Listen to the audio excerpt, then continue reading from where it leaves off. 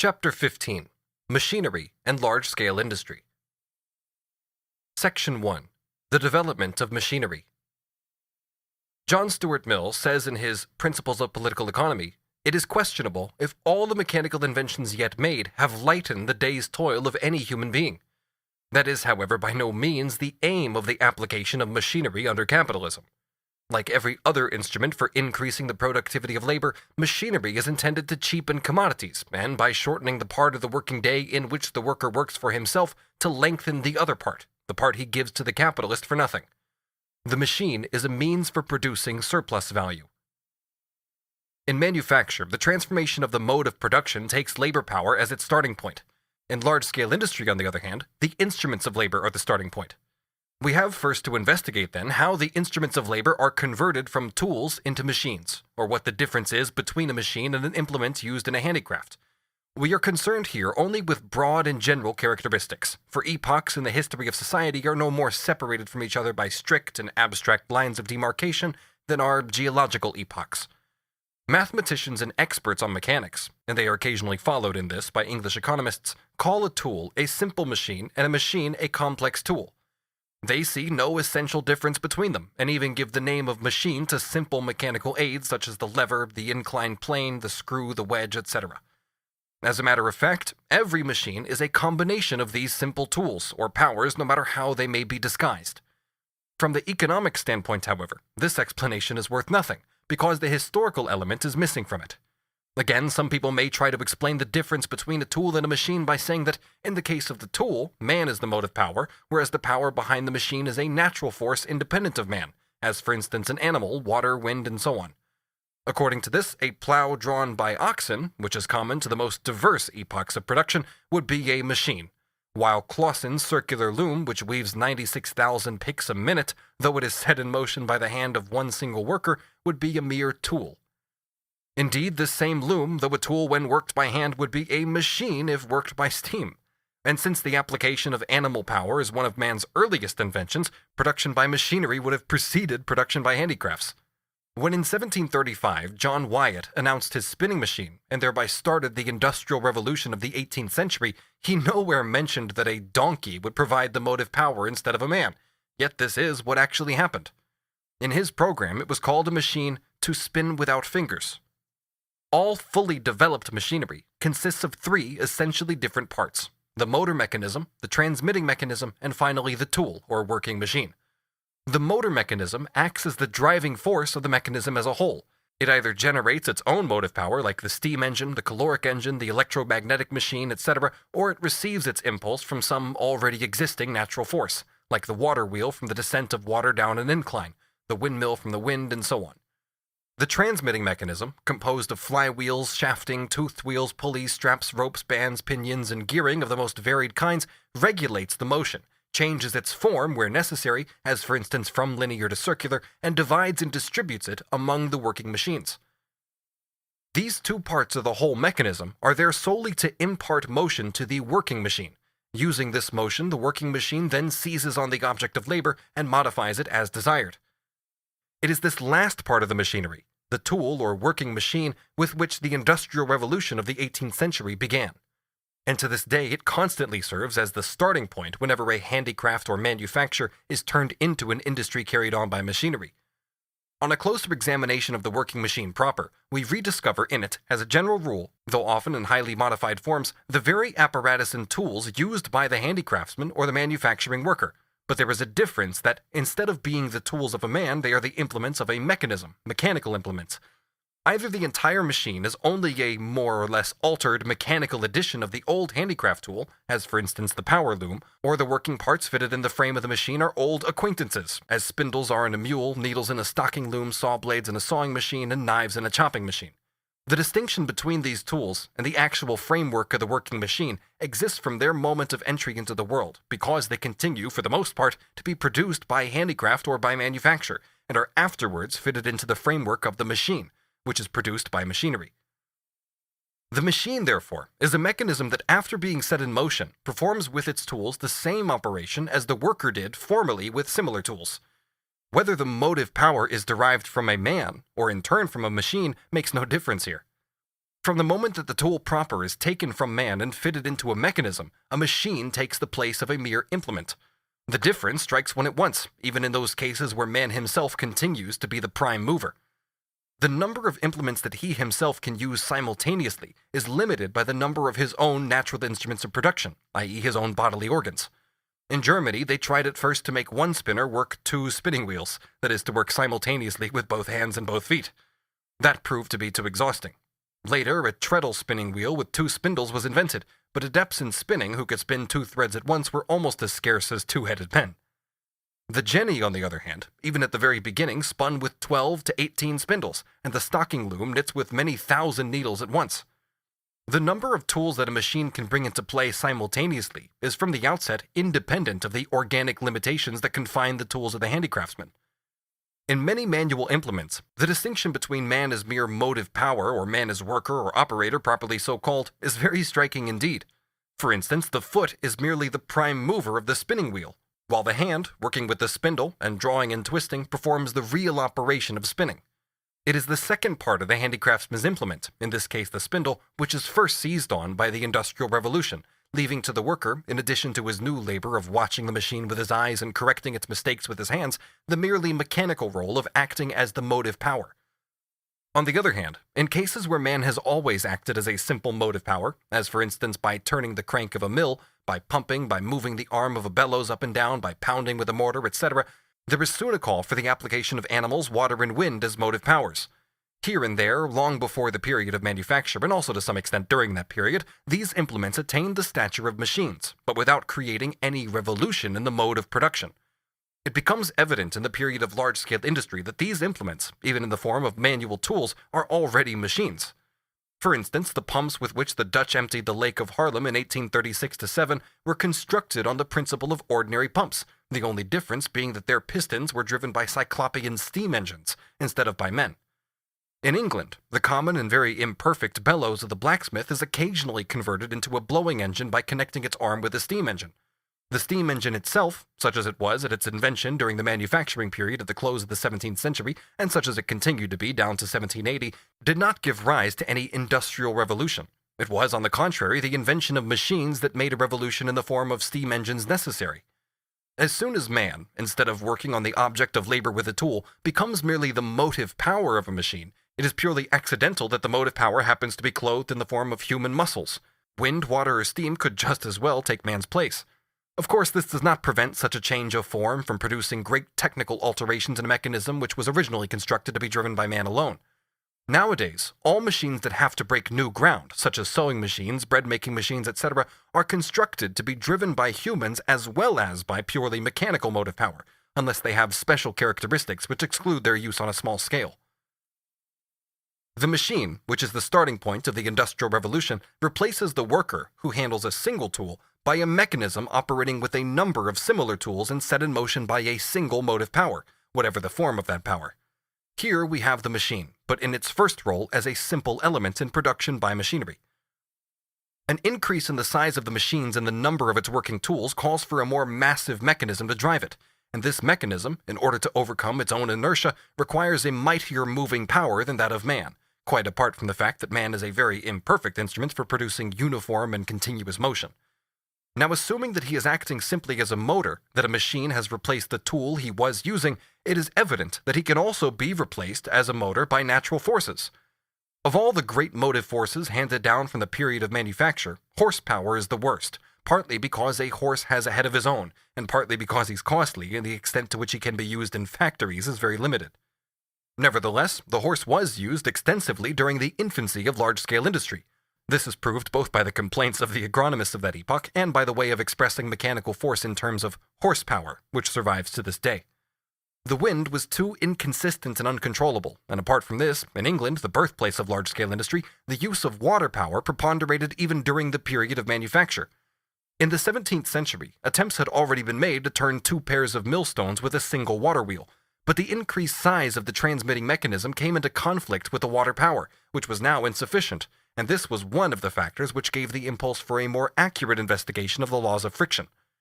In the same way, the irregularity caused by the motive power in mills that were set in motion by pushing and pulling a lever led to the theory and the application of the flywheel, which later played such an important part in large-scale industry. In this way, the first scientific and technical elements of large-scale industry were developed during the period of manufacturing.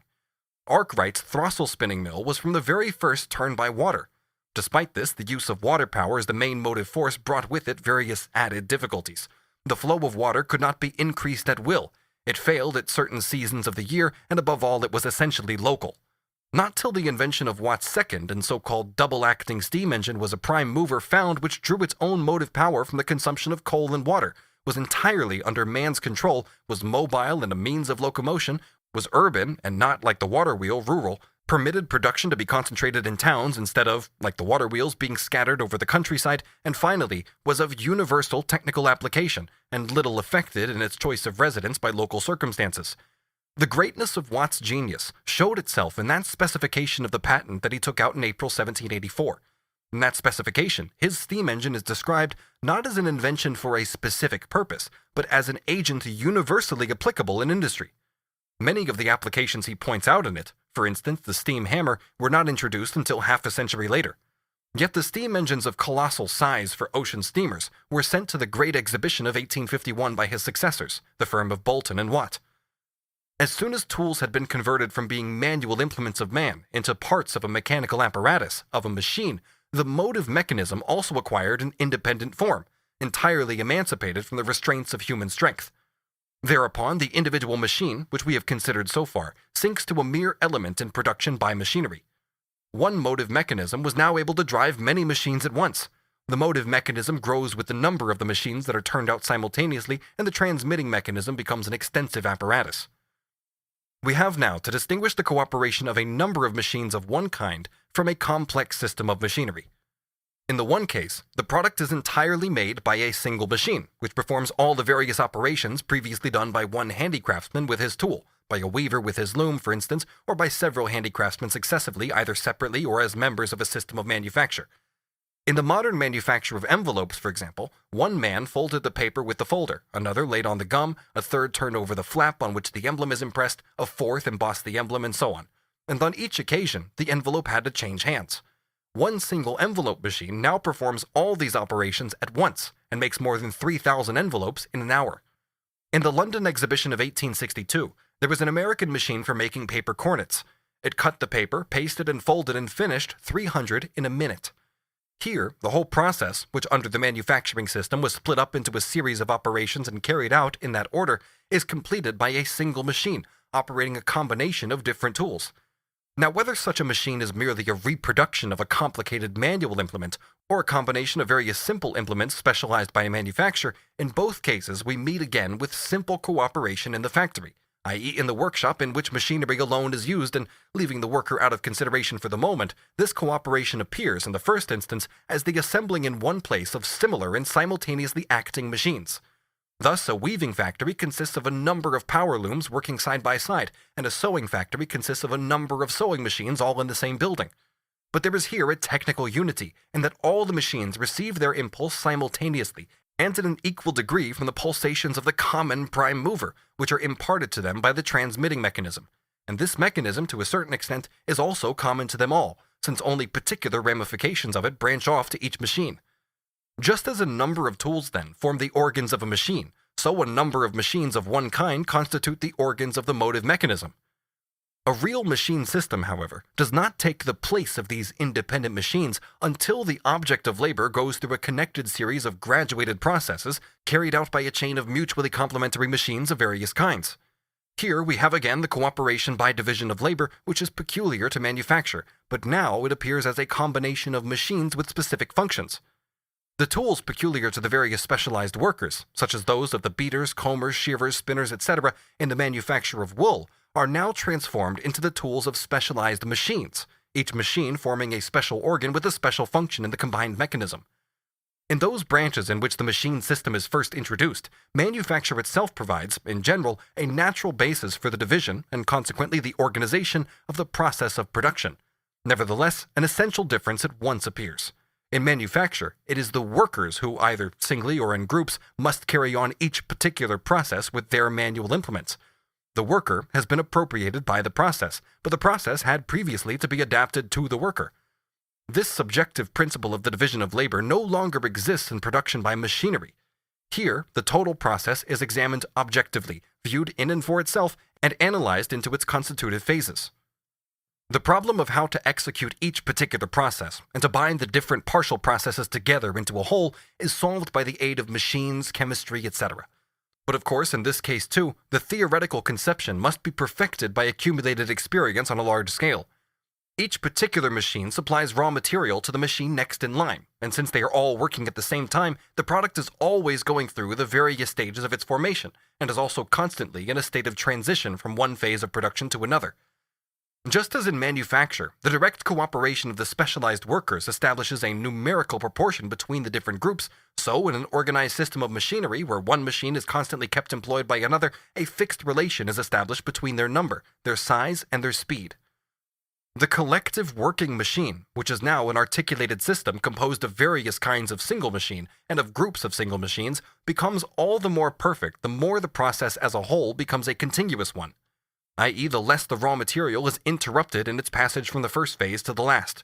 In other words, the more its passage from one phase to another is effected not by the hands of man but by the machinery itself. In manufacture, the isolation of each special process is a condition imposed by the division of labor itself, whereas in the fully developed factory the continuity of the special processes is the regulating principle.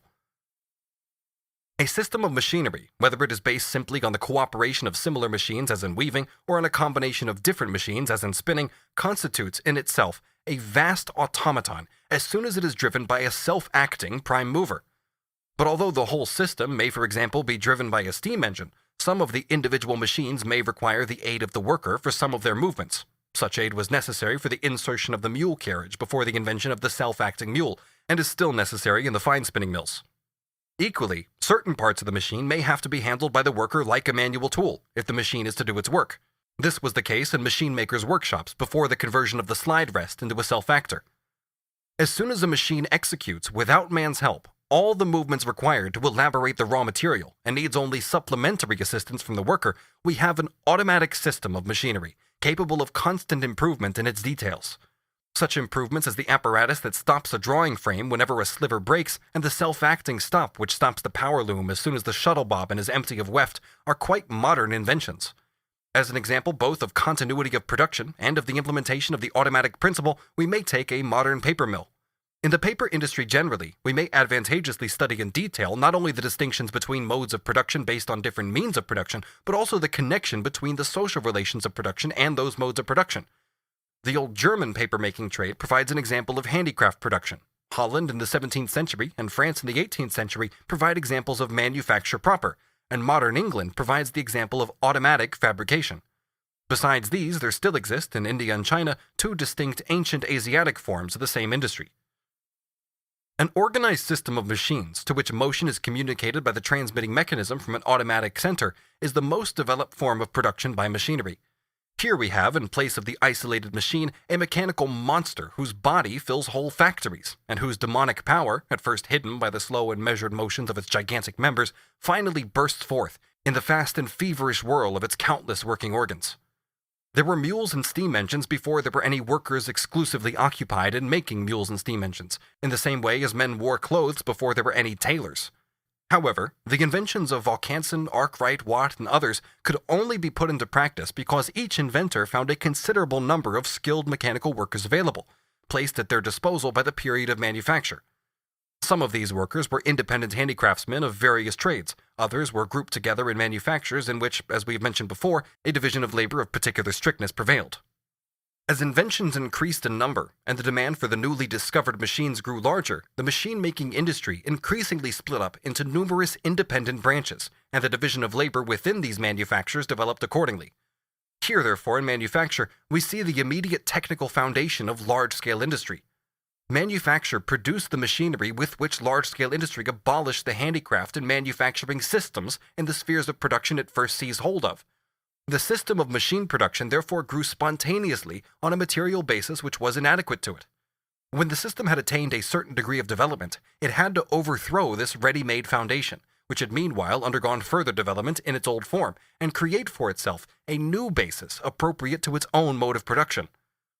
Just as the individual machine retains a dwarf-like character as long as it is worked by the power of man alone, and just as no system of machinery could be properly developed before the steam engine took place of the earlier motive powers, animals, wind, and even water, so too, large-scale industry was crippled in its whole development as long as its characteristic instrument of production, the machine, owed its existence to the personal strength and personal skill and depended on the muscular development, the keenness of sight, and the manual dexterity with which the specialized workers in manufacture and the handicraftsmen outside manufacture wielded their dwarf-like implements.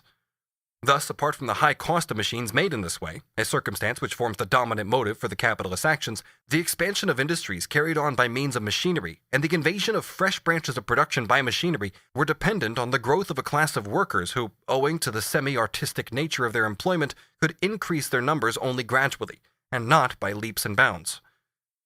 But besides this, at a certain stage of its development, large-scale industry also came into conflict with the technical basis provided for it by handicrafts and manufacture. A number of technical problems arose naturally and spontaneously from the very course of development. The size of the prime movers, of the transmitting mechanism, and of the machines properly so-called increased. The components of its machines became more complicated and diverse in form. They had to operate with stricter regularity, and they accordingly diverged more and more from the model which originally determined their construction under the handicraft system, and acquired an independent form restricted only by their mechanical task. At the same time, the automatic system was perfected, and it became more and more unavoidable to use materials which were difficult to work with, as for instance when iron replaced wood. In every case, the solution of these problems met with a stumbling block in the personal restrictions which even the collective worker of manufacture could not break through except to a limited extent. Such machines as the modern hydraulic press, the modern power loom, and the modern carding engine could never have been furnished by the manufacturing period. The transformation of the mode of production in one sphere of industry necessitates a similar transformation in other spheres. This happens at first in branches of industry which are connected together by being separate phases of a process, and yet isolated by the social division of labor, in such a way that each of them produces an independent commodity. Thus, machine spinning made machine weaving necessary, and both together made a mechanical and chemical revolution compulsory in bleaching, printing, and dyeing. So too, on the other hand, the revolution in cotton spinning called forth the invention of the gin, for separating the seeds from the cotton fiber. It was only by means of this invention that the production of cotton became possible on the enormous scale at present required. But as well as this, the revolution in the modes of production of industry and agriculture made necessary a revolution in the general conditions of the social process of production, i.e. in the means of communication and transport. In a society whose pivot, to use Fourier's expression, was small-scale agriculture, with its subsidiary domestic industries and urban handicrafts, the means of communication and transport were so utterly inadequate to the needs of production in the period of manufacture, with its extended division of social labor, its concentration of the instruments of labor and workers and its colonial markets, that they in fact became revolutionized. In the same way, the means of communication and transport handed down from the period of manufacture soon became unbearable fetters on large-scale industry, given the feverish velocity with which it produces, its enormous extent, its constant flinging of capital and labor from one sphere of production into another, and its newly created connections with the world market. Hence, quite apart from the immense transformation which took place in shipbuilding, the means of communication and transport gradually adapted themselves to the mode of production of large-scale industry by means of a system of river steamers, railways, ocean steamers, and telegraphs. But the huge masses of iron that had now to be forged, welded, cut, bored, and shaped required for their part machines of cyclopean dimensions, which the machine-building trades of the period of manufacture were incapable of constructing. Large-scale industry therefore had to take over the machine itself, its own characteristic instrument of production, and to produce machines by means of machines. It was not until it did this that it could create for itself an adequate technical foundation and stand on its own feet. At the same time as machine production was becoming more general, in the first decades of the 19th century, it gradually took over the construction of the machines themselves. But it is only during the last few decades that the construction of railways and ocean steamers on a vast scale has called into existence the cyclopean machines now employed in the construction of prime movers. The most essential condition for the production of machines by machines was a prime mover capable of exerting any amount of force while retaining perfect control. The steam engine already fulfilled this condition. But at the same time, it was necessary to produce the geometrically accurate straight lines, planes, circles, cylinders, cones, and spheres for the individual parts of the machines. Henry Maudsley solved this problem in the first decade of the 19th century by the invention of the slide rest, a tool that was soon made automatic and was applied in a modified form to other machines for constructing machinery besides the lathe, for which it was originally intended. This mechanical appliance replaces not some particular tool, but the hand itself, which produces a given form by holding and guiding the cutting tool along the iron or other material of labor. Thus it became possible to produce the geometrical shapes of the individual parts of machinery with the degree of ease, accuracy, and speed that no accumulated experience of the hand of the most skilled workman could give. If we now look at the part of the machinery which is employed in the construction of machines and forms the actual operating tool, we find that the manual implements reappear but on a cyclopean scale. The operating part of the boring machine is an immense drill driven by a steam engine. Without this machine, on the other hand, the cylinders of large steam engines and of hydraulic processes could not be made. The mechanical lathe is only a cyclopean reproduction of the ordinary foot lathe. The planing machine is an iron carpenter that works on iron with the same tools as the human carpenter employs on wood. The instrument that cuts the veneers on the London wharves is a gigantic razor. The tool of the shearing machine, which shears iron as easily as a tailor's scissors cut cloth, is a monster pair of scissors, and the steam hammer works with an ordinary hammerhead, but of such a weight that even Thor himself couldn't wield it. These steam hammers are an invention of Nasmyth, and there is one that weighs over 6 tons, and strikes with a vertical fall of 7 feet on an anvil weighing 36 tons. It is mere child's play for it to crush a block of granite into powder, yet it is no less capable of driving a nail into a piece of soft wood with a succession of light taps. As machinery, the instrument of labor assumes a material mode of existence which necessitates the replacement of human force by natural forces, and the replacement of the rule of thumb by the conscious application of natural science. In manufacture, the organization of the social labor process is purely subjective. It is a combination of specialized workers. Large-scale industry, on the other hand, possesses in the machine system an entirely objective organization of production, which confronts the worker as a pre-existing material condition of production. In simple cooperation, and even in the more specialized form based on the division of labor, the extrusion of the isolated worker by the associated worker still appears to be more or less accidental. Machinery, with a few exceptions to be mentioned later, operates only by means of associated labor, or labor in common. Hence, the cooperative character of the labor process is in this case a technical necessity, dictated by the very nature of the instrument of labor. Section 2. The value transferred by the machinery to the product. We saw that the productive forces resulting from cooperation and the division of labor cost capital nothing. They are natural forces of social labor. Other natural forces appropriated to productive processes, such as steam, water, etc., also cost nothing. But just as a man requires lungs to breathe with, so he requires something that is the work of human hands in order to consume the forces of nature productively. A water wheel is necessary to exploit the force of water, and a steam engine to exploit the elasticity of steam. Once discovered, the law of the deflection of a magnetic needle in the field of an electric current, or the law of the magnetization of iron by electricity, cost absolutely nothing. But the exploitation of these laws for the purposes of telegraphy, etc., necessitates costly and extensive apparatus. As we have seen, the machine does not drive out the tool. Rather does the tool expand and multiply, changing from a dwarf implement of the human organism to the implement of a mechanism created by man. Capital now sets the worker to work not with the manual tool, but with the machine which itself handles the tools. Therefore, although it is clear at the first glance that large-scale industry raises the productivity of labor to an extraordinary degree by incorporating into the production process both the immense forces of nature and the results arrived at by natural science, it is by no means equally clear that this increase in productive force is not, on the other hand, purchased with an increase in the amount of labor expended. Machinery, like every other component of constant capital, creates no new value, but yields up its own value to the product it serves to beget. Insofar as the machine has value and, as a result, transfers value to the product, it forms an element in the value of the latter. Instead of being cheapened, the product is made dearer in proportion to the value of the machine. And it is crystal clear that machines and systems of machinery, large-scale industry's characteristic instruments of labor, are incomparably more loaded with value than the implements used in handicrafts and manufacture. In the first place, it must be observed that machinery, while always entering as a whole into the labor process, enters only piece by piece into the process of valorization. It never adds more value than it loses, on an average, by depreciation. Hence, there is a great difference between the value of a machine and the value transferred in a given time by the machine to the product.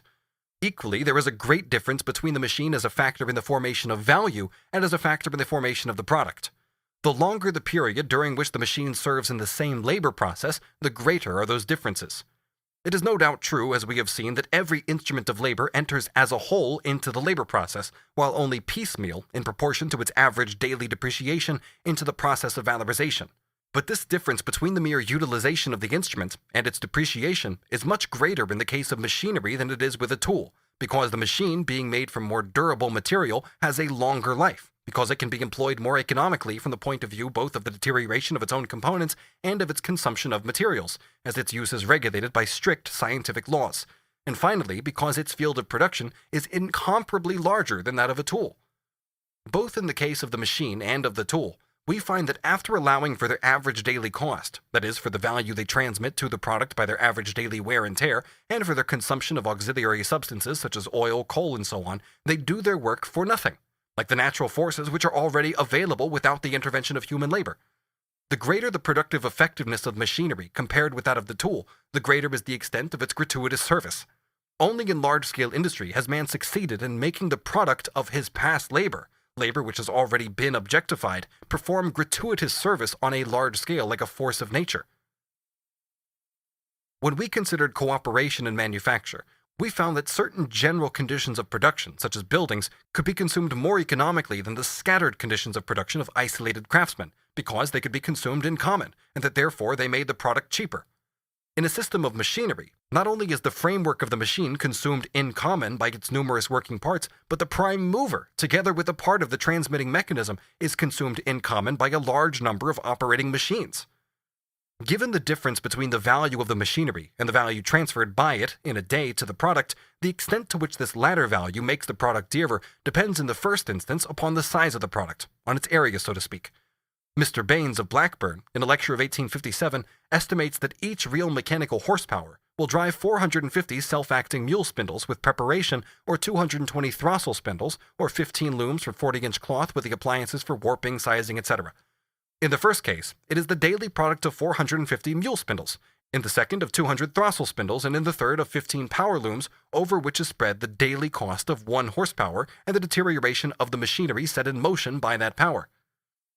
Hence, this deterioration transfers only a minute amount of value to a pound of yarn or a yard of cloth. Similarly with the steam hammer mentioned earlier.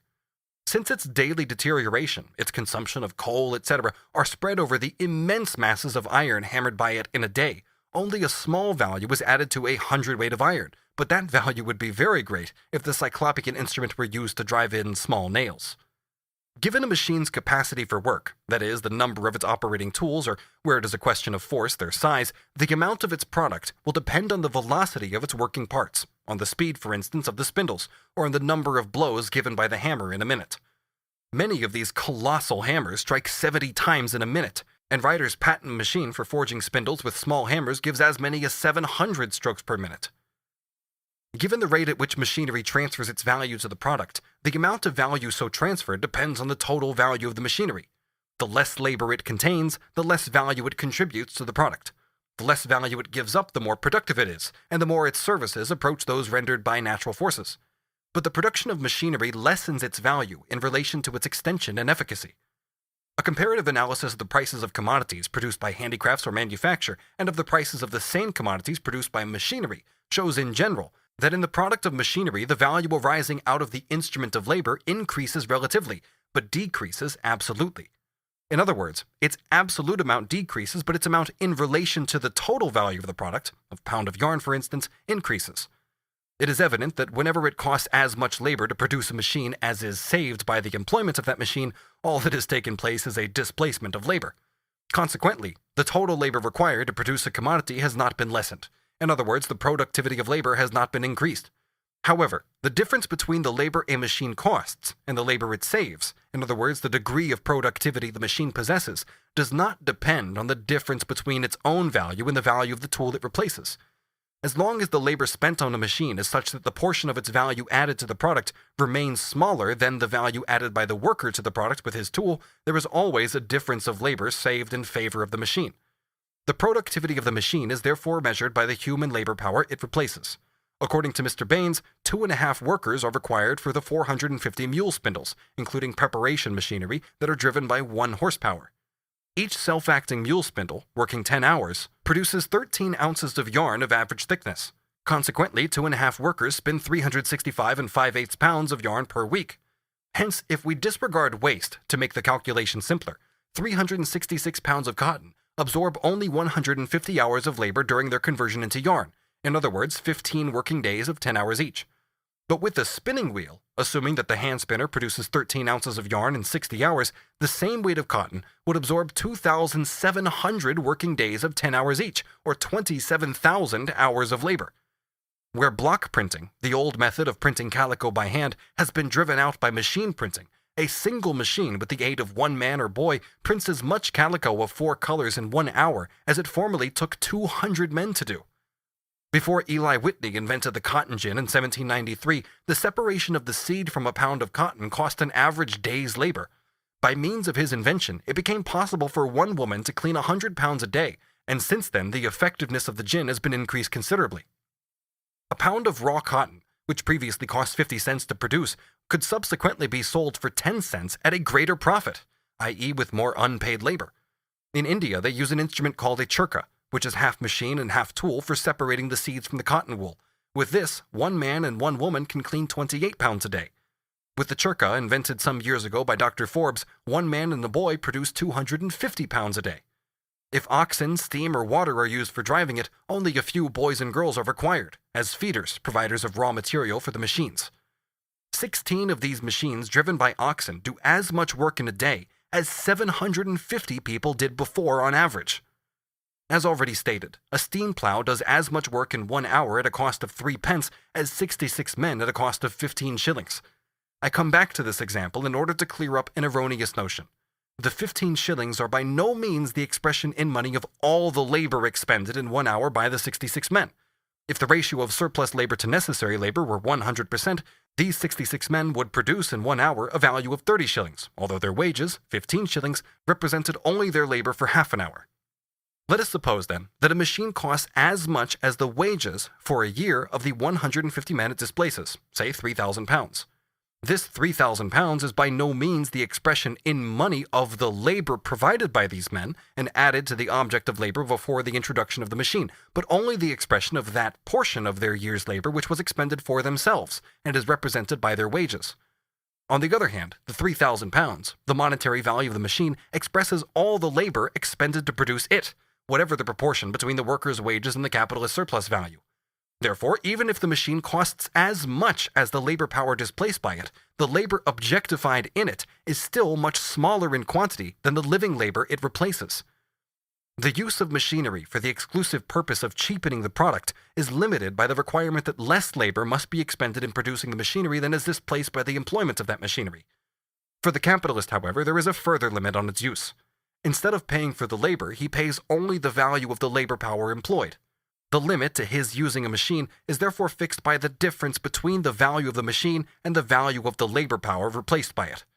Since the division of the day's work into necessary labor and surplus labor differs in different countries, and even in the same country at different periods or in different branches of industry, and further, since the actual wage of the worker sometimes sinks below the value of his labor power and sometimes rises above it, it is possible for the difference between the price of the machinery and the price of the labor power replaced by that machinery to undergo great variations, while the difference between the quantity of labor needed to produce the machine and the total quantity of labor replaced by it remains constant. But it is only the former difference that determines the cost to the capitalist of producing a commodity, and influences his actions through the pressure of competition. Hence the invention nowadays in England of machines that are employed only in North America, just as in the 16th and 17th centuries, machines were invented in Germany for use exclusively in Holland, and just as many French inventions of the 18th century were exploited only in England. In the older countries, machinery itself, when employed in some branches of industry, creates such a superfluity of labor, redundancy of labor is how Ricardo puts it, in other branches, that the fall of wages below the value of labor power impedes the use of machinery in those other branches and, from the standpoint of the capitalist, makes the use of machinery superfluous and often impossible because his profit comes from a reduction in the labor paid for, not in the labor employed. In some branches of the wool industry in England, the employment of children has been considerably lessened during recent years, and in some cases entirely abolished. Why? Because the Factory Acts made 2 sets of children necessary, one set working 6 hours, the other 4, or both sets working 5 hours. but the parents refused to sell the half-timers cheaper than the full-timers, hence the substitution of machinery for the half-timers.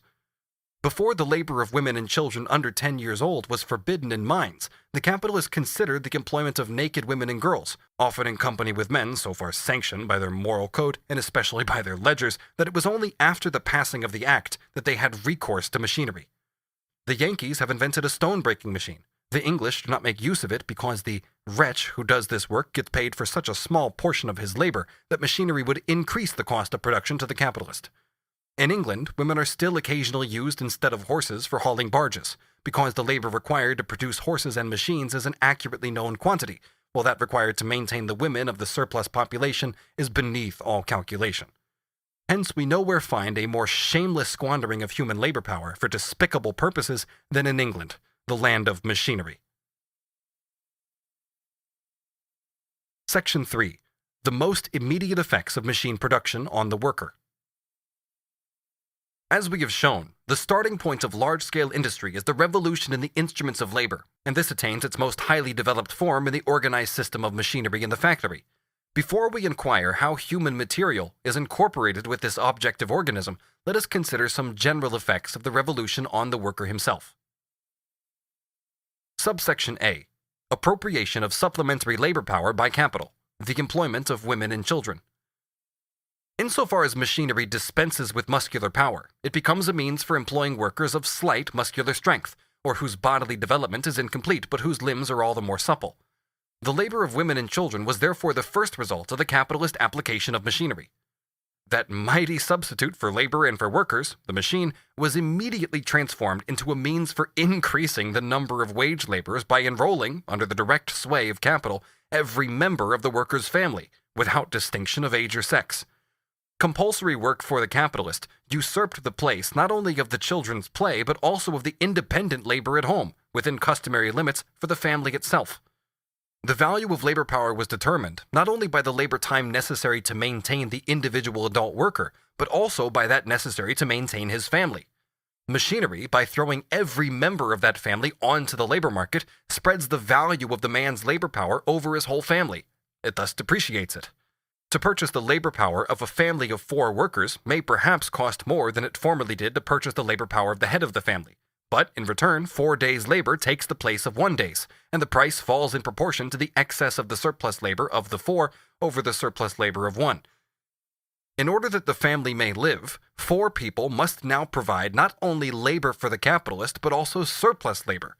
Thus we see that machinery, while augmenting the human material that forms capital's most characteristic field of exploitation, at the same time raises the degree of that exploitation.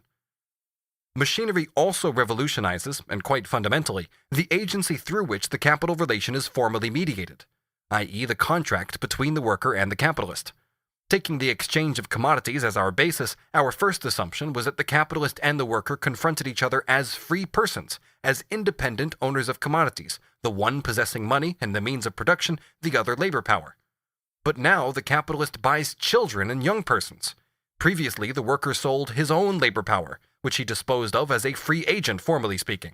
Now he sells his wife and child. He has become a slave dealer.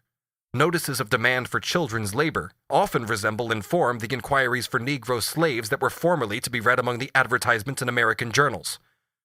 My attention, says an English factory inspector, was drawn to an advertisement in the local paper of one of the most important manufacturing towns of my district, of which the following is a copy. Wanted, 12 to 20 young persons, not younger than what can pass for 13 years. Wages, 4 shillings a week. Apply, etc. The phrase, what can pass for 13 years, refers to the fact that, according to the Factory Act, children under 13 years old may only work 6 hours a day. An officially appointed doctor, the certifying surgeon, must certify their age. The manufacturer, therefore, asks for children who look as if they are already 13 years old. The decrease, often by leaps and bounds, in the number of children under 13 years employed in factories, a decrease that is shown in an astonishing manner by the English statistics of the last 20 years, was for the most part, according to the evidence of the factory inspectors themselves, the work of these certifying surgeons, who adjusted the children's ages in a manner appropriate to the capitalist greed for exploitation and the parents' need to engage in this traffic. In the notorious London district of Bethnal Green, a public market is held every Monday and Tuesday morning, at which children of both sexes, from 9 years of age upwards, hire themselves out to the silk manufacturers. Quote, the usual terms are 1 shilling 8 pence a week, this belongs to the parents, and 2 pence for myself and tea. The contract is binding only for the week. The scene and language while this market is going on are quite disgraceful. End quote from the 5th report of the Children's Employment Commission. It still happens in England that women take children from the workhouse and let anyone have them out for 2 shillings 6 pence a week. In spite of legislation, the number of boys sold in Great Britain by their parents to act as live chimney-sweeping machines, although machines exist to replace them, is at least 2,000. The revolution effected by machinery in the legal relationship between buyer and seller of labor power, causing the transaction as a whole to lose the appearance of a contract between free persons, later offered the English Parliament an excuse, founded on juristic principles, for state intervention into factory affairs. Whenever the law limits the labor of children to 6 hours in industries not previously touched, the complaints of the manufacturers resound yet again.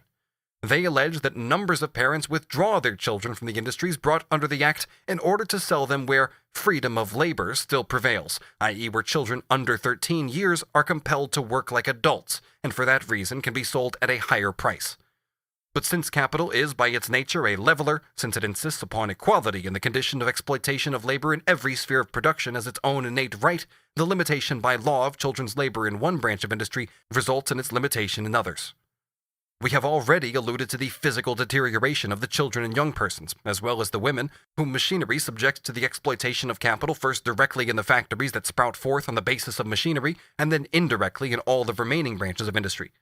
Here we shall dwell on one point only: the enormous mortality of the children of the workers during the first few years of their life. In 16 of the registration districts into which England is divided, there are, for every 100,000 children alive under the age of 1 year, only 9,085 deaths in a year on average. In one district, only 7,047. In 24 districts, the deaths are over 10,000 but under 11,000.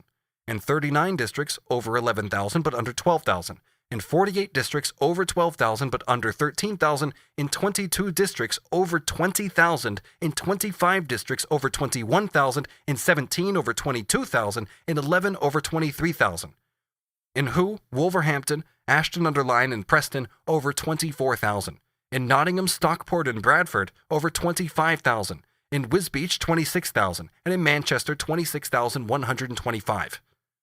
As was shown by an official medical inquiry in the year 1861, the high death rates are, apart from local causes, principally due to the employment of the mothers away from their homes, and to the neglect and maltreatment arising from their absence, which consists in such things as insufficient nourishment, unsuitable food, and dosing with opiates. Besides this, there arises an unnatural estrangement between mother and child, and as a consequence, intentional starving and poisoning of the children.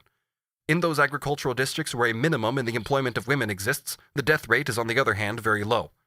However, the 1861 Commission of Inquiry arrived at the unexpected conclusion that in some purely agricultural districts bordering on the North Sea, the death rate of children under 1 year old almost equaled that of the worst factory districts.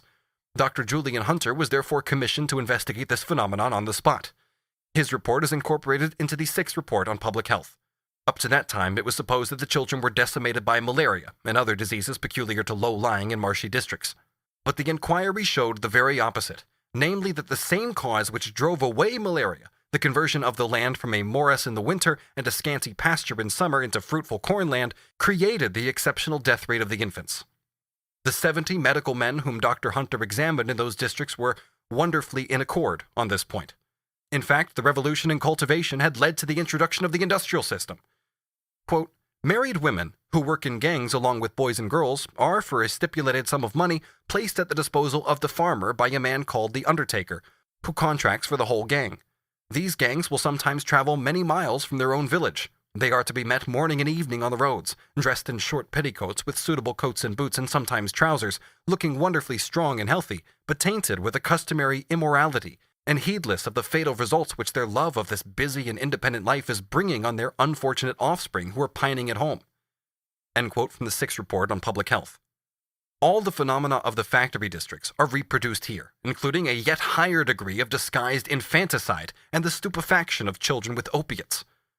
My knowledge of such evils, says Dr. Simon, the medical officer of the Privy Council and editor-in-chief of the Reports on Public Health, may excuse the profound misgiving with which I regard any large industrial employment of adult women. Happy indeed, exclaims Mr. Baker, the factory inspector, in his official report, happy indeed will it be for the manufacturing districts of England when every married woman having a family is prohibited from working in any textile works at all. The moral degradation which arises out of the exploitation by capitalism of the labor of women and children has been exhaustively represented by Friedrich Engels in his Condition of the Working Class in England, and by other writers too, that a mere mention will suffice here. But the intellectual degeneration artificially produced by transforming immature human beings into mere machines for the production of surplus value, and there is a very clear distinction between this and the state of natural ignorance in which the mind lies fallow without losing its capacity for development, its natural fertility, finally compelled even the English Parliament to make elementary education a legal requirement before children under 14 years could be consumed productively by being employed in those industries which are subject to the Factory Acts. The spirit of capitalist production emerges clearly from the ludicrous way the so-called education clauses of the Factory Acts have been drawn up, from the absence of any administrative machinery whereby this compulsory education is once again made for the most part illusory, from the opposition of the manufacturers themselves to these education clauses, and from the tricks and dodges they use to evade them. Quote, for this, the legislature is alone to blame, by having passed a delusive law, which, while it would seem to provide that the children employed in factories shall be educated, contains no enactment by which the children shall on certain days of the week, and for certain number of hours, 3 in each day, be enclosed within the 4 walls of a place called school, and that the employer of the child shall receive a weekly certificate to that effect, signed by a person designated by the subscriber as a schoolmaster or schoolmistress. End quote from Leonard Horner. Before passing the amended Factory Act of 1844, it happened not infrequently that these certificates of attendance at school were signed by the schoolmaster or schoolmistress with a cross, as they themselves were unable to write. Quote, on one occasion, on visiting a place called a school from which certificates of school attendance had issued, I was so struck with the ignorance of the master that I said to him, pray, sir, can you read? His reply was, I, summit. And as a justification of his right to grant certificates, he added, at any rate, I am before my scholars.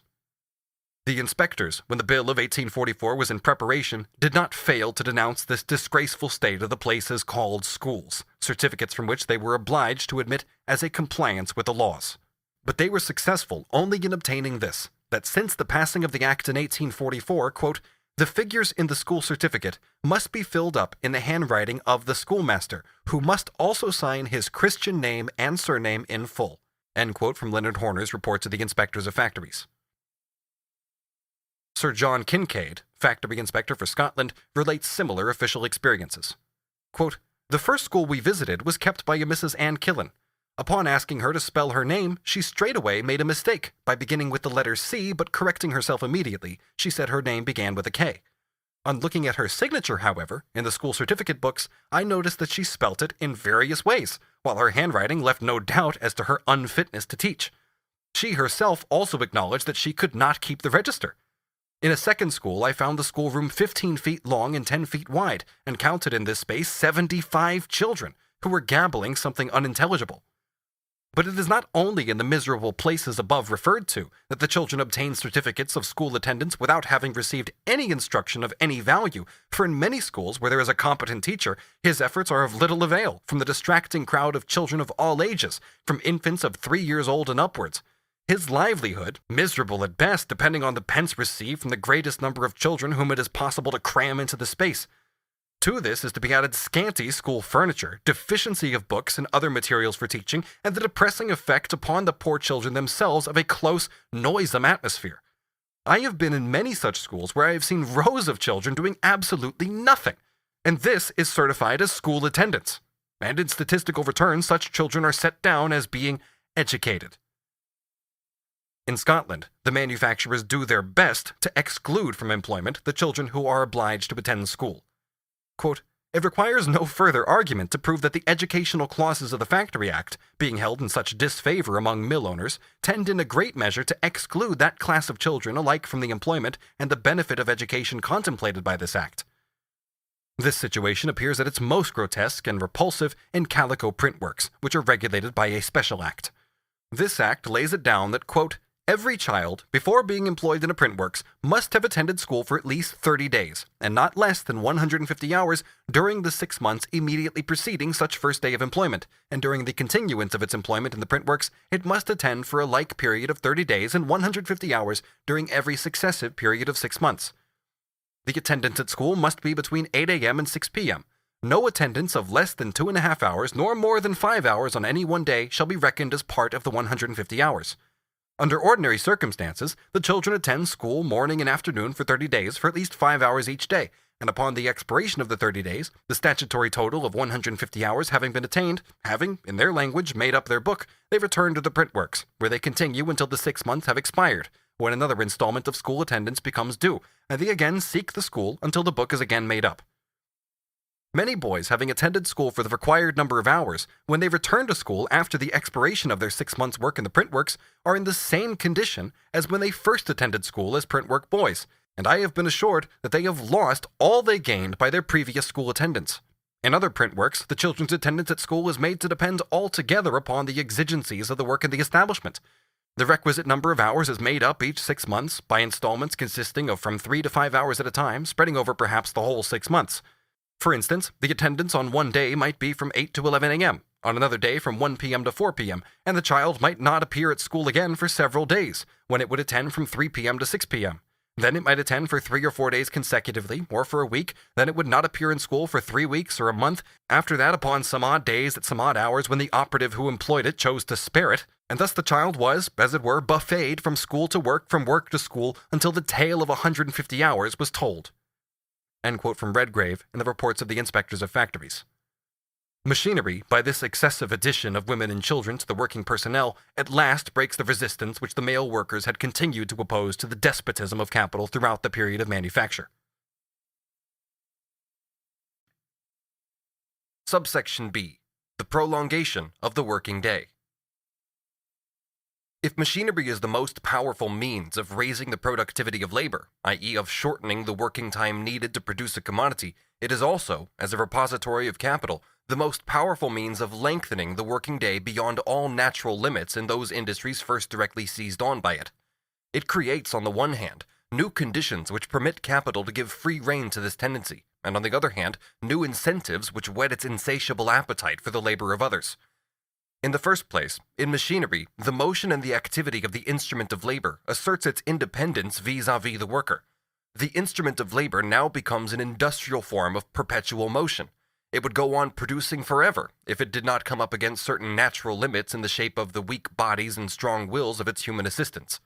Because it is capital, the automatic mechanism is endowed, in the person of the capitalist, with consciousness and a will. As capital, therefore, it is animated by the drive to reduce to a minimum the resistance offered by man, that obstinate yet elastic natural barrier. This resistance is, moreover, lessened by the apparently undemanding nature of work at a machine, and the more pliant and docile character of the women and children employed by preference. The productivity of machinery is, as we saw, inversely proportional to the value transferred by it to the product.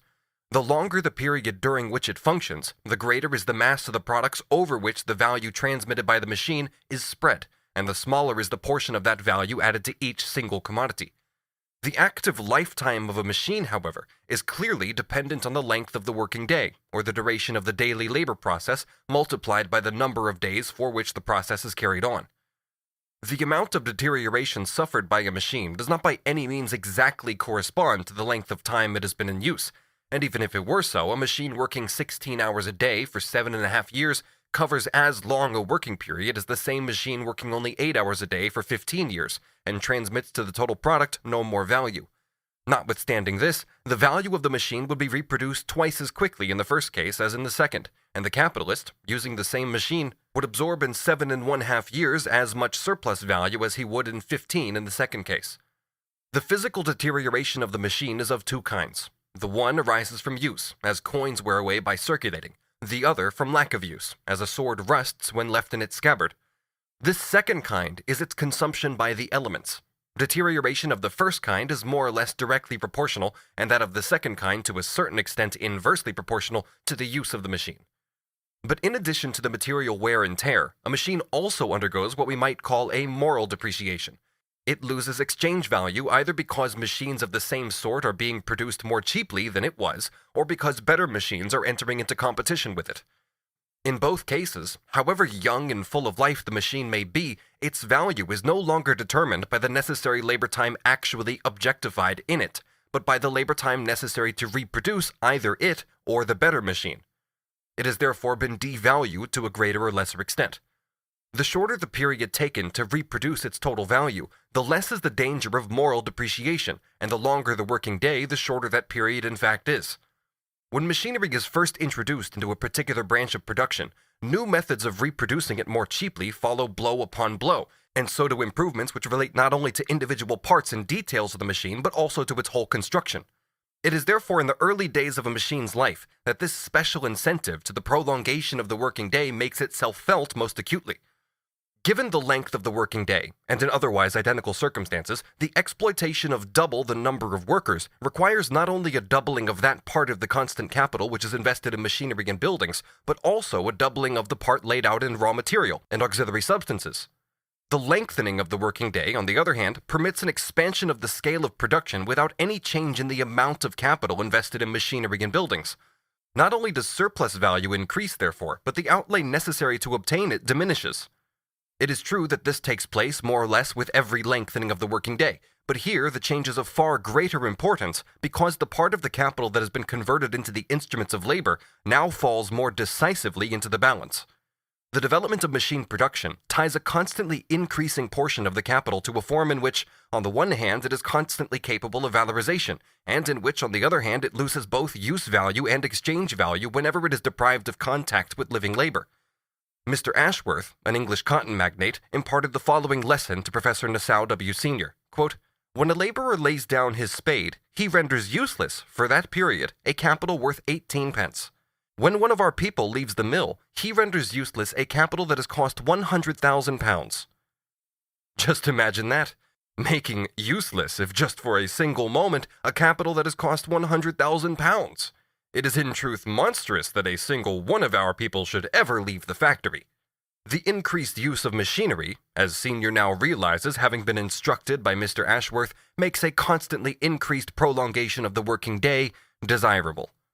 Machinery produces relative surplus value, not only by directly reducing the value of labor power and indirectly cheapening it by cheapening the commodities that enter into its production, but also, when it is first introduced sporadically into an industry, by converting the labor employed by the owner of that machinery into labor of a higher degree, by raising the social value of the article produced above its individual value, and thus enabling the capitalist to replace the value of a day's labor power by a smaller portion of the value of a day's product. During this transitional period, while the use of machinery remains a sort of monopoly, profits are exceptional, and the capitalist endeavors to exploit thoroughly the sunny time of this his first love by prolonging the working day as far as possible. The magnitude of the profit gives him an insatiable hunger for yet more profit.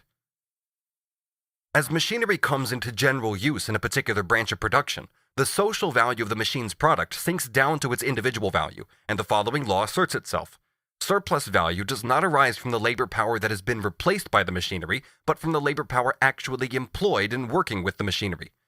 Surplus value arises only from the variable part of capital, and we saw that the amount of surplus value depends on two factors, namely the rate of surplus value and the number of workers simultaneously employed. Given the length of the working day, the rate of surplus value is determined by the relative duration of the necessary labor and the surplus labor performed in the course of a working day. The number of workers simultaneously employed depends, for its part, on the ratio of the variable to the constant capital. Now, however much the use of machinery may increase surplus labor at the expense of necessary labor, by raising the productive power of labor, it is clear that it attains this result only by diminishing the number of workers employed by a given amount of capital. It converts a portion of capital which was previously variable, i.e. had been turned into living labor, into machinery, i.e. into constant capital which does not produce surplus value. It is impossible, for instance, to squeeze as much surplus value out of 2 as out of 24 workers. If each of these 24 men gives only 1 hour of surplus labor in 12, the 24 men give another 24 hours of surplus labor, while 24 hours is the total labor of the 2 men. Hence, there is an imminent contradiction in the application of machinery to the production of surplus value, since of the two factors of the surplus value created by given amounts of capital, one, the rate of surplus value, cannot be increased except by diminishing the other, the number of workers. This contradiction comes to light as soon as machinery has come into general use in a given industry, for then the value of the machine-produced commodity regulates the social value of all commodities of the same kind, and it is this contradiction which in turn drives the capitalist, without his being aware of the fact, to the most ruthless and excessive prolongation of the working day, in order that he may secure compensation for the decrease in the relative number of workers exploited by increasing not only the relative, but also absolute surplus labor. The capitalist application of machinery, on the one hand, supplies new and powerful incentives for an unbounded prolongation of the working day, and produces such a revolution in the mode of labor as well as the character of the social working organism that it is able to break all resistance to this tendency. But on the other hand, partly by placing at the capitalist's disposal new strata of the working class previously inaccessible to him, partly by setting free the workers it supplants, machinery produces a surplus working population, which is compelled to submit to the dictates of capital. Hence that remarkable phenomenon in the history of modern industry, that machinery sweeps away every moral and natural restriction on the length of the working day. Hence, too, the economic paradox that the most powerful instrument for reducing labor time suffers a dialectical inversion and becomes the most unfailing means for turning the whole lifetime of the worker and his family into labor time at capital's disposal for its own valorization. If, dreamed Aristotle, the greatest thinker of antiquity, if every tool when summoned, or even by intelligent anticipation, could do the work that befits it, just as the creations of Daedalus moved of themselves, or the tripods of Hephaestus went of their own accord to their sacred work, if the weavers' shuttles were to weave of themselves, then there would be no need of either apprentices for the master craftsman, or of slaves for the lords. And Antipater, a Greek poet of the time of Cicero, hailed the water wheel for grinding corn, the most basic form of all productive machinery, as the liberator of female slaves and the restorer of the golden age. Oh, those heathens! They understood nothing of political economy and Christianity, as the learned Bastiat discovered, and before him the still wiser McCulloch. They did not, for example, comprehend that machinery is the surest means of lengthening the working day. They may perhaps have excused the slavery of one person as a means to the full human development of another, but they lacked the specifically Christian qualities which would have enabled them to preach the slavery of the masses in order that a few crude and half-educated parvenus might become eminent spinners, extensive sausage makers, and influential shoe-black dealers. Subsection C. Intensification of labor. As we have seen, the immoderate lengthening of the working day produced by machinery in the hands of capital leads later on to a reaction on the part of society, which is threatened in the very sources of its life, and from there to a normal working day whose length is fixed by law. On the foundation laid by the latter, something we have already met with, namely the intensification of labor, develops into a phenomenon of decisive importance. Our analysis of absolute surplus value dealt primarily with the extensive magnitude of labor, its duration, while its intensity was treated as a given factor. We have now to consider the inversion of extensive magnitude into intensive magnitude, or magnitude of degree. It is self-evident that in proportion as the use of machinery spreads, and the experience of a special class of worker, the machine worker, accumulates, the rapidity and thereby the intensity of labor undergoes a natural increase. Thus in England, in the course of half a century, the lengthening of the working day has gone hand in hand with an increase in the intensity of factory labor. Nevertheless, the reader will clearly see that we are dealing here not with temporary paroxysms of labor, but with labor repeated day after day with unvarying uniformity. Hence, a point must inevitably be reached where the extension of the working day and intensification of labor becomes mutually exclusive, so that the lengthening of the working day becomes compatible only with the lower degree of intensity, and inversely, a higher degree of intensity only with a shortening of the working day. As soon as the gradual upsurge of working-class revolt had compelled Parliament compulsorily to shorten the hours of labor, and to begin by imposing a normal working day on factories properly so called, i.e. from the moment that it was made impossible once and for all to increase the production of surplus value by prolonging the working day, capital threw itself with all its might, and in full awareness of the situation, into the production of relative surplus value, by speeding up the development of the machine system. At the same time, a change took place in the nature of relative surplus value. In general, relative surplus value is produced by raising the productivity of the worker, and thereby enabling him to produce more in a given time with the same expenditure of labor. The same amount of labor time adds the same value as before to the total product, but this unchanged amount of exchange value is spread over more use values. Hence, the value of each single commodity falls. But the situation changes with the compulsory shortening of the hours of labor. This gives an immense impetus to the development of productivity and the more economical use of the conditions of production. It imposes on the worker an increased expenditure of labor within a time which remains constant, a heightened tension of labor power and a closer filling up of the pores of the working day, i.e. a condensation of labor, to a degree which can only be attained within the limits of the shortened working day. This compression of a greater mass of labor into a given period now counts for what it really is, namely an increase in the quantity of labor. In addition to the measure of its extensive magnitude, labor time now acquires a measure of its intensity, or degree of density. The denser hour of the 10-hour working day contains more labor, i.e. expended labor power, than the more porous hour of the 12-hour working day. Thus, the product of one of the 10 hours has as much value as the product of 1 1/5 of the 12 hours, or even more. Apart from the increased yield of relative surplus value, which results from the heightened productivity of labor, the same mass of value is now produced for the capitalist by, say, 3 1/3 hours of surplus labor and 6 2/3 hours of necessary labor, as was previously produced by 4 hours of surplus labor and 8 hours of necessary labor. We now come to the question of how the labor is intensified. The first effect of shortening the working day results from the self-evident law that the efficiency of labor power is an inverse ratio to the duration of its expenditure. Hence, within certain limits, what is lost by shortening the duration of labor is gained by increasing the degree of power exerted. Moreover, the capitalist ensures by his method of payment that the worker really does expend more labor power. In manufactures like potteries, where machinery plays little or no part, the introduction of the Factory Act has strikingly shown that the mere shortening of the working day increases to a wonderful degree the regularity, uniformity, order, continuity, and energy of labor. It seemed, however, doubtful whether this effect could be produced in the factory proper, because there the dependence of the worker on the continuous and uniform motion of the machinery had already created the strictest discipline. Hence, when in 1844 the reduction of the working day to less than 12 hours was being debated, the manufacturers declared almost unanimously that their overlookers in the different rooms took good care that the hands lost no time, and that the extent of vigilance and attention on the part of the workmen was hardly capable of being increased. And therefore, assuming the speed of the machinery and other conditions remained constant, to expect in a well-managed factory any important result from increased intention of the workmen was an absurdity. This assertion was controverted by means of experiments. Mr. Robert Gardner reduced the hours of work in his 2 large factories at Preston on and after the 20th of April 1844 from 12 to 11 hours a day. The result of about a year on this system was that the same amount of product for the same cost was received, and the workpeople as a whole earned in 11 hours as much wages as they did before in 12.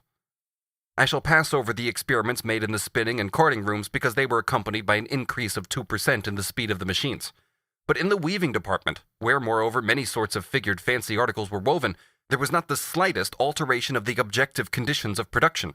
The result was, quote, from the 6th of January to the 20th of April 1844, with the 12 hours day, average weekly wages of each hand 10 shillings 1 1/2 pence. From the 20th of April to 29th of June 1844, with a day of 11 hours, average weekly wages 10 shillings 3 1/2 pence. Here we have more produced in 11 hours than previously in 12, entirely as a result of steadier application to the work and a more economical use of time on the part of the workers.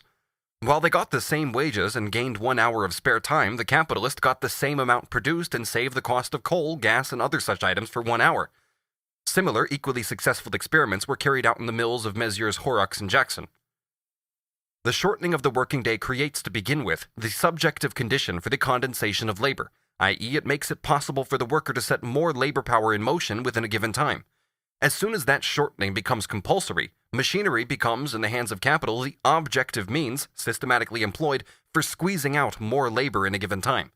This occurs in 2 ways. The speed of the machines is increased, and the same worker receives a greater quantity of machinery to supervise or operate.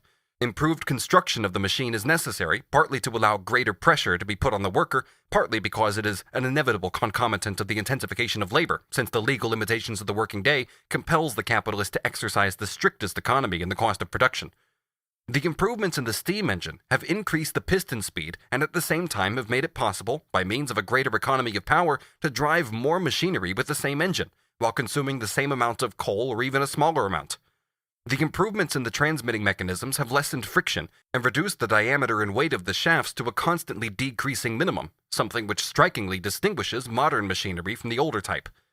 Finally, the improvements in the operative machines have, while reducing their size, increased their speed and efficiency, as in the modern power loom, or while increasing the size of their frames, they have also increased the extent and number of their working parts, as in spinning mules, or added to the speed of those working parts by imperceptible alterations of detail, such as those which 10 years ago increased the speed of the spindles in self-acting mules by 1/5.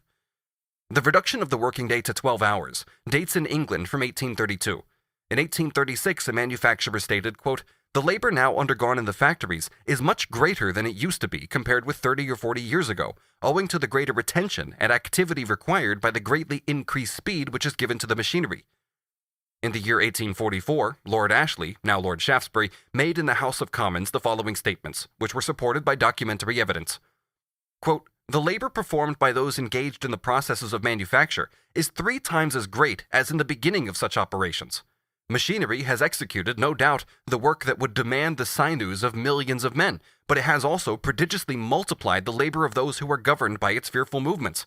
In 1815, the labor of following a pair of mules spinning cotton of number 40, reckoning 12 hours to the working day, involved the necessity of walking 8 miles. In 1832, the distance traveled in following a pair of mules, spinning cotton yarn of the same number, was 20 miles, and frequently more. In 1825, the spinner put up daily on each of these mules 208 stretches, making a total of 1,640 stretches in the course of the day. In 1832, the spinner put up on each mule 2,200 stretches, making a total of 4,400. In 1844, 2,400 stretches, making a total of 4,800, and in some cases the amount of labor required is still even greater. I have another document sent to me in 1842 stating that the labor is progressively increasing not only because the distance to be traveled is greater, but because the quantity of goods produced is multiplied, while the hands are fewer in proportion than before, and moreover because an inferior species of cotton is now often spun, which it is more difficult to work. In the carding room, there has also been a great increase of labor. 1 person there does the work formerly divided between 2. In the weaving room, where a vast number of persons are employed and principally females, the labor has increased within the last few years fully 10%, owing to the increased speed of the machinery in spinning. In 1838, the number of hanks spun per week was 18,000. In 1843, it amounted to 21,000. In 1819, the number of picks in power loom weaving per minute was 60. In 1842, it was 140, showing a vast increase of labor. End quote from Lord Ashley. In the face of this remarkable level of intensity, which labor had already reached in 1844 under the 12 Hours Act, there appeared to be a justification for the assertion made at that time by the English manufacturers that any further progress in that direction was impossible, and therefore that any further reduction in the hours of labor would necessarily bring with it a drop in production. The apparent correctness of their reasoning will be best shown by the following contemporary statement by Leonard Horner, the factory inspector and tireless censor of the manufacturers. Now, as the quantity produced must, in the main, be regulated by the speed of the machinery, it must be the interest of the mill owner to drive it at the utmost rate of speed consistent with these following conditions: the preservation of the machinery from too rapid deterioration, the preservation of the quality of the article manufactured, and the capability of the workman to follow the motion without a greater exertion than he can sustain for a constancy. One of the most important problems, therefore, which the owner of a factory has to solve is to find out the maximum speed at which he can run, with a due regard to the above conditions. It frequently happens that he finds he has gone too fast, that breakages and bad work more than counterbalance the increased speed, and that he is obliged to slacken his pace. I therefore concluded that as an active and intelligent mill owner would find out the safe maximum, it would not be possible to produce as much in 11 hours as in 12. I further assumed that the operative paid by piecework would exert himself to the utmost consistent with the power of continuing at the same rate. Horner therefore came to the conclusion, despite the experiments of Gardner and others, that a further reduction of the working day below 12 hours would necessarily diminish the quantity of the product. He himself cited his opinion of 1845 10 years later in order to show how much at that time he still underestimated the elasticity of machinery and of human labor power, both of which are simultaneously stretched to their utmost by the compulsory shortening of the working day. We now come to the period following the introduction of the 10 Hours Act in 1847 into the English cotton, woolen, silk, and flax mills. The speed of the spindles has increased upon throstles 500 and upon mules 1,000 revolutions a minute, i.e. the speed of the throstle spindle, which in 1839 was 4,500 times a minute, is now, in 1862, 5,000, and of the mule spindle that was 5,000 is now 6,000 times a minute, amounting in the former case to 1/10 and in the second case to 1/5 additional increase. James Nasmyth, the eminent civil engineer of Patricroft near Manchester, explained in a letter to Leonard Horner, written in 1852, the nature of the improvements in the steam engine made between the years 1848 and 52. After remarking that the horsepower of steam engines, being always estimated in official returns according to the power of similar engines in 1828, is only nominal and can serve only as an index of their real power, he goes on to say, I am confident that from the same weight of steam engine machinery, we are now obtaining at least 50% more duty or work performed on the average, and that in many cases the identical steam engines, which in the days of the restricted speed of 220 feet per minute yielded 50 horsepower, are now yielding upwards of 100. The modern steam engine of 100 horsepower is capable of being driven at a much greater force than formerly, arising from improvements in its construction, the capacity and the construction of the boilers, etc. Although the same number of hands are employed in proportion to the horsepower as at former periods, there are fewer hands employed in proportion to the machinery. In the year 1850, the factories of the United Kingdom employed 134,217 nominal horsepower to move 25.6 million spindles and 301,445 looms. The number of spindles and looms in 1856 was, respectively, 33.5 million and 369,205, which, if we reckon the nominal horsepower required to move them to be the same as in 1850, would call for a total horsepower of 175,000. But according to the official return for 1856, the actual horsepower was 161,435, in other words, over 10,000 horsepower less than the result arrived at by calculating on the basis of the return of 1850. The fact thus brought out by the return of 1856 appears to be that the factory system is increasing rapidly, that although the same number of hands are employed in proportion to the horsepower as at former periods, there are fewer hands employed in proportion to the machinery, that the steam engine is enabled to drive an increased weight of machinery by economy of force and other methods, and that an increased quantity of work can be turned off by improvements in machinery, and in methods of manufacture by increase of speed of the machinery, and by a variety of other causes. The great improvements made in machines of every kind have raised their productive power very much. Without any doubt, the shortening of the hours of labor gave the impulse to these improvements. The latter, combined with the more intense strain on the workman, have had the effect that at least as much is produced in the shortened working day, shortened by 2 hours or 1/6, as was previously produced during the longer one. One fact is sufficient to show how greatly the wealth of the manufacturers increased along with the more intensive exploitation of labor power. From 1838 to 1850, the average annual increase in English cotton in other factories was 32. From 1850 to 1856, it was 86. But however great the progress of English industry had been during the 8 years from 1848 to 56 under the influence of a working day of 10 hours, it was far surpassed during the next period of 6 years from 1856 to 62. In silk factories, for instance, there were 1.1 million spindles in 1856, 1.4 million spindles in 1862, 9,260 looms in 1856, and 10,709 looms in 1862. The number of workers, however, was 56,131 in 1856 and 52,429 in 1862. The increase in spindles was therefore 26.9%, and in looms 15.6%, while the number of workers decreased by 7%. In the year 1850, 875,830 spindles were used in worsted mills. In 1856, the figure was 1.32 million, an increase of 51.2%, and in 1862 it was 1.28 million, a decrease of 2.7%. But if we deduct the doubling spindles, which figure in the total for 1856 but not in that for 1862, it will be found that after 1856, the number of spindles remained nearly stationary. On the other hand, after 1850, the speed of the spindles and looms was in many cases doubled. The number of power looms in worsted mills was 32,617 in 1850, 38,956 in 1856, and 43,048 in 1862.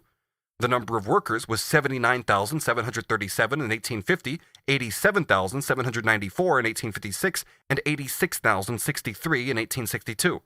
But the number of children under 14 years old, included in these figures, was 9,956 in 1850, 11,228 in 1856, and 13,178 in 1862. Thus, in spite of the greatly increased number of looms in 1862 compared with 1856, the total number of workers employed decreased, and the number of children exploited increased. On the 27th of April 1863, Mr. Ferrand said in the House of Commons, I have been informed by delegates from 16 districts of Lancashire and Cheshire, in whose behalf I speak, that the work in the factories is, in consequence of the improvements in machinery, constantly on the increase. Instead of, as formerly, one person with 2 helps tending 2 looms, one person now tends 3 looms without helps, and it is no uncommon thing for one person to tend 4.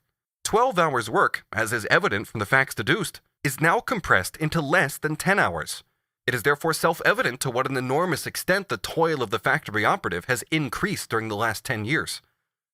Thus, although the factory inspectors unceasingly, and quite rightly, commend the results of the Acts of 1844 and 1850, they admit that the shortening of the working day has already produced such an intensification of labor itself as is injurious to the health of the worker, and therefore to his labor power as well.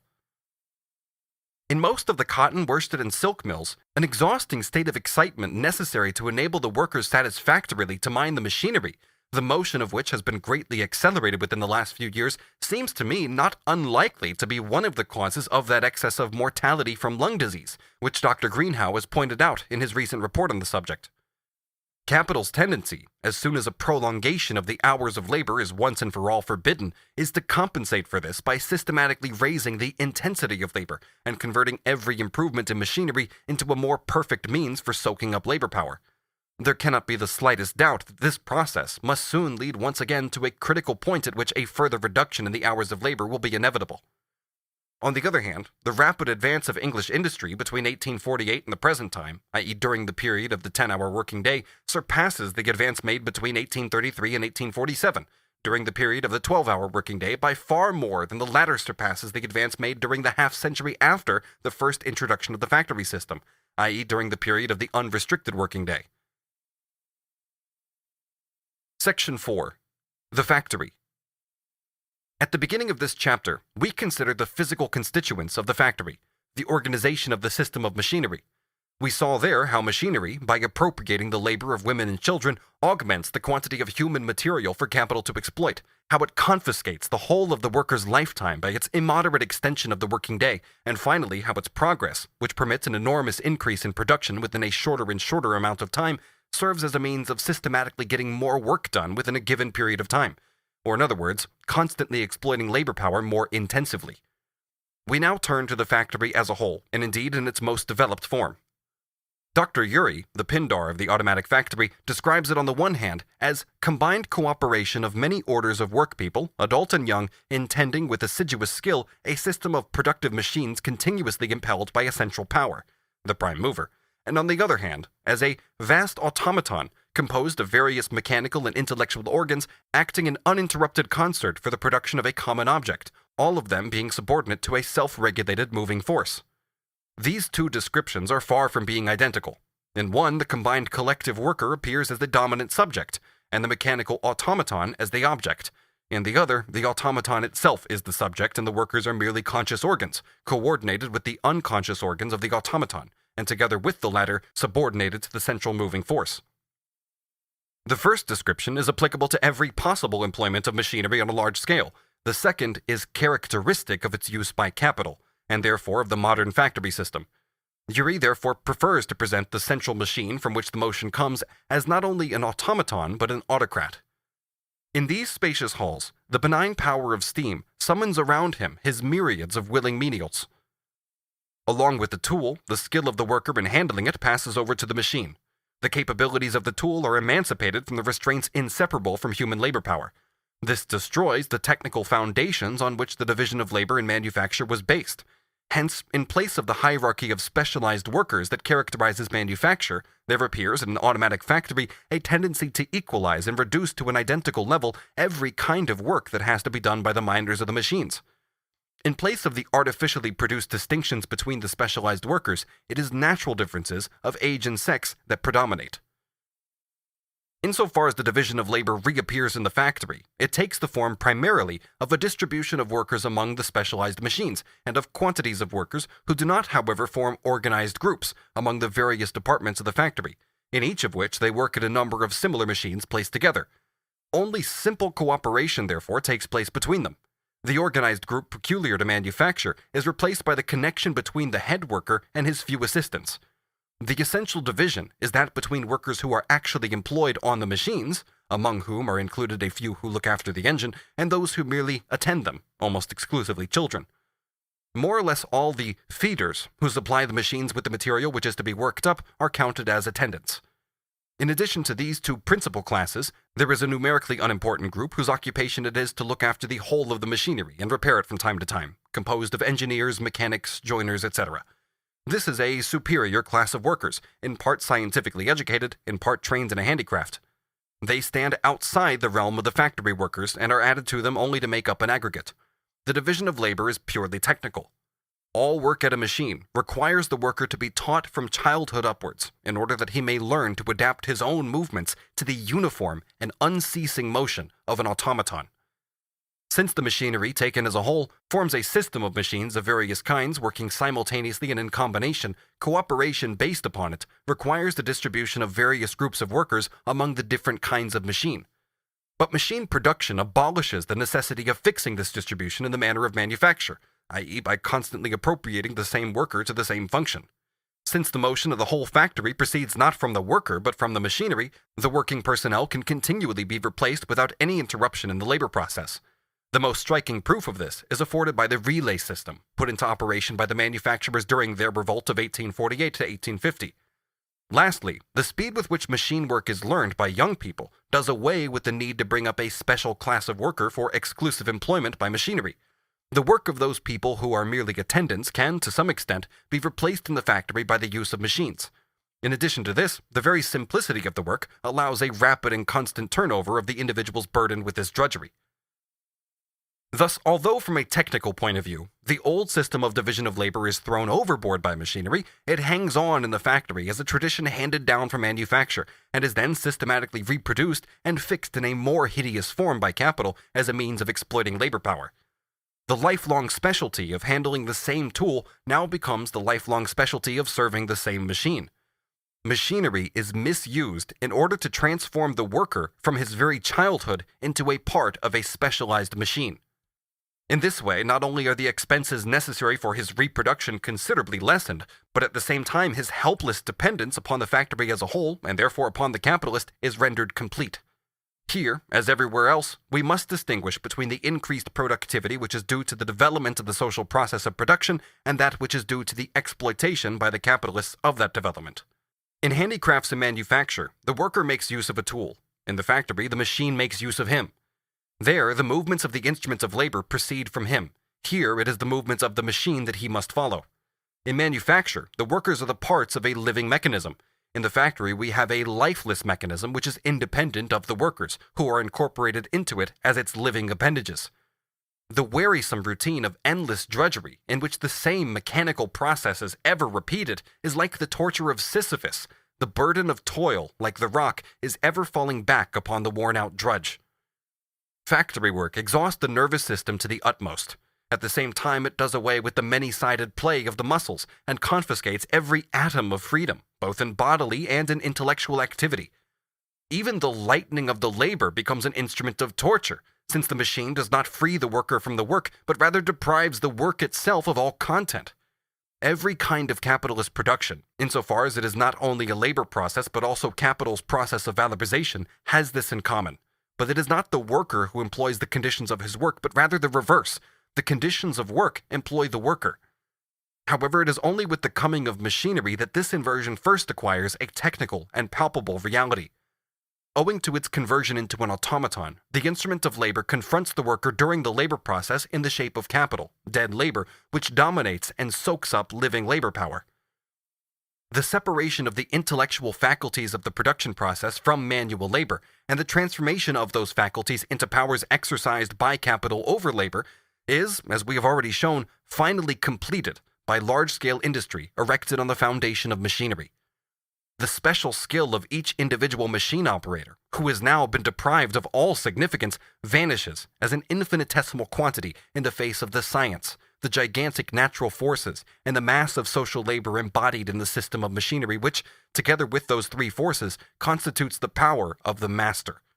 This master, therefore, in whose mind the machinery and his monopoly of it are inseparably united, contemptuously tells his hands whenever he comes into conflict with them, quote, "The factory operatives should keep in wholesome remembrance the fact that theirs is really a low species of skilled labor, and that there is none which is more easily acquired, or of its quality more amply remunerated, or which by a short training of the least expert can be more quickly as well as abundantly acquired. The master's machinery really plays a far more important part in the business of production than the labor and the skill of the operative, which 6 months' education can teach and a common laborer can learn." End quote from the Masters, Spinners, and Manufacturers Defense Fund, report of the committee, published in Manchester, 1854. The technical subordination of the worker to the uniform motion of the instruments of labor, and the peculiar composition of the working group, consisting as it does of individuals of both sexes and all ages, gives rise to a barrack-like discipline, which is elaborated into a complete system in the factory, and brings the previously mentioned labor of superintendents to its fullest development, thereby dividing the workers into manual laborers and overseers, into the private soldiers and the NCOs of an industrial army. Quote, "The main difficulty in the automatic factory lays above all in training human beings to renounce their desultory habits of work and to identify themselves with the unvarying regularity of the complex automaton. To devise and administer a successful code of factory discipline, suited to the necessities of factory diligence, was the Herculean enterprise, the noble achievement of Arkwright.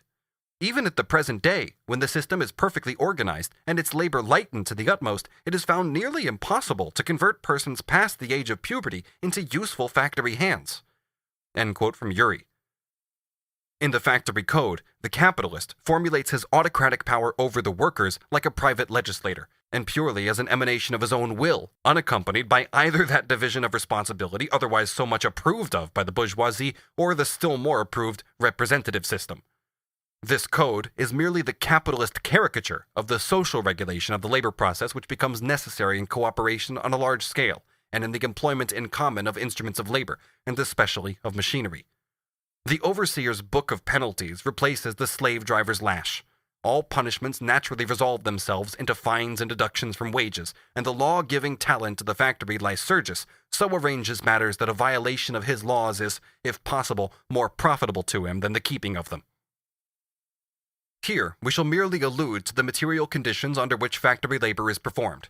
Every sense organ is injured by the artificially high temperatures, by the dust-laden atmosphere, by the deafening noise, not to mention the danger to life and limb among machines which are so closely crowded together, a danger which, with the regularity of the seasons, produces its list of those killed and wounded in the industrial battle. The economical use of the social means of production, matured and forced, as in a hothouse by the factory system, is turned in the hands of capital into systematic robbery of what is necessary for the life of the worker while he is at work, i.e. space, light, air, and protection against the dangerous or the unhealthy concomitants of the production process, not to mention the theft of appliances for the comfort of the worker. Was Fourier wrong when he called factories mitigated jails? Section 5. The struggle between worker and machine. The struggle between the capitalist and the wage laborer starts with the existence of the capital relation itself. It rages throughout the period of manufacture, but only since the introduction of machinery has the worker fought against the instrument of labor itself, capital's material mode of existence. He is in revolt against this particular form of the means of production because it is the material foundation of the capitalist mode of production. In the 17th century, nearly all Europe experienced workers' revolts against the ribbon loom, a machine for weaving ribbons and lace trimmings. In the 1630s, a wind-driven sawmill, erected near London by a Dutchman, succumbed to the rage of the mob. Even as late as the beginning of the 18th century, sawmills driven by water overcame the opposition of the people only with great difficulty, supported as this opposition was by Parliament. No sooner had Everett constructed the first wool-shearing machine to be driven by water power, 1758, than it was set on fire by 100,000 people who had been thrown out of work. 50,000 workers, who had previously lived by carding wool, petitioned Parliament against Arkwright's scribbling mills and carding engines. The large-scale destruction of machinery, which occurred in the English manufacturing districts during the first 15 years of the 19th century, largely as a result of the employment of the power loom, and known as the Luddite movement, gave the anti-Jacobin movement, composed of such people as Sidmouth and Castlereagh, a pretext for the most violent and reactionary measures. It took both time and experience before the workers learned to distinguish between machinery and its employment by capital, and therefore to transfer their attacks from the material instruments of production to the form of society which utilizes those instruments. The struggles over wages within the manufacturing system presuppose manufacture, and are in no sense directed against its existence. The opposition to the establishment of manufactures proceeds from the guild masters and the privileged towns, not from the wage laborers. Hence, the workers of the manufacturing period treat the division of labor predominantly as a means of virtually making up for a shortage of workers, and not of actually displacing them. This distinction is very clear. If someone says that 100 million people would be required in England to spin with the old spinning wheel, the cotton that is now spun with mules by 500,000 people, this does not mean that the mules took the place of those millions who never existed. It means only that many million workers would be required to replace the spinning machinery. If, on the other hand, we say that in England, the power loom threw 800,000 weavers onto the streets, we do not refer to existing machinery, which would have to be replaced by a certain number of workers, but to an actually existing number of workers who were in fact replaced or displaced by the looms. Handicraft labor, even if it was subdivided into many different parts, remained the basis throughout the period of manufacture. The demands of the new colonial markets could not be satisfied by the relatively small number of urban workers handed down from the Middle Ages, and the manufactures proper opened out new fields of production to the rural population which had been driven from the land by the dissolution of the feudal system. At that time, therefore, it was the positive side of the division of labor and cooperation in the workshops which emerged most clearly, i.e. the fact that they allowed the workers to be employed more productively. Long before the period of large-scale industry, cooperation and the concentration of the instruments of labor in the hands of a few people gave rise, in numerous countries where these methods were applied to agriculture, to great, sudden, forcible revolutions in the mode of production, and as a result, in conditions of existence and the means of employment of the rural population. But here, the struggle at first takes place more between large and small landed proprietors than between capital and wage labor. On the other hand, when laborers are displaced by the instruments of labor, by sheep, horses, etc., in that case, direct acts of violence are in the first instance the precondition of the Industrial Revolution. First, the laborers are driven from the land, and then the sheep arrive. Very extensive thefts of land, as perpetrated in England for instance, are the means whereby large-scale agriculture first gains a field of application. Hence, this transformation in agriculture initially tends to have the appearance of a political revolution. The instrument of labor, when it takes the form of a machine, immediately becomes a competitor for the worker himself.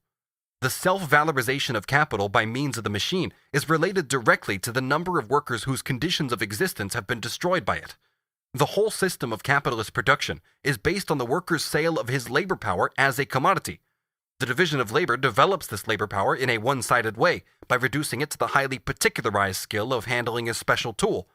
When it becomes the job of the machine to handle this tool, the use value of the worker's labor power vanishes, and with it, its exchange value. The worker becomes unsaleable, like paper money thrown out of currency by legal enactment. The section of the working class thus rendered superfluous by machinery, i.e. converted into a part of the population no longer directly necessary for the self-valorization of capital, either goes under in the unequal contest between the old handicraft and manufacturing production and the new machine production, or else floods all the more easily accessible branches of industry, swamps the labor market, and makes the price of labor power fall below its value. It is supposed to be a great consolation to the pauperized workers that firstly, their sufferings are only temporary, a temporary inconvenience, and secondly, machinery only gradually seizes control of the whole of a given field of production, so that the extent and intensity of its destructive effect is diminished. The first consolation cancels out the second. When machinery seizes on an industry by degrees, it produces chronic misery among the workers who compete with it. Where the transition is rapid, the effect is acute and is felt by great masses of people. World history offers no spectacle more frightful than the gradual extinction of the English handloom weavers. This tragedy dragged on for decades, finally coming to an end in 1838. Many of the weavers died of starvation. Many vegetated with their families for a long period on 2.5 pence a day. In India, on the other hand, the English cotton machinery produced an acute effect.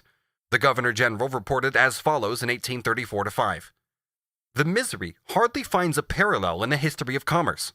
The bones of the cotton weavers are bleaching the plains of India. Of course, in turning the weavers out of this temporal world, the machinery caused them a temporary inconvenience. But in any case, since machinery is continually seizing on new fields of production, its temporary effect is really permanent. Hence, the character of independence from and estrangement towards the worker, which the capitalist mode of production gives to the conditions of labor and the product of labor, develops into a complete and total antagonism with the advent of machinery. It is therefore when machinery arrives on the scene that the worker for the first time revolts savagely against the instruments of labor. The instrument of labor strikes down the worker. The direct antagonism between the two is at its most apparent whenever newly introduced machinery enters into competition with handicrafts or manufactures handed down from former times. But within large-scale industry itself, the continual improvement of machinery and the development of the automatic system has an analogous effect.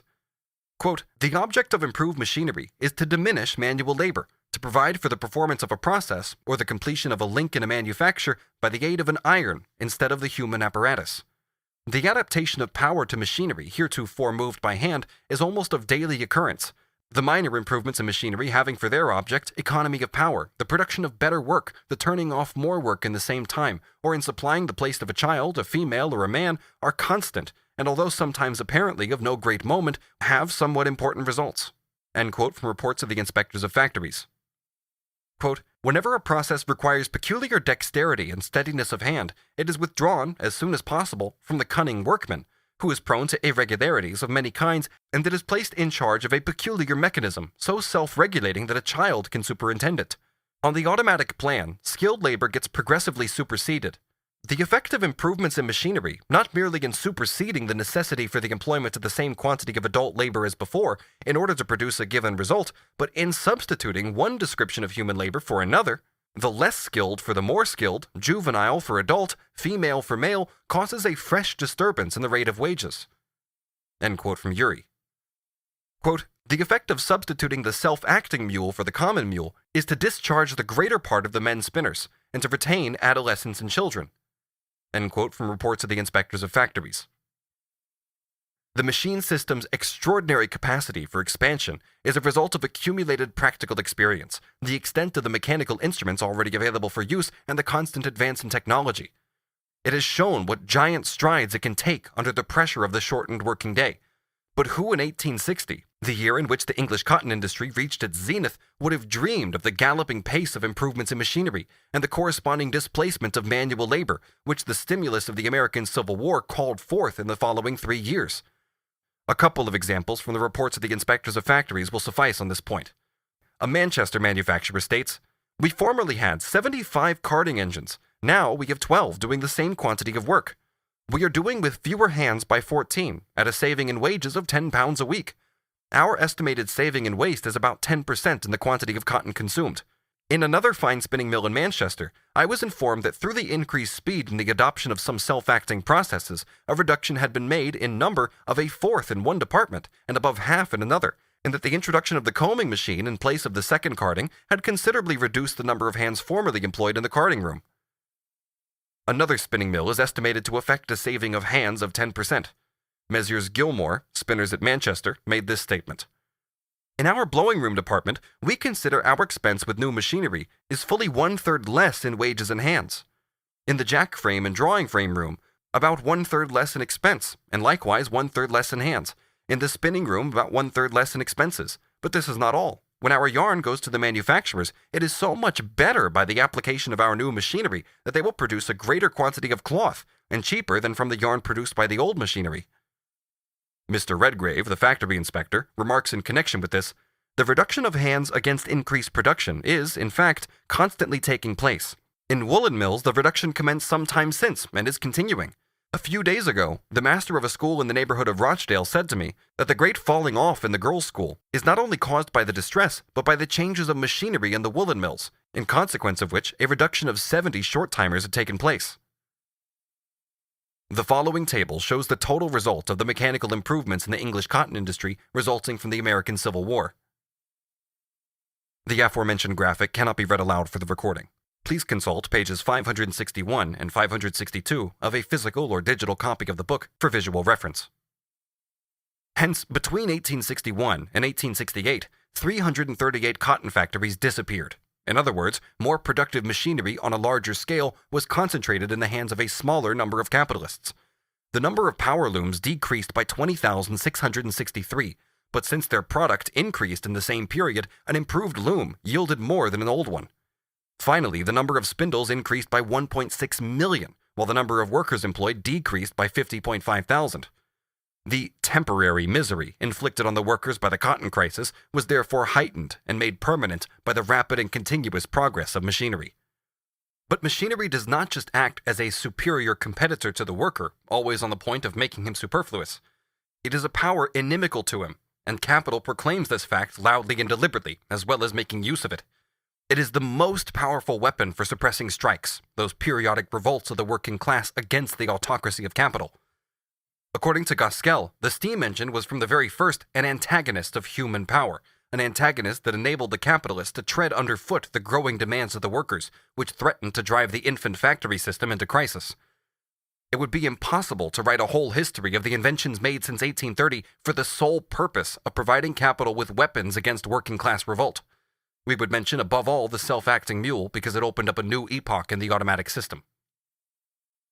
Nasmyth, the inventor of the steam hammer, gave the following evidence before the Commission on Trade Unions with regard to the improvements in machinery he himself introduced as a result of the widespread and long-lasting strikes of the engineers in 1851.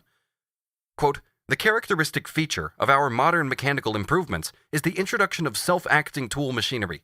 What every mechanical workman has now to do, and what every boy can do, is not to work himself, but to superintend the beautiful labor of the machine. The whole class of workmen that depend exclusively on their skill is now done away with. Formerly, I employed 4 boys to every mechanic. Thanks to these new mechanical combinations, I have reduced the number of grown-up men from 1,500 to 750. The result was a considerable increase in my profits." End quote. Urey says this of the coloring machines used in calico printing. Quote, "At length, capitalists sought deliverance from this intolerable bondage, namely the terms of their contracts with the workers, which they saw as burdensome, in the resources of science, and were speedily reinstated in their legitimate rule, that of the head over the inferior members." End quote. Then, speaking of an invention for dressing warps, whose immediate occasion was a strike, he says, quote, "The combined malcontents, who fancied themselves impregnably entrenched behind the old lines of division of labor, found their flanks turned, and their defenses rendered useless by the new mechanical tactics, and were obliged to surrender at discretion." Of the invention of the self-acting mule, he says, "A creation destined to restore order among the industrious classes. This invention confirms the great doctrine already propounded, that when capital enlists science into her service, the refractory hand of labor will always be taught docility." Although Urey's work appeared in 1835, at a time when the factory system was still comparatively little developed, it remains the classical expression of the spirit of the factory, not only because of its undisguised cynicism, but also because of the naivete with which it blurts out the thoughtless contradictions of the capitalist brain. For instance, after unfolding the above-mentioned doctrine that capital, with the aid of science which has been taken onto the payroll, always reduces the refractory hand of labor to docility, he waxes indignant because physiomechanical science has been accused of lending itself to the rich capitalist as an instrument for harassing the poor. After preaching a long sermon to show how advantageous the rapid development of machinery is to the workers, he warns them that by their obstinacy and their strikes they hasten that development. "Violent revolutions of this nature," he says, "display short-sighted man in the contemptible character of a self-tormentor." A few pages before this he states the contrary. "Had it not been for the violent collisions and interruptions resulting from erroneous views among factory operatives, the factory system would have been developed still more rapidly and beneficially for all concerned." Then he exclaims again, "Fortunately for the state of society in the cotton districts of Great Britain, the improvements in machinery are gradual. The introduction of improvements in machinery, is said to lower the rate of earnings of adults by displacing a portion of them, and thus rendering their number superabundant as compared with the demand for their labor. It certainly augments the demand for the labor of children, and increases the rate of their wages. On the other hand, this same dispenser of consolation defends the lowness of the children's wages on the ground that it prevents parents from sending their children into the factory at too early an age. The whole of his book is a vindication of a working day of unrestricted length. That Parliament should forbid children of 13 years of age to be exhausted by working 12 hours a day reminds his liberal soul of the darkest days of the Middle Ages. This does not prevent him from calling upon the factory workers to thank Providence, which, by means of machinery, has given them the leisure to think of their immortal interests. Section 6. The compensation theory, with regard to the workers displaced by machinery. A whole series of bourgeois political economists, including James Mill, McCulloch, Terence, Sr., and John Stuart Mill, assert that all machinery that displaces the workers simultaneously and necessarily sets free an amount of capital adequate to employ precisely those workers displaced. Let us assume that a capitalist employs 100 workers at £30 a year each in a carpet factory. The variable capital annually laid out therefore amounts to £3,000. Let us then assume that he dismisses 50 of his workers and employs the remaining 50 with machinery that costs him £1,500. To simplify matters, we take no account of buildings, coal, etc. Finally, let the raw material annually consumed cost £3,000, both before and after the change. Is any capital set free by this metamorphosis? Before the change, the total sum of £6,000 consisted half of constant and half of variable capital. After the change, it consists of £4,500 constant, being £3,000 to raw material and £1,500 to machinery, and £1,500 variable capital. The variable capital, instead of being 1/2, is only 1/4 of the total capital. Instead of being set free, a part of the capital is here locked up in such a way as to cease to be exchanged for labor power. Variable has been changed into constant capital. Other things being equal, the capital of £6,000 can now employ no more than 50 men. With each improvement in the machinery, it will employ fewer people. If the newly introduced machinery had cost less than the labor power and implements displaced by it, if, for instance, instead of costing £1,500, it has cost only £1,000, a variable capital of £1,000 would have been converted into constant capital and locked up in it, and a capital of £500 would have been set free.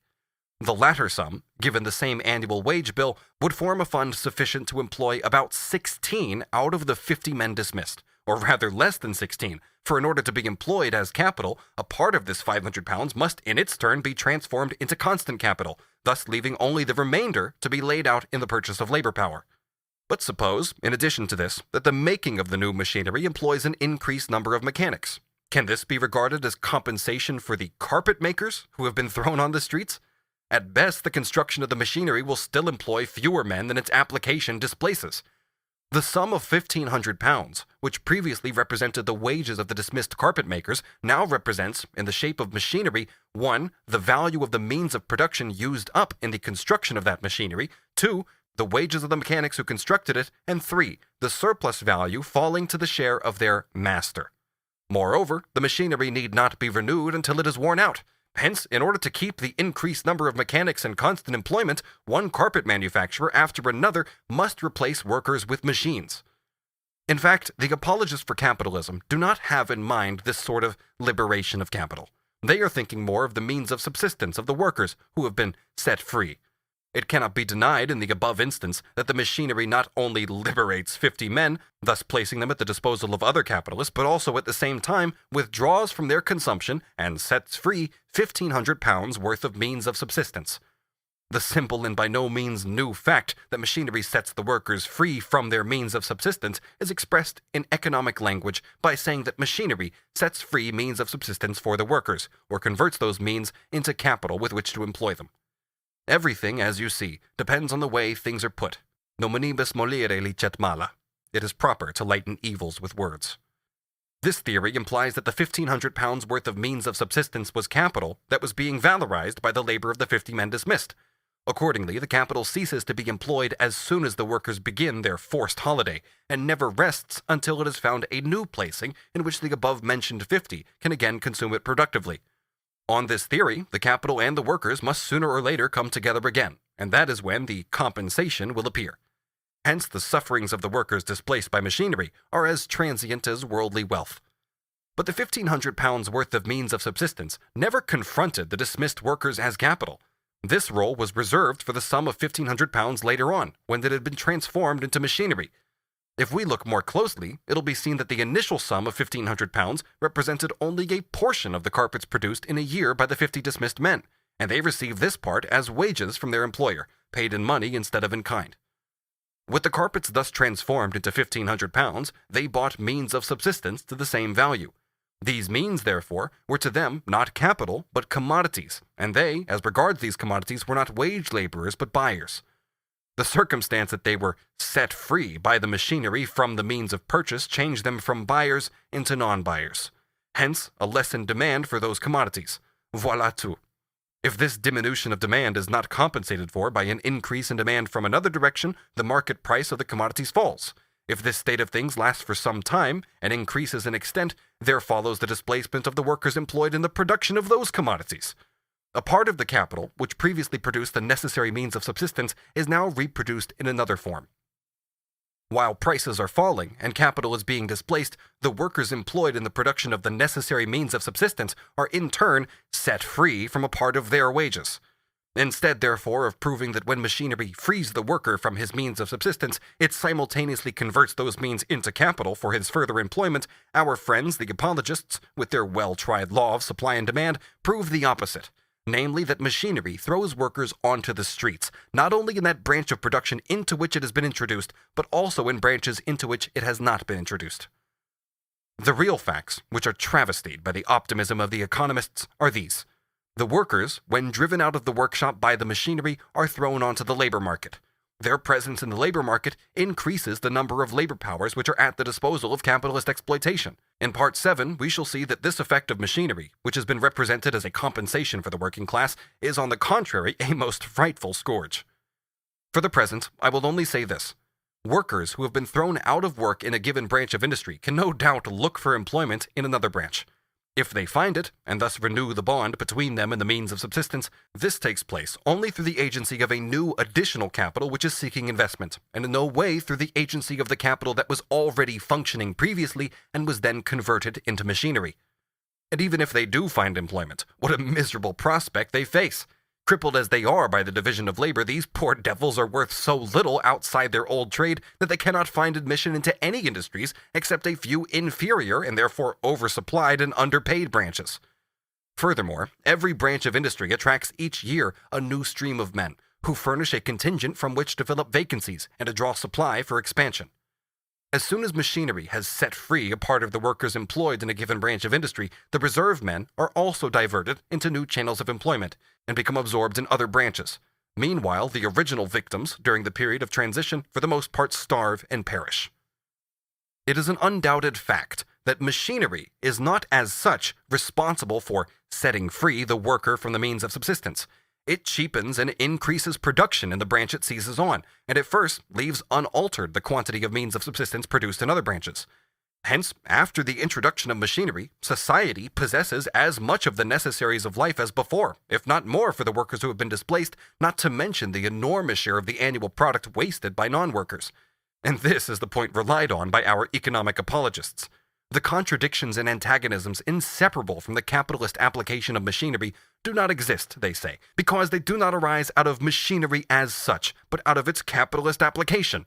Therefore, since machinery in itself shortens the hours of labor, but when employed by capital it lengthens them, since in itself it lightens labor, but when employed by capital it heightens its intensity, since in itself it is a victory of man over the forces of nature, but in the hands of capital it makes man the slave of those forces, since in itself it increases the wealth of the producers, but in the hands of capital it makes them into paupers, the bourgeois economist simply states that the contemplation of machinery in itself demonstrates with exactitude that all these evident contradictions are a mere semblance, present in everyday reality but not existing in themselves, and therefore having no theoretical existence either. Thus he manages to avoid racking his brains anymore, and in addition implies that his opponent is guilty of the stupidity of contending not against the capitalist application of machinery, but against machinery itself. No doubt the bourgeois economist is far from denying that temporary inconveniences may result from the capitalist use of machinery, but where is the medal without its reverse side? Any other utilization of machinery than the capitalist one is to him impossible. Exploitation of the worker by the machine is therefore identical for him with exploitation of the machine by the worker. Therefore, whoever reveals the real situation with the capitalist employment of machinery does not want machinery to be employed at all, and is an enemy of social progress. This is exactly the reasoning of Bill Sykes, the celebrated cutthroat. Gentlemen of the jury, no doubt the throat of this commercial traveler has been cut, but that's not my fault. It's the fault of the knife. Must we, for such a temporary inconvenience, abolish the use of the knife? Only consider! Where would agriculture and trade be without the knife? Is it not as salutary in surgery as it is skilled in anatomy, and a willing assistant at the festive table? If you abolish the knife, you hurl us back into the depths of barbarism. Although machinery necessarily throws men out of work in those industries into which it is introduced, it may, despite this, bring about an increase in employment in other industries. This effect of machinery, however, has nothing in common with the so-called theory of compensation. Since every article produced by a machine is cheaper than a similar article produced by hand, we deduce the following absolute law. If the total quantity of the article produced by machinery is equal to the total quantity of the article previously produced by a handicraft or by manufacture and now made by machinery, then total labor expended is diminished. The increase in the labor required to produce the instruments of labor themselves, the machinery, coal, etc., must be less than the reduction in labor achieved by the employment of machinery. Otherwise, the product of the machine would be as dear as, or dearer than, the product of the manual labor. But as a matter of fact, the total quantity of the article produced by machinery with a diminished number of workers, instead of remaining equal to the total quantity of the handmade article that has been displaced, exceeds this by far.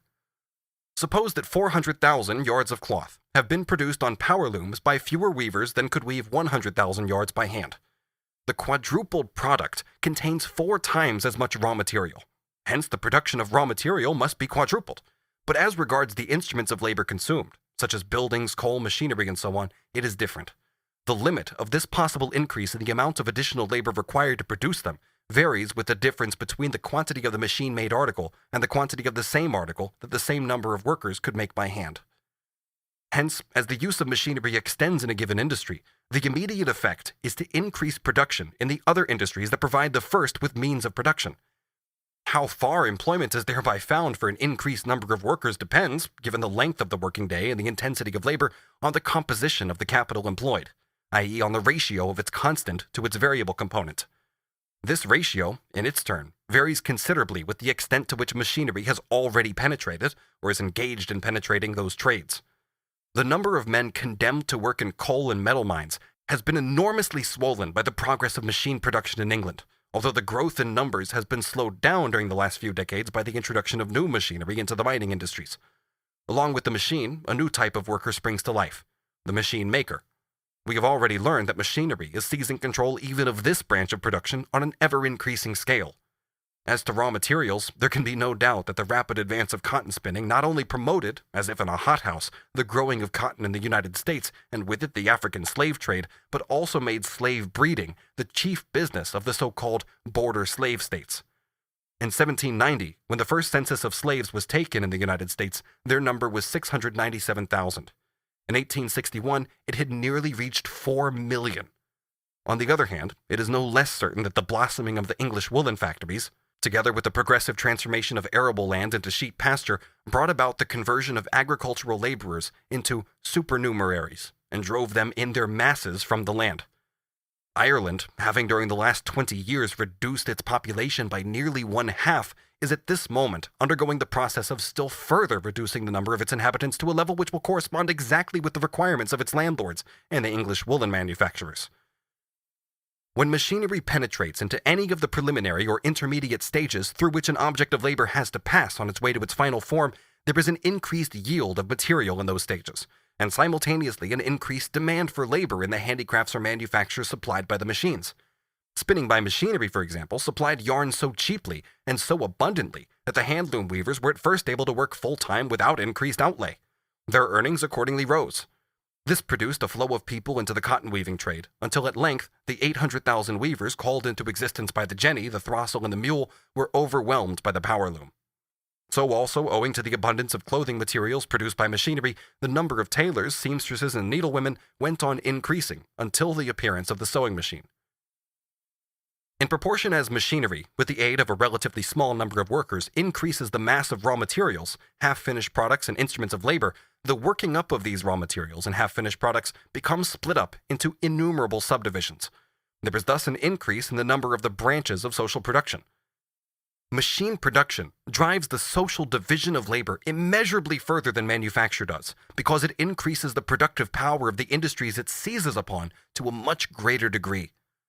The immediate result of machinery is to augment surplus value in the mass of products in which surplus value is embodied. It also increases the quantity of substances for the capitalist and their dependents to consume, and therefore the size of these social strata themselves. Their growing wealth and the relatively diminished number of workers required to produce the means of subsistence begets both new luxury requirements and the means of satisfying them. A larger portion of the social product is converted into surplus product, and a larger portion of the surplus product is reproduced and consumed in a multitude of refined shapes. In other words, the production of luxuries increases. The products are also made more refined and more varied by the new world market relations created by large-scale industry. Not only are greater quantities of foreign luxury articles exchanged for home products, but a greater mass of foreign raw materials, ingredients, and half-finished articles are used as means of production in the home industries. Owing to these relations with the world market, the demand for labor increases in the transport industry and splits the latter into numerous extra subdivisions.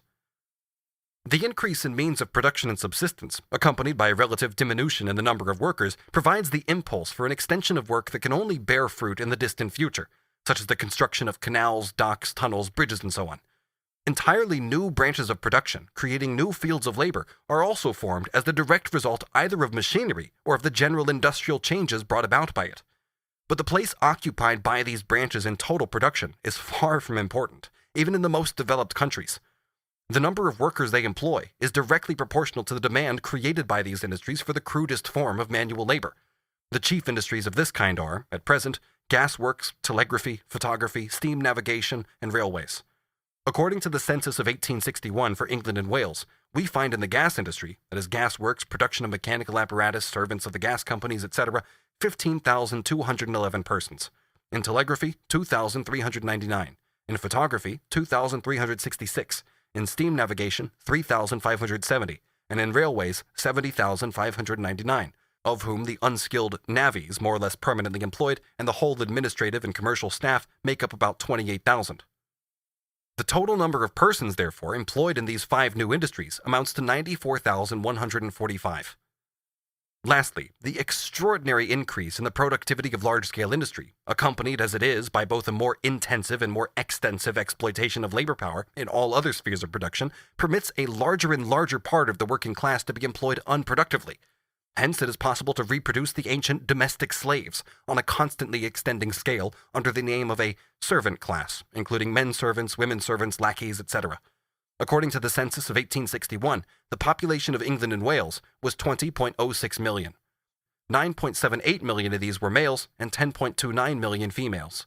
If we deduct from this population, firstly, all who are too old or too young to work, all unproductive women, young persons, and children, then the ideological groups, such as members of the government, priests, lawyers, soldiers, etc., then all the people exclusively occupied in consuming the labor of others in the forms of ground rent, interest, etc., and lastly paupers, vagabonds, and criminals, there remain in round numbers 8 million of the two sexes of every age, including in that number every capitalist who is in any way engaged in industry, commerce, or finance. These 8 million are distributed as follows.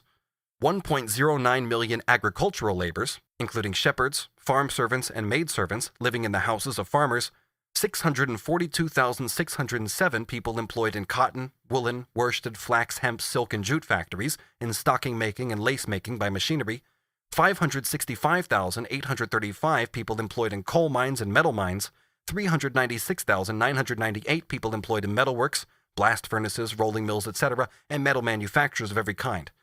The servant class numbers 1.2 million. All the persons employed in textile factories and in mines taken together number 1.2 million. Those employed in textile factories and metal industries taken together number 1.0 million. In both cases, fewer than the number of modern domestic slaves. What an elevating consequence of the capitalist exploitation of machinery. Section 7. Repulsion and attraction of workers through the development of machine production. Crises in the cotton industry. All the more respectable representatives of political economy concede that the introduction of new machinery has a baneful effect on the workers in the old handicrafts and manufacturers with which this machinery at first competes. Almost all of them bemoan the slavery of the factory worker. And what is the great trump card they play? That machinery, after the horrors of the period of its introduction and development have subsided, in the final analysis increases, rather than diminishing, the number of wage slaves. Yes, political economy joyfully proclaims the theory, which is hideous to every philanthropist who believes that the capitalist mode of production is an eternal necessity ordained by nature, that after a period of growth and transition, and even when it is already founded on production by machinery, the factory system grinds down more workers than it originally threw onto the streets. It is true that in some cases, as we saw from the example of the English worsted and silk factories, an extraordinary extension of the factory system may, at a certain stage of its development, be accompanied not only by a relative, but by an absolute decrease in the number of workers employed. In 1860, when a special census of all the factories in the United Kingdom was taken by order of Parliament, the factories in those parts of Lancashire, Cheshire, and Yorkshire, included in the district of Mr. R. Baker, the factory inspector, numbered 652. 507 of these contained 85,622 power looms and 6.8 million spindles, not including doubling spindles. Utilized 27,439 horsepower in steam engines and 1,390 horsepower in water wheels, and employed 94,119 persons. In 1865, the same factories contained 95,163 looms and 7 million spindles, utilized 28,925 horsepower in steam engines and 1,445 horsepower in water wheels, and employed 88,913 persons. Between 1860 and 1865, therefore, the increase in looms was 11%, in spindles 3%, and in engine power 3%, while the number of persons employed decreased 5.5%. Between 1852 and 1862, considerable growth occurred in English woolen manufacture, while the number of workers employed in that industry remained almost stationary. This shows to what a great extent the introduction of new machines has superseded the labor of preceding periods. In certain cases, the increase in the number of factory workers employed is only apparent, i.e., it is not due to the extension of industries already based on machine production, but to the gradual annexation of neighboring branches of industry. For instance, the increase in power looms and in the number of factory workers employed by them between 1838 and 1856 was, in the cotton trade, simply a result of the extension of this branch of industry. But in other trades, it resulted from the application of steam power to the cotton loom, the ribbon loom, and the linen loom, which had previously been driven by muscle power. Hence, the increase in the number of workers in these latter trades was merely an expression of the reduction in the total number of workers employed. Finally, we have considered this question entirely apart from the fact that everywhere, except in the metallurgical industries, young persons under 18, women and children, form by far the most preponderant element in the factory personnel. Nevertheless, in spite of the mass of workers actually driven out and virtually replaced by machinery, we can understand how workers in factories may become more numerous than the manufacturing artisans and handicraftsmen they have displaced. Their numbers grow through the building of more factories, or the extension of old factories in a given industry. Suppose, for example, that under the old method of running a factory, a capital of £500 is employed every week, 2/5 being constant and 3/5 being variable, i.e. £200 being laid out in means of production and £300, say a pound per man, in labor power. With the introduction of machinery, the composition of the total capital is altered. We will assume that it consists now of 4/5 constant and 1/5 variable, which means that only £100 is now laid out in labor power. Consequently, 2/3 of the workers are dismissed. If the business now expands and the total capital employed grows to £1,500, the other conditions of production remaining the same, the number of workers employed will increase to 300, just as many before the introduction of the machinery. If the capital employed grows some more, to £2,000, 400 men will be employed, or 1/3 more than under the old system. Their numbers have in fact increased by 100, but in relative terms, i.e. in proportion to the total capital advanced, they have diminished by 800. For the £2,000 of capital would, under the old method of running the enterprise, have employed 1,200 instead of 400 workers. Hence, a relative decrease in the number of workers employed is consistent with an actual increase in that number. We assumed above that while the total capital increased, its composition remained the same, because the conditions of production remained constant. But we have already seen that every advance in the use of machinery entails an increase in the constant components of capital, that part which consists of machinery, raw materials, etc., and a decrease in its variable component, the part laid out in labor power. We also know that in no other system of production is improvement so continuous and the composition of the capital employed so subject to variation as in the factory system. This constant variation is, however, equally constantly interrupted by periods of rest, during which there is a merely quantitative extension of factories on the existing technical basis. During such periods, the number of workers employed increases. Thus, in 1835, the total number of workers in the cotton, woolen, worsted, flax, and silk industries of the UK was only 354,684, while in 1861, the number of power loom weavers alone, of both sexes and all ages, from 8 years old and upwards, was 230,654. Admittedly, this growth appears less significant when we consider that in 1838, the hand loom weavers with their families, employed by the weavers themselves, still numbered 800,000, not to mention those thrown out of work in Asia and on the European continent. In the few remarks I have still to make on this point, I shall refer in part to relations of a purely practical nature, the existence of which has not yet been revealed by our theoretical presentation. As long as machine production expands in a given branch of industry at the expense of the old handicrafts or of manufacture, The result is as certain as the result of an encounter between an army with breech-loading rifles and one with bows and arrows.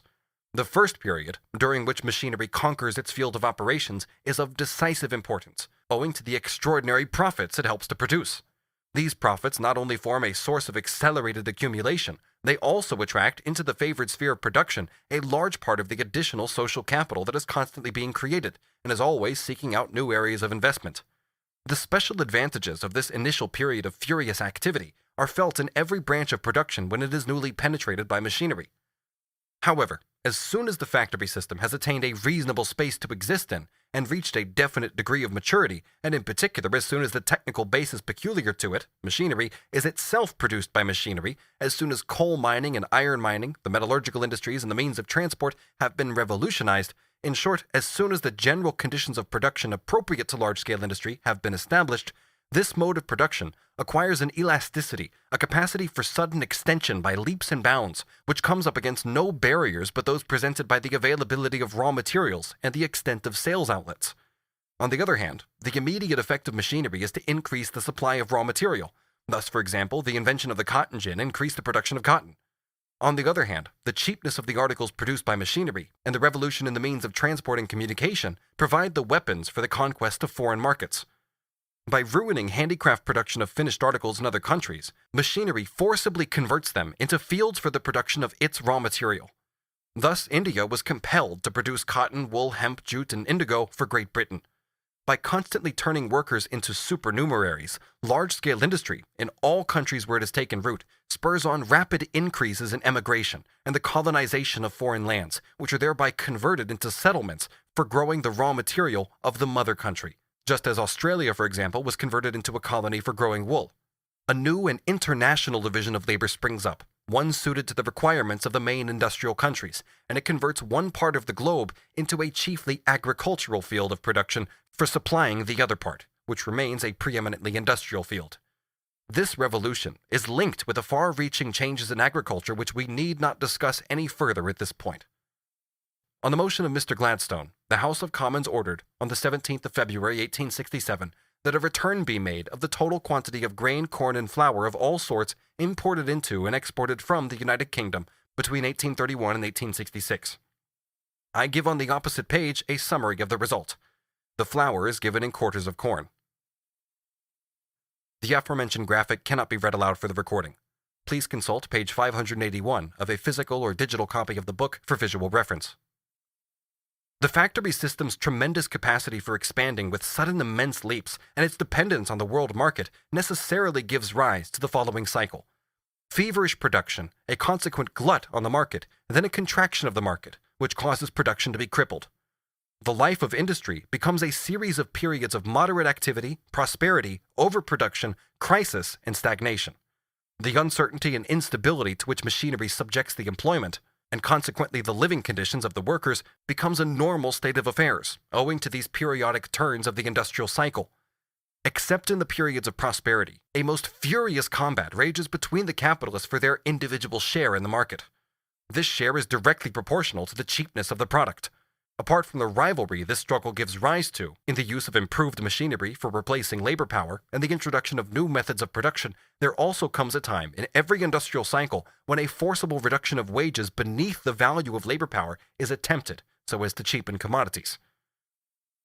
A necessary condition for the growth of the number of factory workers is thus a proportionally much more rapid growth in the amount of capital invested in factories. But this process of growth takes place only within the ebbs and flows of the industrial cycle. It is, in addition, constantly interrupted by the technical progress that at one time virtually takes the place of additional workers and at another time actually drives workers out of employment. This qualitative change in machine production continually removes workers from the factories or closes their doors to the fresh stream of recruits, while the purely quantitative extension of the factories absorbs not only the men thrown out of work but also fresh contingents of workers. The latter are thus continually repelled and attracted, slung backwards and forwards, while at the same time constant changes take place in the sex, age, and skill of the industrial conscripts. The fate of the factory workers will best be depicted if we make a rapid survey of developments in the English cotton industry. From 1770 to 1815, the cotton trade underwent only 5 years of depression or stagnation. During this period of 45 years, the English manufacturers had a monopoly of machinery, and a monopoly on the world market. From 1815 to 1821, Depression. 1822 and 1823, Prosperity. 1824, repeal of the combination laws, great extension of factories everywhere. 1825, Crisis. 1826, great misery and riots among the factory workers. 1827, slight improvement. 1828, great increase in power looms and in exports. 1829, exports, especially to India, surpass all former years. 1830, glutted markets, great distress. 1831 to 1833, continued depression, the monopoly of the trade with India and China withdrawn from the East India Company. 1834, great increase of factories and machinery, shortage of hands. The new Poor Law furthers the migration of agricultural laborers into the factory districts. The country districts swept clear of children. White slave trade.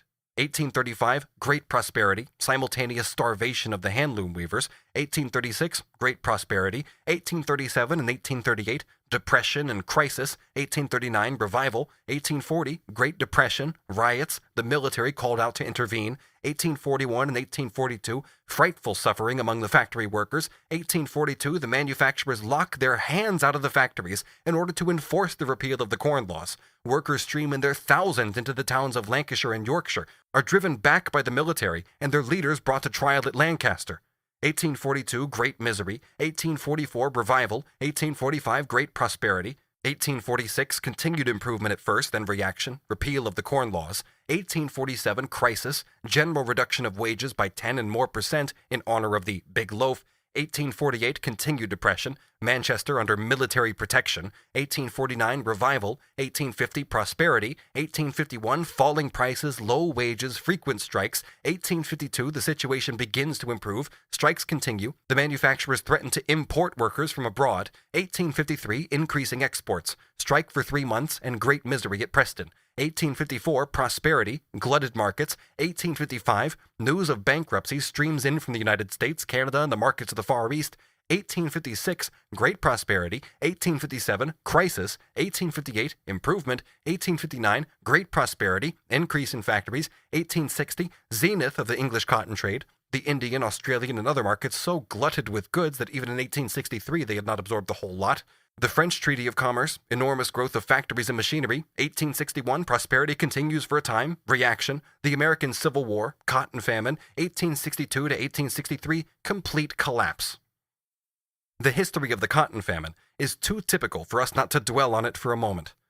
From indications as to conditions in the world market in 1860 and 61, we see that the cotton famine came in the nick of time for the manufacturers and was to some extent advantageous to them, a fact acknowledged in the reports of the Manchester Chamber of Commerce, proclaimed in Parliament by Palmerston and Derby, and confirmed by events.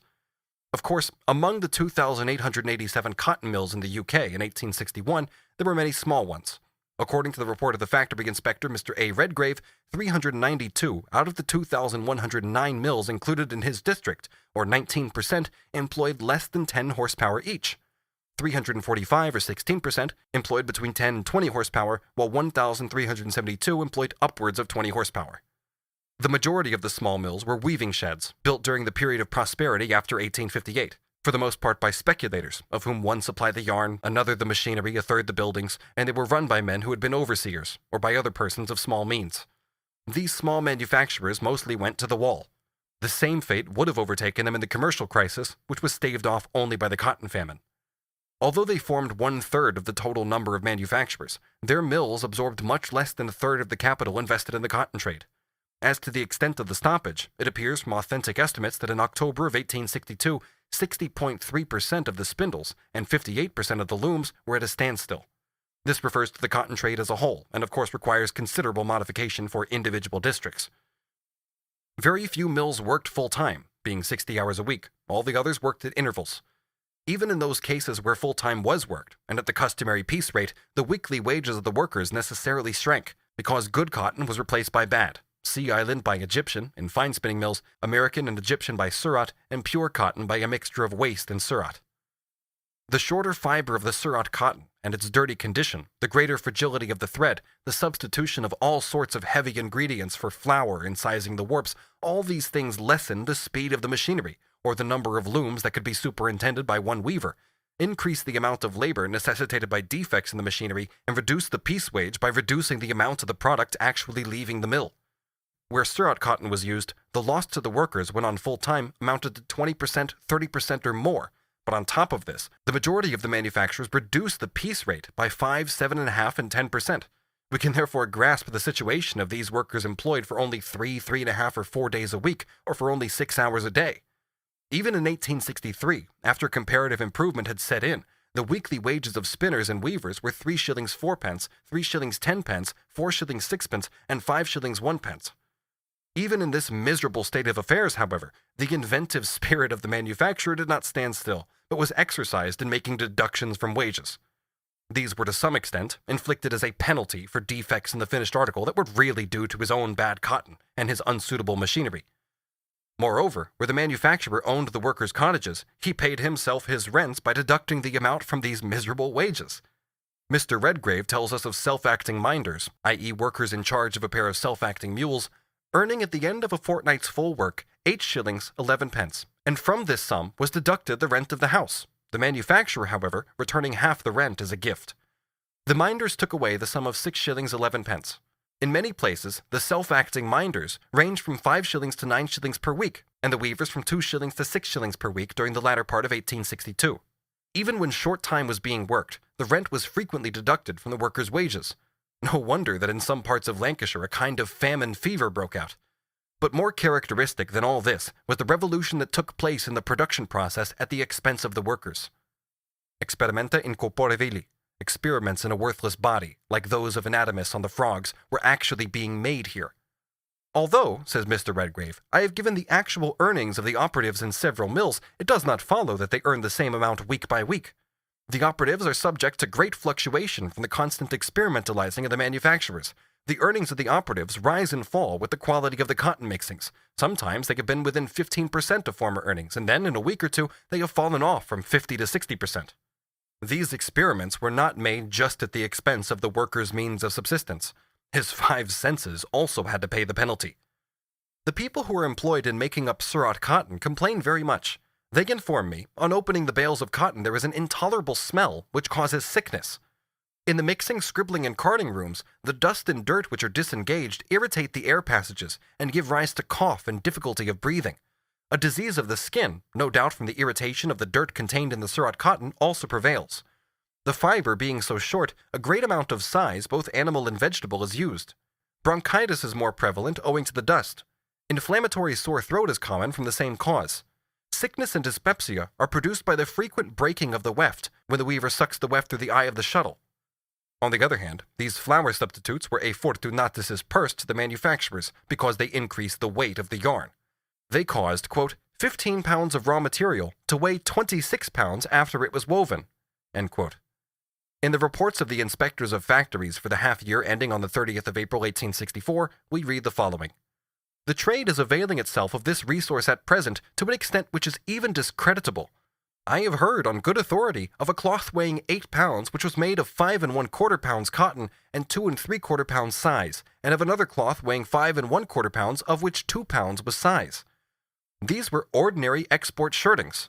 In cloths of other descriptions, as much as 50% size is sometimes added, so that a manufacturer may, and does truly boast, that he is getting rich by selling cloth for less money per pound than he paid for the mere yarn of which they're composed. But the workers did not just have to suffer from the experiments of the manufacturers inside the mills, and of the municipalities outside, from reduced wages and absence of work, from want and from charity, and from the eulogies uttered in the Lords and the Commons. Unfortunate females, in consequence of the cotton famine, were at its commencement thrown out of employment, and have thereby become outcasts of society, and now, though the trade is revived and work is plentiful, continue members of that unfortunate class, and are likely to continue so. There were also in the borough more youthful prostitutes than I have known for the last 25 years. We find then, in the first 45 years of the English cotton industry, from 1770 to 1815, only 5 years of crisis and stagnation. But this was the period of monopoly. The second period, from 1815 to 63, counts, during its 48 years, only 20 years of revival and prosperity, against 28 of depression and stagnation. Between 1815 and 1830, competition with the continent of Europe and with the United States sets in. After 1833, the extension of the Asiatic markets is enforced by destruction of the human race. After the repeal of the Corn Laws from 1846 to 1863, there were 8 years of moderate activity and prosperity against 9 years of depression and stagnation. The situation of the adult male workers, even during the years of prosperity, may be judged from the appended note.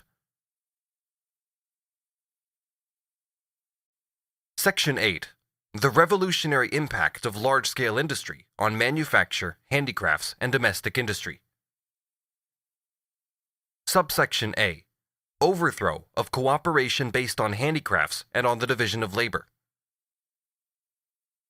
We have seen how machinery does away with cooperation based on handicrafts and with manufacture based on the handicraft division of labor. An example of the first sort is the reaping machine. It replaces cooperation between reapers. A striking example of the second kind is the needle-making machine. According to Adam Smith, 10 men in his time, using the system of the division of labor, made 48,000 sewing needles every day. A single needle-making machine, however, makes 145,000 needles in a working day of 11 hours. One woman or one girl superintends 4 such machines, and so produces nearly 600,000 needles in a day, and over 3 million in a week. A single machine, when it takes the place of cooperation or of manufacture, may itself serve as the basis of an industry of a handicraft character. But this reproduction of the handicraft system on the basis of machinery only forms a transition to the factory system, which, as a rule, makes its appearance as soon as human muscles are replaced, for the purpose of driving the machines, by a mechanical motive power such as steam or water. Here and there, but in any case only for a time, an industry may be carried on a small scale by means of mechanical power. This is effected by hiring steam power, as is done in some of the Birmingham trades, or by the use of small caloric engines, as in some branches of weaving. In the Coventry ribbon industry, the experiment of cottage factories was a quite natural and spontaneous development. In the center of a square surrounded by rows of cottages, an engine house was built, and the engine was connected by shafts with the looms in the cottages. In all cases, the power was hired out at so much per loom. The rent was payable weekly, whether the looms were working or not. Each cottage held from 2 to 6 looms. Some belonged to the weaver, some were bought on credit, some were hired. The struggle between these cottage factories and the factory proper lasted over 12 years. It ended with the complete ruin of the 300 cottage factories. Wherever the nature of the process has not necessitated production on a large scale, the new industries that have sprung up in the last few decades, such as envelope making, steel pen making, etc., have, as a general rule, first passed through the handicraft stage and then the manufacturing stage, as short phases of transition to the factory stage. The transition is very difficult in those cases where the production of the article by manufacture consists not of a series of graduated processes, but of a number of disconnected ones. This circumstance formed a great hindrance to the establishment of steel pen factories. Nevertheless, about 15 years ago, a machine was invented that automatically performed 6 separate operations at once. The first steel pens were supplied by the handicraft system in the year 1820 at £7 4 shillings the gross. In 1830, they were supplied by manufacture at 8 shillings, and today the factory system supplies them at a wholesale price from 2 pence to 6 pence the gross. Subsection B. The impact of the factory system on manufacture and domestic industries. With the development of the factory system and the revolution in agriculture that accompanies it, production in all other branches of industry not only expands, but also alters its character. The principle of machine production, namely the division of the production process into its constituent phases and the solution of the problems arising from this by the application of mechanics, chemistry, and the whole range of the natural sciences, now plays the determining role everywhere. Hence, machinery penetrates into manufacture for one specialized process after another.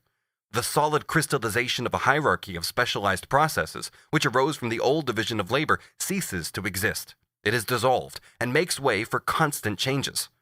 Quite apart from this, a fundamental transformation takes place in the composition of the collective laborer, or in other words, the combined working personnel. In contrast with the period of manufacture, the division of labor is now based, wherever possible, on the employment of women, of children of all ages, and of unskilled workers. In short, of cheap labor, as the Englishman typically describes it. This is true not only for all large-scale production, whether machinery is employed or not, but also for the so-called domestic industries, whether carried on in the privileged dwellings of the workers or in small workshops.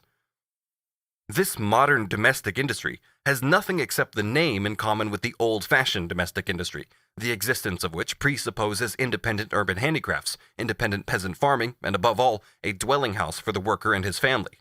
That kind of industry has now been converted into an external department of the factory, the manufacturing workshop, or the warehouse. Besides the factory worker, the workers engaged in manufacture, and the handicraftsman, whom it concentrates in large masses at one spot and directly commands, capital also sets another army in motion, by means of invisible threads, the outworkers in the domestic industries, who live in the large towns as well as being scattered over the countryside. An example: the shirt factory of Messrs. Tilley at Londonderry, which employs 1,000 workers in the factory itself and 9,000 outworkers spread over the country districts. The exploitation of cheap and immature labor power is carried on in a more shameless manner in modern manufacture than in the factory proper. This is because the technical foundation of the factory system, namely the substitution of machines for muscular power and the light character of the labor, is almost entirely absent in manufacture, and at the same time women and excessively young children are subjected quite unscrupulously to the influence of poisonous substances. In the so-called domestic industry, this exploitation is still more shameless than in modern manufacture, because the workers' power of resistance declines with their dispersal, because a whole series of plundering parasites insinuate themselves between the actual employer and the worker he employs, because a domestic industry has always to compete either with the factory system or with manufacturing in the same branch of production, because poverty robs the worker of the conditions most essential to his labor, of space, light, and ventilation, because employment becomes more and more irregular, and finally, because in these last places of refuge for the masses made redundant by large-scale industry and agriculture, competition for work necessarily attains its maximum. Economical use of the means of production, first systematically carried out in the factory system and coinciding there from the very beginning with the most reckless squandering of labor power and the theft of the normal requirements for the labor function, now, in a given branch of industry, turns uppermost its antagonistic and murderous side, and the less of the social productivity of labor and the technical basis for the combination of labor processes are developed in that branch, the more does the murderous side of this economy emerge. Subsection C. Modern Manufacture. I shall now illustrate the principles laid down above with a few examples. As a matter of fact, the reader is already familiar with the whole mass of instances given in the chapter on the working day.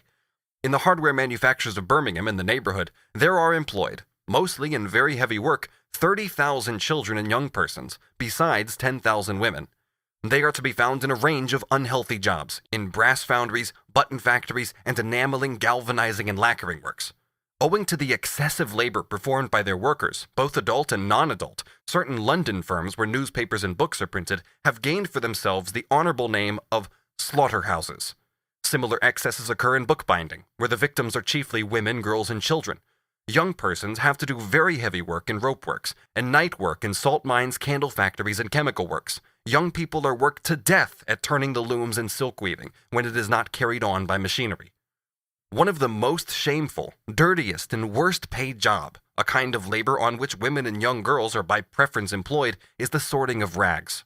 It is well known that Great Britain, apart from its own immense store of rags, is the emporium for the rag trade of the whole world. The rags flow in from Japan, from the most remote countries of South America, and from the Canary Islands. But the chief sources of supply are Germany, France, Russia, Italy, Egypt, Turkey, Belgium, and Holland. They are used for manure, for making bed flocks, for shoddy, and they serve as the raw material for paper. The rag sorters are carriers for the spread of smallpox and other infectious diseases, and they themselves are the first victims. A classic example of overwork, of hard and unsuitable labor, and of its brutalizing effects on the worker from his childhood upwards is afforded not only by coal mining and mining in general, but also by tile and brick making, in which industry the recently invented machinery is, in England, only used here and there.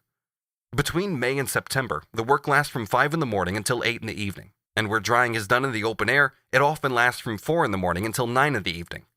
Work from 5 in the morning until 7 in the evening is considered reduced and moderate. Boys and girls of 6 and even 4 years of age are employed.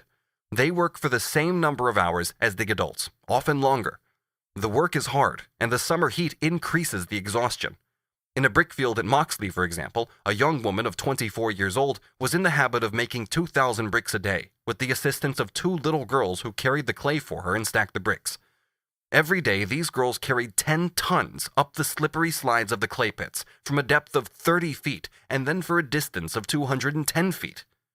Quote, "It is almost impossible, as things are for a child, to pass through the ordeal of a brickfield without great moral degradation.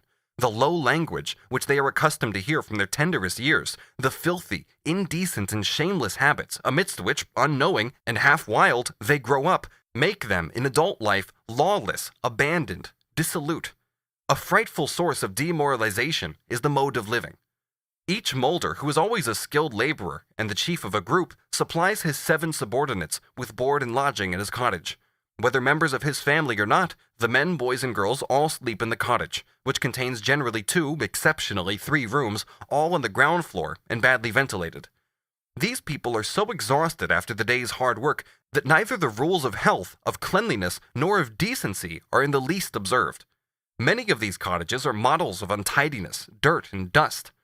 The greatest evil of the system that employs young girls on this sort of work consists in this, that as a rule, it chains them fast from childhood for the whole of their after life to the most abandoned rabble. They become rough, foul-mouthed boys before nature has taught them that they are women. Clothed in a few dirty rags, the legs naked far above the knees, hair and face besmeared with dirt, they learn to treat all feelings of decency and shame with contempt. During mealtimes, they lie at full length in the fields or watch the boys bathing in a neighborhood canal. Their heavy day's work at length completed, they put on better clothes and accompany the men to the public houses. That excessive drunkenness is prevalent from childhood upwards among the whole of this class is only natural.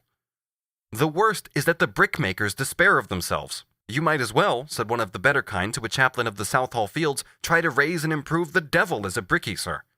End quote from the 5th report of the Children's Employment Commission.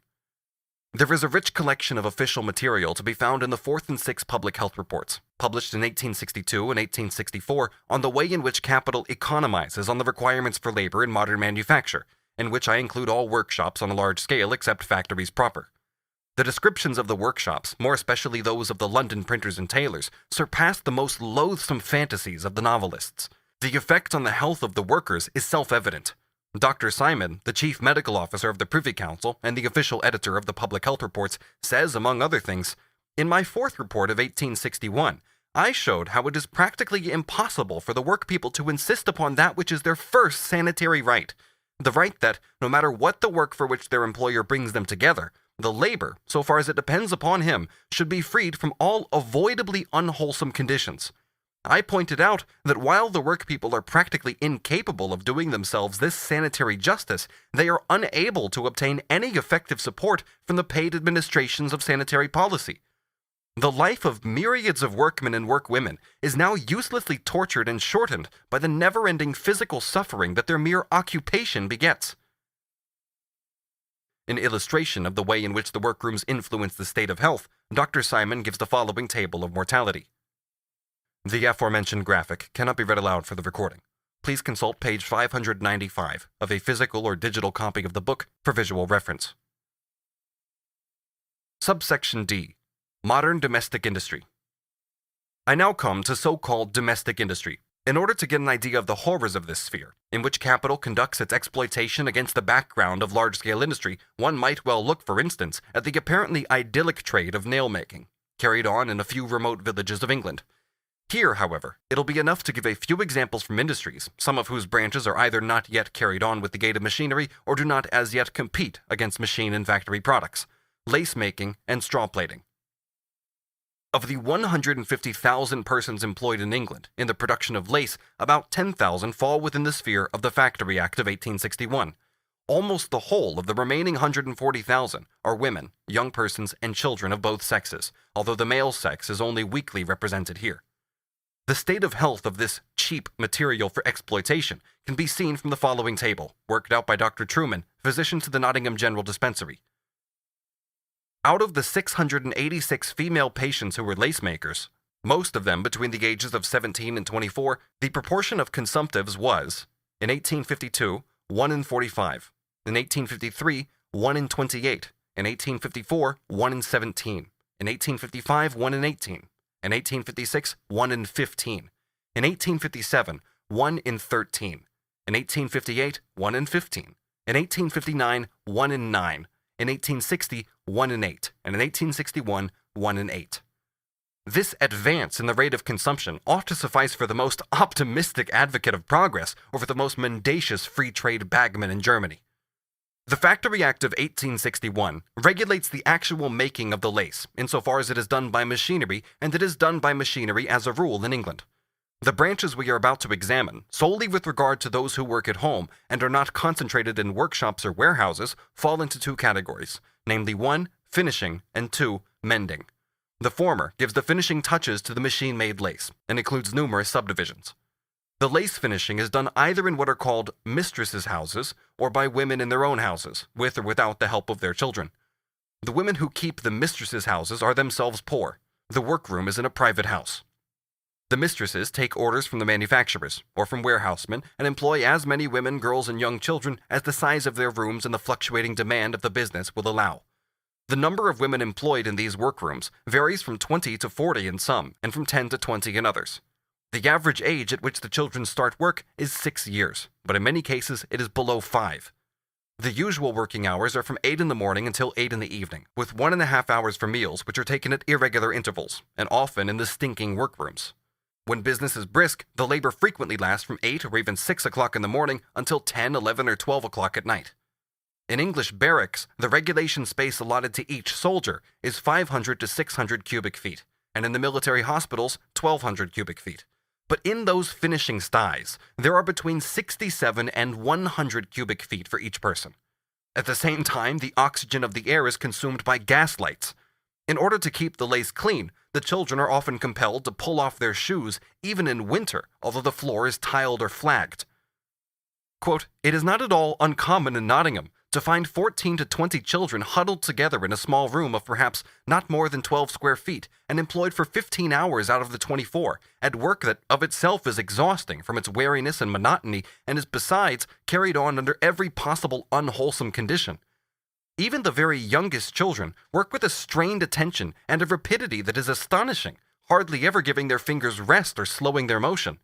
If a question is asked them, they never raise their eyes from their work from fear of losing a single moment." The long cane is increasingly used as a stimulant by the mistresses as the working hours drag towards their close. The children gradually tire and become as restless as birds toward the end of their long detention at an occupation that is monotonous, eye-straining, and exhausting from the uniformity in the posture of the body. Their work is like slavery. End quote from the second report of the Children's Employment Commission. When women and their children work at home, which nowadays means in a hired room, often in a garret, their situation is, if that is possible, still worse. This sort of work is given out within a radius of 80 miles from Nottingham. On leaving the warehouse at 9 or 10 o'clock at night, the children are often given a bundle of lace to take home with them and finish. The Pharisee of a capitalist, represented by one of his paid lackeys, accompanies this action, of course with the unctuous phrase, "That's for mother," yet he knows very well that the poor children must sit up and help. Pillow lace making is chiefly carried on in England in two agricultural districts. One, the Honiton Lace District, extending from 20 to 30 miles along the south coast of Devonshire and including a few places in North Devon. The other comprising a great part of the counties of Buckingham, Bedford, and Northampton, and also the adjoining portions of Oxfordshire and Huntingdonshire. The cottages of the agricultural laborers are the places where the work is usually carried on. Many manufacturers employ upwards of 3,000 of these lace makers, who are chiefly children and young persons and always female. The conditions we have just described for the lace finishing trade also prevail here, except that instead of the mistresses' houses, we find what are called lace schools, kept by poor women in their cottages. From their 5th year and often earlier, until their 12th or 15th year, the children work in these schools. During the first year, the very young ones work from 4 to 8 hours, and later on from 6 in the morning until 8 and 10 o'clock at night. Quote, "These rooms are generally the living rooms of small cottages, with the fireplace stopped up to prevent draught, and sometimes even in winter, the animal heat of the inmates being thought sufficient. In other cases, they are small pantry-like rooms without any fireplaces. The crowding in these rooms and the foulness of the air produced by it are sometimes extreme. Added to this is the injurious effect of drains, privies, decomposing substances, and other filth usual in the purlieus of the smaller cottages. with regard to space, in one lay school, 18 girls and a mistress, 33 cubic feet to each person. In another, where the smell was unbearable, 18 persons and 24½ cubic feet per head. In this industry are to be found employed children of 2 and 2½ years. End quote from the Children's Employment Commission. Where lace-making ends in the counties of Buckingham and Bedford, straw plaiting begins, and extends over a large part of Hertfordshire and the westerly and northerly parts of Essex. In 1861, there were 40,043 persons employed in straw plaiting and straw hat making. Of these, 3,815 were males of all ages, the rest females, of whom 14,913, including about 7,000 children, were under 20 years of age. In the place of the lace schools, we find here the straw plait schools. The children generally start to be instructed in straw plaiting at the age of 4, often between 3 and 4 years. They get no education, of course. The children themselves call the elementary schools natural schools, distinguishing them in this way from these blood-sucking institutions, in which they are kept at work simply to get through the task, generally 30 yards a day, which is prescribed by their half-starved mothers. These same mothers often make them work at home, after school is over till 10, 11, and 12 o'clock at night. The straw cuts their mouths, with which they constantly moisten it, and their fingers. Dr. Ballard gives it as the general opinion of the whole body of medical officers in London that 300 cubic feet is the minimum space proper for each person in a bedroom or workroom. But in the straw plait schools, space is more sparingly allotted than in the lace schools. 12 2/3, 17, 18 1/2, and below 22 cubic feet for each person. The smaller of these numbers, says one of the commissioners, Mr. White, represents less space than the half of what a child would occupy if packed in a box measuring 3 feet in each direction. Thus do the children enjoy life till the age of 12 or 14. The wretched, half-starved parents think of nothing but getting as much as possible out of their children. The latter, as soon as they are grown up, do not care a farthing, and naturally so, for their parents, and leave them. Quote, "It is no wonder that ignorance and vice abound in a population so brought up. Their morality is at the lowest ebb. A great number of the women have illegitimate children, and that at such an immature age that even those most conversant with criminal statistics are astounded." And the native land of these model families is itself the model Christian country in Europe. At least, this is what Count Montalembert says, and he is certainly a competent authority on Christianity. Wages in the above industries, miserable as they are, the maximum wages of a child in the straw plait schools rising in rare cases to 3 shillings, are reduced far below their nominal amount by the prevalence of the truck system everywhere, but especially in the lace districts. Subsection C. Transition from modern manufacture and domestic industry to large-scale industry. The hastening of this revolution by the application of the Factory Acts to those industries. The cheapening of labor power by sheer abuse of the labor of women and children, by sheer robbery of every normal condition needed for working and living, and by the sheer brutality of overwork and night work, finally comes up against certain insuperable natural obstacles. This is also true of the cheapening of commodities and of capitalist exploitation in general, which rest on these foundations. When this point has at last been reached, and this takes many years, the hour has struck for the introduction of machinery, and for a thenceforth rapid transformation of the scattered domestic industries as well as the manufactures into factory industries. An example of this process on the most colossal scale is afforded by the production of wearing apparel. This industry, according to the classification of the Children's Employment Commission, comprises straw hat makers, ladies' hat makers, cap makers, tailors, milliners and dressmakers, shirt makers, corset makers, glove makers, shoe makers, besides many minor branches, such as the making of neckties, collars, etc. In 1861, the number of females employed in these industries in England and Wales amounted to 586,299, of whom 115,242 at least were under 20, and 16,650 under 15 years of age.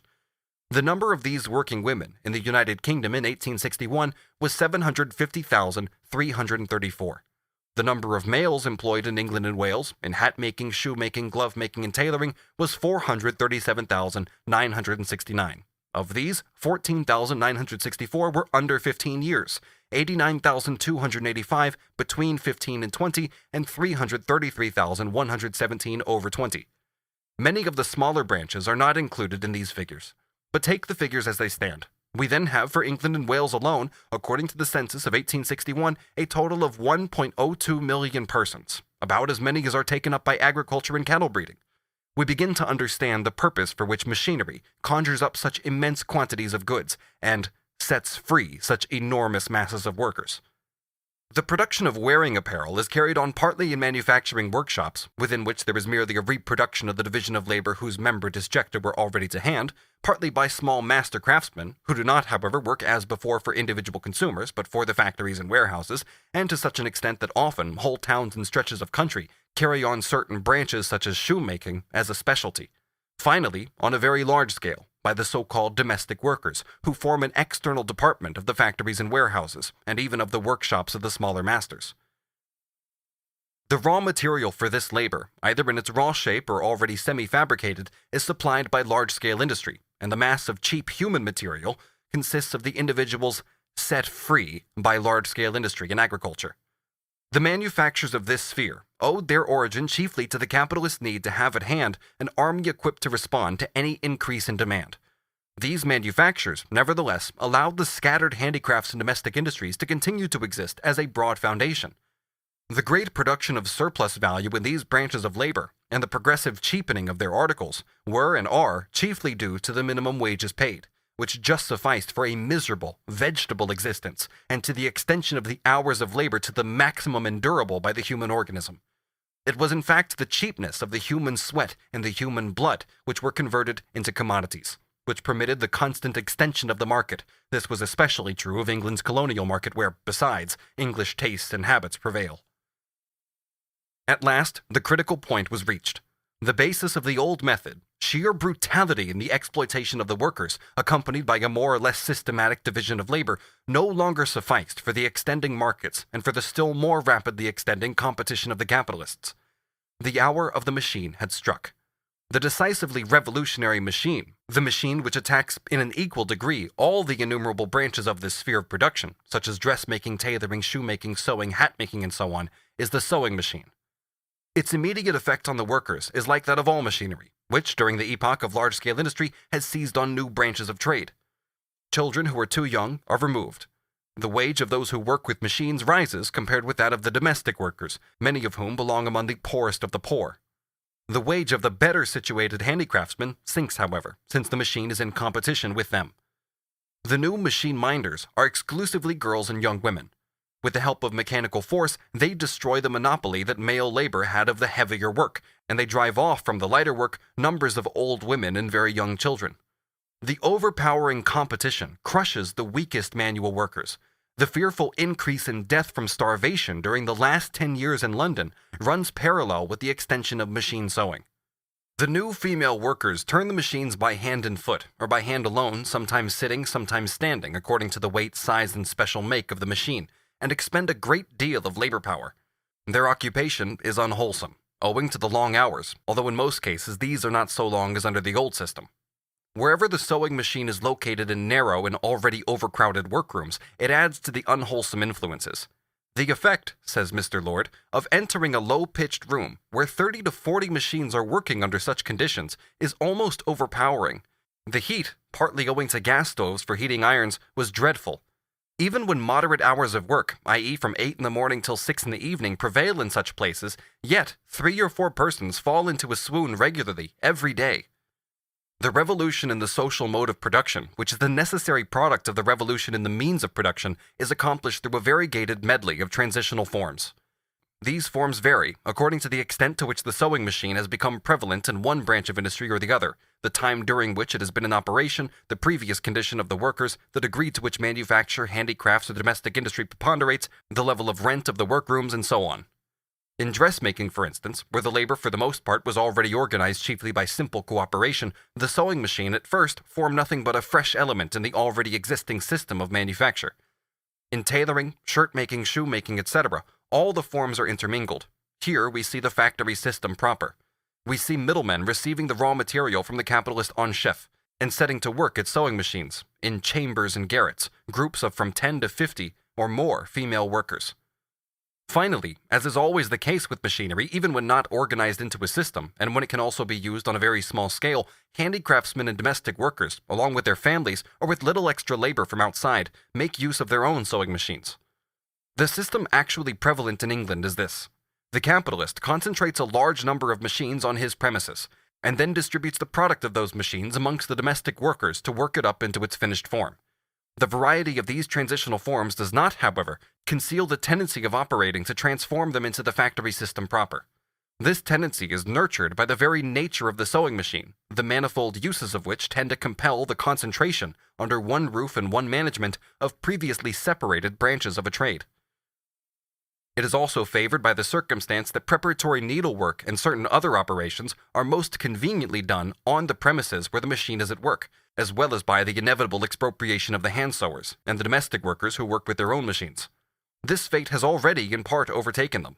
The constantly increasing amount of capital invested in sewing machines spurs on the production of machine-made articles and gluts the market with them, thereby signaling to the domestic workers that they must sell their machines. The overproduction of sewing machines themselves causes their producers, who need to sell at all costs, to let them out for so much a week, thus crushing the small sewing machine owners by their deadly competition. Constant changes in the construction of the machines and their ever-increasing cheapness cause the older makes to depreciate daily and compel their sale in great numbers at absurd prices to large capitalists, who are now the only people who can employ them at a profit. Finally, the substitution of the steam engine for man strikes the final blow in this, as in all similar processes of transformation. Initially, the use of steam power meets with certain technical difficulties, such as unsteadiness in the machines, difficulty in controlling their speed, rapid wear and tear of the lighter machines, etc. But these are all soon overcome by experience. If, on the one hand, the concentration of many machines in large factories leads to the use of steam power, on the other hand, the competition of steam with human muscles hastens on the concentration of workers and machines in large factories. Thus, England is at present experiencing, not only in the colossal industry of making wearing apparel, but also in most of the other trades mentioned above, the conversion of manufacture, handicrafts, and domestic work into the factory system, after each of those forms of production, totally changed and disorganized under the influence of large-scale industry, has long ago reproduced and even overdone all the horrors of the factory system, without reproducing any of the positive aspects of its development. This industrial revolution, which advances naturally and spontaneously, is also helped on artificially by the extension of the Factory Acts to all industries in which women, young persons, and children are employed. The compulsory regulation of the working day, as regards its length, pauses, beginning and end, the introduction of the relay system for children, the exclusion from the factory of all children under a certain age, etc., necessitate, on the one hand, more machinery, and the substitution of steam as a mode of power in place of muscles. On the other hand, in order to make up for the loss of time, an expansion occurs of the means of production used in common, of the furnaces, buildings, etc., in one word, a greater concentration of the means of production, and a corresponding increase in the number of workers conglomerated in one place. The chief objection, raised repeatedly and passionately on behalf of each manufacturer threatened with the Factory Act, is in fact this, that in order to continue the business on the old scale, a greater outlay of capital will be necessary. But as regards labor in the so-called domestic industries and the intermediate forms between them and manufacture, as soon as limits are set to the working day and to the employment of children, those industries go to the wall.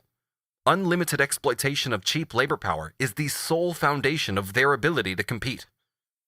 One of the essential conditions for the existence of the factory system, especially when the length of the working day is fixed, is certainty in the result, i.e. the production in a given time of a given quantity of commodities or of a given useful effect. The statutory pauses in the working day, moreover, imply the assumption that periodic and sudden cessations in the work do no harm to the article undergoing the process of production. This certainty in the result, and this possibility of interrupting the work, are of course more easily attained in the purely mechanical industries than in those in which chemical and physical processes play a part, as for instance in the earthenware trade, in bleaching, dyeing, baking, and in most of the metallurgical industries. Wherever there is a working day whose length is not restricted, wherever there is night work and unrestricted waste of human life, there, the slightest obstacle presented by the nature of the work to a change for the better is soon looked on as an eternal, natural barrier inherent in the production. No poison kills vermin with more certainty than the Factory Act removes such natural barriers. No one made a greater outcry over impossibilities than the gentlemen who were involved in the manufacture of earthenware. In 1864, however, they were brought under the Act, and within 16 months, every impossibility had vanished.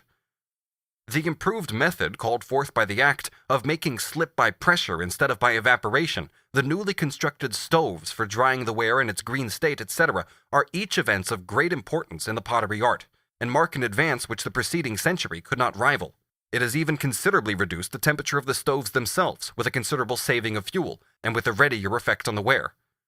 In spite of every prophecy, the cost price of earthenware did not rise, but the quantity produced did, and to such an extent that the export for the 12 months ending December 1865 exceeded in value by £138,628, the average of the preceding 3 years.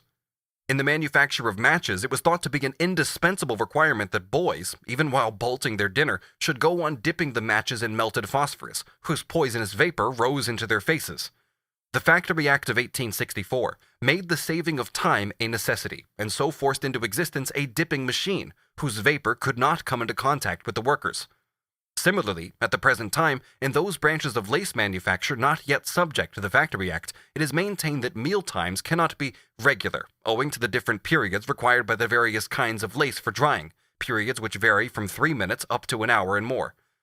To this, the Children's Employment Commissioners answer: the circumstances of this case are precisely analogous to that of the paper standers dealt with in our first report. Some of the principal manufacturers in the trade urged that, in consequence of the nature of the materials used and their various processes, they would be unable, without serious loss, to stop for meal times at any given moment. But it was seen from the evidence that, by due care and previous arrangement, the apprehended difficulty could be got over. And accordingly, by Clause 6 of Section 6 of the Factory Acts Extension Act, passed during this session of Parliament, an interval of 18 months is given to them from the passing of the Act before they are required to conform to the meal hours specified by the Factory Acts. The Act had hardly received the sanction of Parliament when the manufacturers also discovered this: the inconveniences we expected to arise from the introduction of the Factory Acts into our branch of manufacture, I am happy to say, have not arisen. We do not find the production at all interfered with. In short, we produce more in the same time.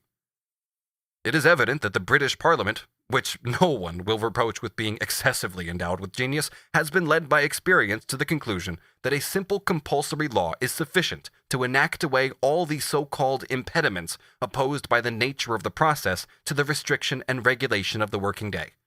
Hence, on the introduction of the Factory Act into a given industry, a period varying from 6 to 18 months is fixed within which it is incumbent on the manufacturers to remove all technical impediments to the working of the Act. Mirabeau's "impossible, never use that ridiculous word to me" is particularly applicable to modern technology.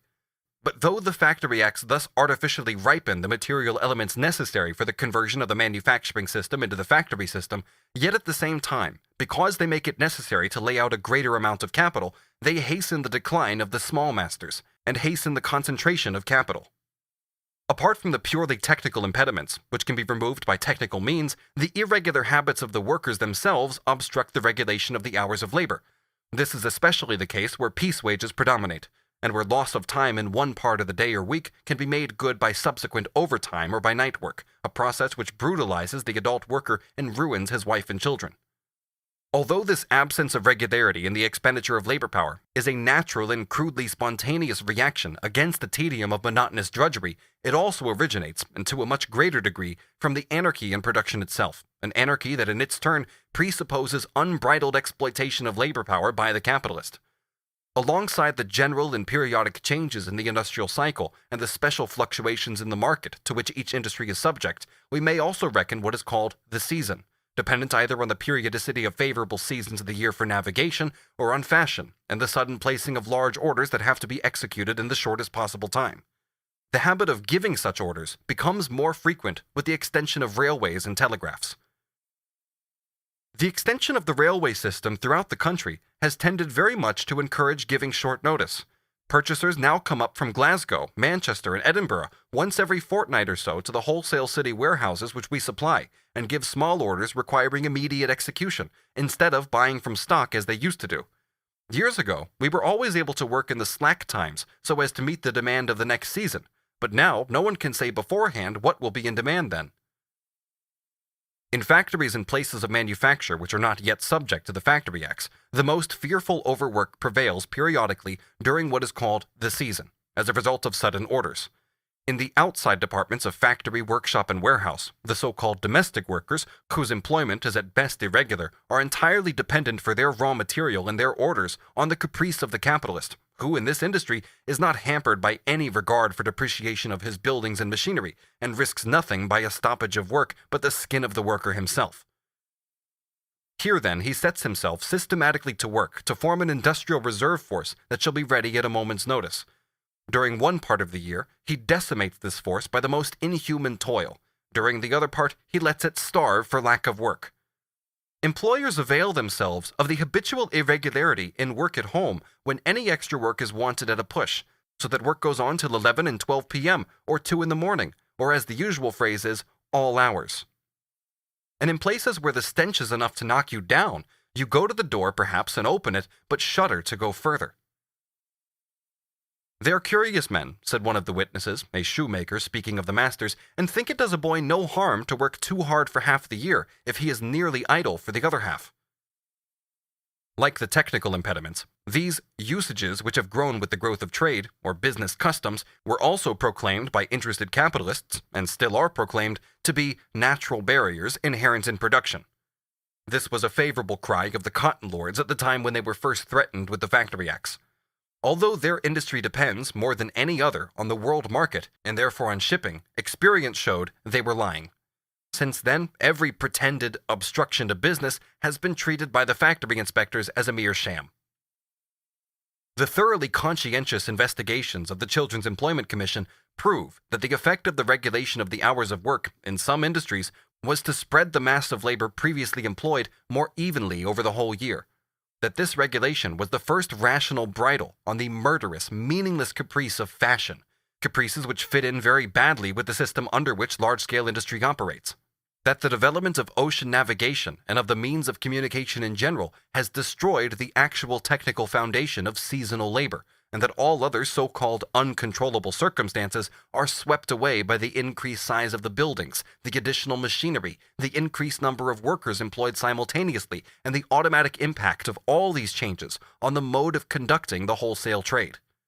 But for all that, capital never becomes reconciled to such changes, and this is admitted over and over again by its own representatives, except under the pressure of a general act of Parliament for the compulsory regulation of the hours of labor.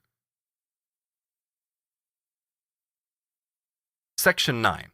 The Health and Education Clauses of the Factory Acts, the general extension of factory legislation in England.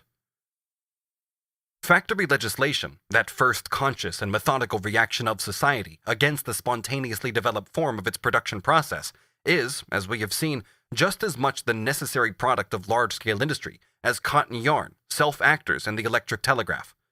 Before we go on to consider the extension of that legislation in England, we shall briefly notice certain clauses contained in the Factory Acts which do not relate to the hours of work. Quite apart from their wording, which makes it easy for the capitalist to evade them, the clauses relating to health are extremely meager, and in fact limited to provisions for whitewashing the walls, for ensuring cleanliness and some other matters, for ventilation, and for protection against dangerous machinery.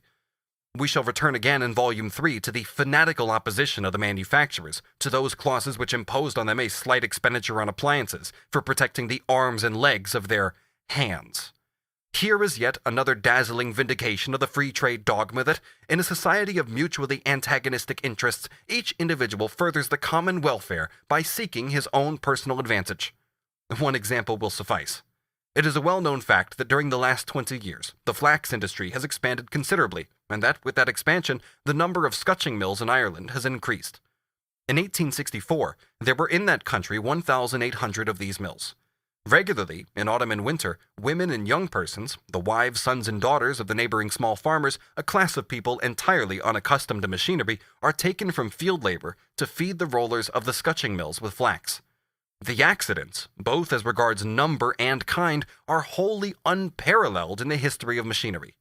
In one scutching mill, at Kildonan near Cork, there occurred between 1852 and 1856 6 fatal accidents and 60 mutilations. Every one of these might have been prevented by the simplest appliances costing a few shillings. Dr. W. White, the certifying surgeon for factories at Downpatrick, states in his official report, dated the 15th of December 1865, "The serious accidents at the scutching mills are of the most fearful nature. In many cases, a quarter of the body is torn from the trunk, and either involves death or a future of wretched incapacity and suffering. The increase of mills in the country will of course extend these dreadful results, and it will be a great boon if they are brought under the legislature. I am convinced that by proper supervision of scutching mills, a vast sacrifice of life and limb would be averted."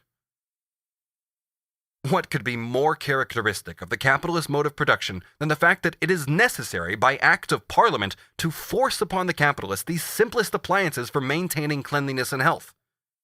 In the potteries, the Factory Act of 1864 has, quote, "whitewashed and cleansed upwards of 200 workshops, after a period of abstinence from any such cleaning, in many cases of 20 years, and in some entirely. This is the abstinence of the capitalist, in which were employed 27,800 artisans, hitherto breathing through protracted days and often nights of labor, a mephitic atmosphere, which rendered an otherwise comparatively innocuous occupation, pregnant with disease and death. The Act has improved the ventilation very much. At the same time, this part of the Act strikingly demonstrates that the capitalist mode of production by its very nature excludes all rational improvement beyond a certain point. It has been repeatedly noted that the English doctors are unanimous in declaring that where the work is continuous, 500 cubic feet is the very smallest space that should be allowed for each person. Now, just as the Factory Acts, owing to their compulsory provisions, indirectly hasten the conversion of small workshops into factories, thus indirectly attacking the proprietary rights of the smaller capitalists and assuring a monopoly to the big ones, so too, in the same way, thousands of small employers would be expropriated directly at a single stroke if it were made obligatory to provide the proper space for each worker in each workshop. This would strike at the very roots of the capitalist mode of production, i.e. the self-valorization of capital, whether on a small or large scale, by means of the free purchase and consumption of labor power. Factory legislation is therefore brought to a dead halt before these 500 cubic feet of breathing space. The health officers, the industrial inquiry commissioners, the factory inspectors all repeat, over and over again, that it is both necessary for the workers to have these 500 cubic feet and impossible to impose this rule on capital. They are, in reality, declaring that consumption and other pulmonary diseases of the workers are conditions necessary to the existence of capital. Paltry as the education clauses of the Act appear on the whole, they do proclaim that elementary education is a compulsory precondition for the employment of children. The success of those clauses proved for the first time the possibility of combining education and gymnastics with manual labor, and consequently of combining manual labor with education and gymnastics. The factory inspectors soon found out, by questioning the schoolmasters, that the factory children, although they received only one half the education of the regular day students, yet learned quite as much, and often more. This can be accounted for by the simple fact that, with only being at school for one half of the day, they are always fresh and nearly always ready and willing to receive instruction. The system on which they work, half manual labor and half school, renders each employment a rest and a relief to the other. Consequently, both are far more congenial to the child than would be the case if he were kept constantly at one. It is quite clear that a boy who has been at school all the morning cannot, in hot weather particularly, cope with one who comes fresh and bright from his work. Further evidence of this will be found in Senior's speech at the Social Science Congress at Edinburgh in 1863. He shows there, amongst other things, how the monotonous, unproductive, and long school day undergone by the children of the upper and middle classes uselessly adds to the labor of the teacher. Quote, "while he not only fruitlessly but absolutely injuriously wastes the time, health, and energy of the children." As Robert Owen has shown us in detail, the germ of the education of the future is present in the factory system. This education will, in the case of every child over a given age, combine productive labor with instruction in gymnastics, not only as one of the methods of adding to the efficiency of production, but as the only method of producing fully developed human beings. As we have seen, large-scale industry sweeps away by technical means the division of labor characteristic of manufacture, under which each man is bound hand and foot for life to a single specialized operation. At the same time, the capitalist form of large-scale industry reproduces this same division of labor in a still more monstrous shape, in the factory proper, by converting the worker into a living appendage of the machine, and everywhere outside the factory by the sporadic use of machinery and machine workers, or by the introduction of the labor of women, children, and unskilled men as a new foundation for the division of labor. The contradiction between the division of labor under manufacture and the essential character of large-scale industry makes itself forcibly felt. It appears, for example, in the frightful fact that a great part of the children employed in modern factories and manufactures are from their earliest years riveted to the most simple manipulations and exploited for years without being taught a single kind of skill that would afterwards make them of use, even in the same factory. In the English letterpress printing trade, for example, there formerly existed a system, corresponding to that in the old manufactures and handicrafts, of advancing the apprentices from easy to more and more difficult work. They went through a course of teaching till they were finished printers. To be able to read and write was for every one of them a requirement of their trade. All this was changed by the printing machine. It employs two sorts of worker. On the one hand, there are adults, tenters, and on the other hand, there are boys, mostly from 11 to 17 years of age, whose sole occupation is either to spread the sheets of paper under the machine or to take from it the printed sheets. They perform this weary task, in London especially, for 14, 15, and 16 hours at a stretch, during several days in the week and frequently for 36 hours with only 2 hours rest for meals and sleep. A great proportion of them cannot read, and they are, as a rule, utter savages and very extraordinary creatures. Quote, to qualify them for the work which they have to do, they require no intellectual training. There is little room in it for skill and less for judgment. Their wages, though rather high for boys, do not increase proportionally as they grow up, and the majority of them cannot look for advancement to the better paid and more responsible post of machine minder, because while each machine has but one minder, it has at least 2, and often 4, boys attached to it. As soon as they get too old for such children's work, that is, at about 17 years old, at the latest, they are discharged from the printing establishments. They become recruits for crime. Attempts to procure them employment elsewhere come to grief owing to their ignorance and brutality, their mental and bodily degradation. What is true of the division of labor within the workshop under the system of manufacture is also true of the division of labor within society. As long as handicrafts and manufacture form the universal basis of social production, the subjection of the producer to a single branch, the breaking up of the originally multifarious parts of his employment, is a necessary aspect of the process of development. It is on that basis that each separate branch of production acquires its technically appropriate shape empirically and slowly perfects it. Then, as soon as a particular degree of maturity has been reached, it rapidly crystallizes. Once this has happened, the only thing that here and there gives rise to a change, apart from the provision of new materials for labor through the medium of trade, is the gradual alteration of the instruments of labor. But their form, too, once it has been definitively laid down by experience, undergoes a process of petrification, as is proved by their frequent transmission from one generation to another, unaltered, through thousands of years. It is characteristic of this situation that, right down to the 18th century, the different trades were called mysteries, into whose secrets none but those initiated by their profession and their practical experience could penetrate. Large-scale industry tore aside the veil that concealed from men their own social process of production, and turned the various spontaneously divided branches of production into riddles not only to the outsiders, but even to the initiated.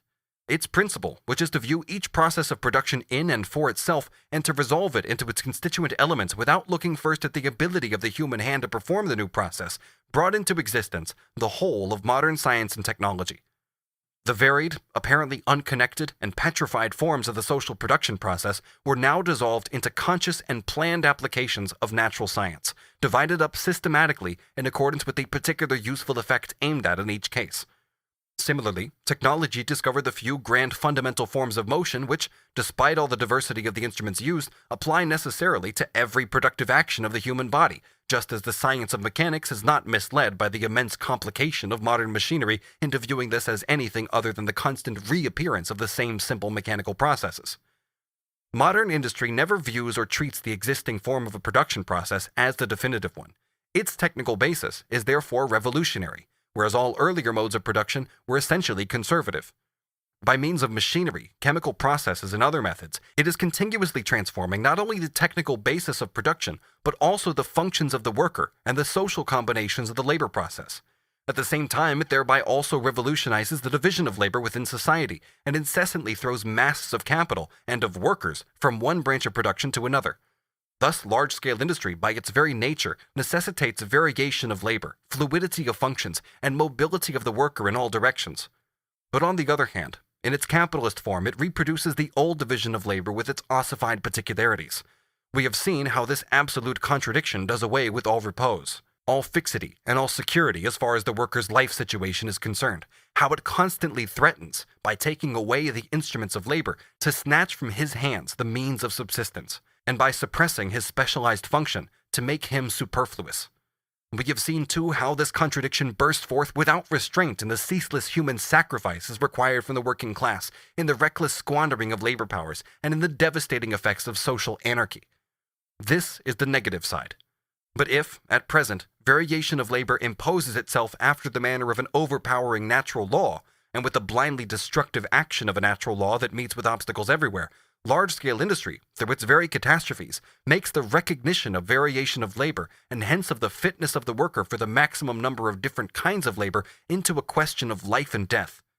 This possibility of varying labor must become a general law of social production, and the existing relations must be adapted to permit its realization in practice. That monstrosity, the disposable working population held in reserve, in misery, for the changing requirements of capitalist exploitation, must be replaced by the individual man who is absolutely available for the different kinds of labor required of him. The partially developed individual, who is merely the bearer of one specialized social function, must be replaced by the totally developed individual, for whom the different social functions are different modes of activity he takes up in turn. One aspect of this process of transformation, which has developed spontaneously from the foundation provided by large-scale industry, is the establishment of technical and agricultural schools. Another is the foundation of vocational schools, in which the children of the workers receive a certain amount of instruction in technology and in the practical handling of the various implements of labor. Though the Factory Act, that first and meager concession wrung from capital, is limited to combining elementary education with work in the factory, there can be no doubt that, with the inevitable conquest of political power by the working class, technological education, both theoretical and practical, will take its proper place in the schools of the workers.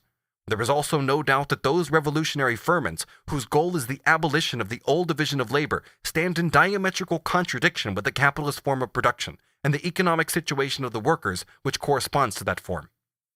However, the development of the contradictions of a given historical form of production is the only historical way in which it can be dissolved and then reconstructed on a new basis. Let the cobbler stick to his last, a phrase which was the absolute summit of handicraft wisdom, became sheer nonsense from the moment the watchmaker Watt invented the steam engine, the barber Arkwright the throstle, and the jeweler Fulton the steamship. As long as factory legislation is confined to regulating the labor done in factories, etc., it is regarded only as an interference with capital's rights of exploitation. But when it comes to regulating so-called domestic labor, this is immediately viewed as a direct attack on the patria potestas, or in modern terms, parental authority. The tender-hearted English Parliament long affected to shrink from taking the step. The power of facts, however, at last compelled it to acknowledge that large-scale industry, in overturning the economic foundation of the old family system and the family labor corresponding to it, had also dissolved the old family relationships. The rights of the children had to be proclaimed. The concluding report of the Children's Employment Commission, published in 1866, says, quote, "It is, unhappily, to a painful degree apparent throughout the whole of the evidence that against no persons do the children of both sexes so much require protection as against their parents. The system of unlimited exploitation of children's labor in general, and so-called domestic labor in particular, is, quote, maintained only because the parents are able, without check or control, to exercise this arbitrary and mischievous power over their young and tender offspring. Parents must not possess the absolute power of making their children mere machines to earn so much weekly wage.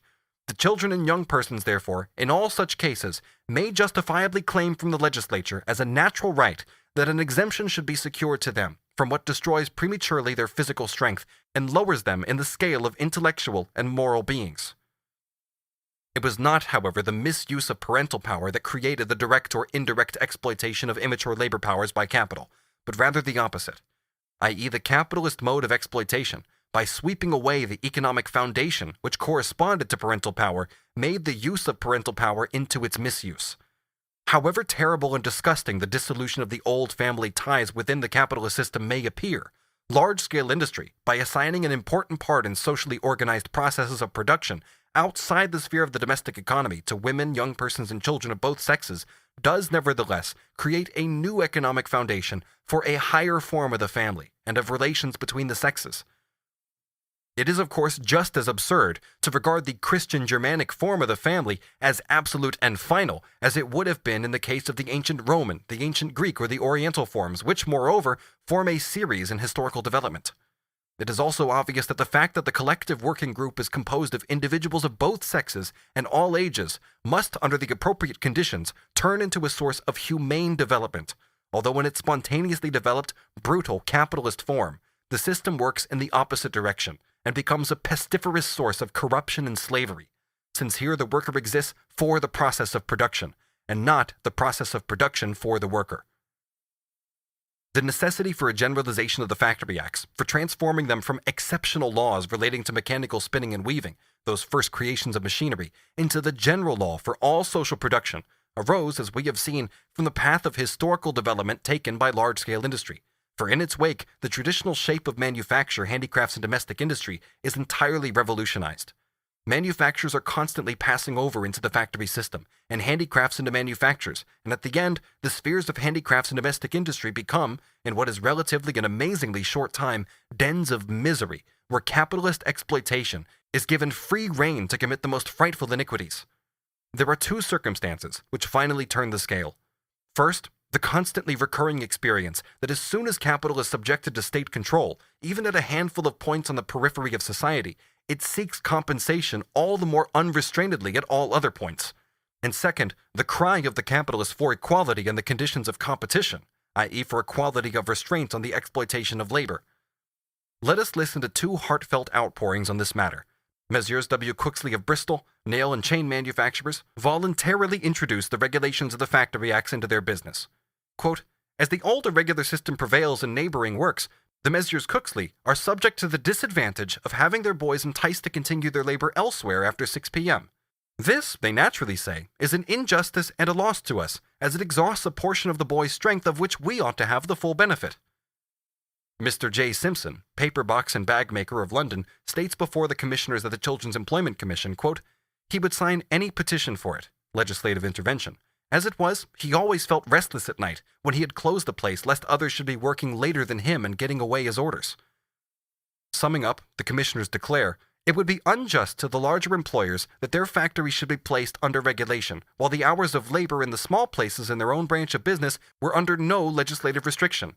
And to the injustice arising from the unfair conditions of competition in regard to hours that would be created if the smaller places of work were exempt, would be added the disadvantage to the larger manufacturers of finding their supply of juvenile and female labor drawn off to the places of work exempt from legislation.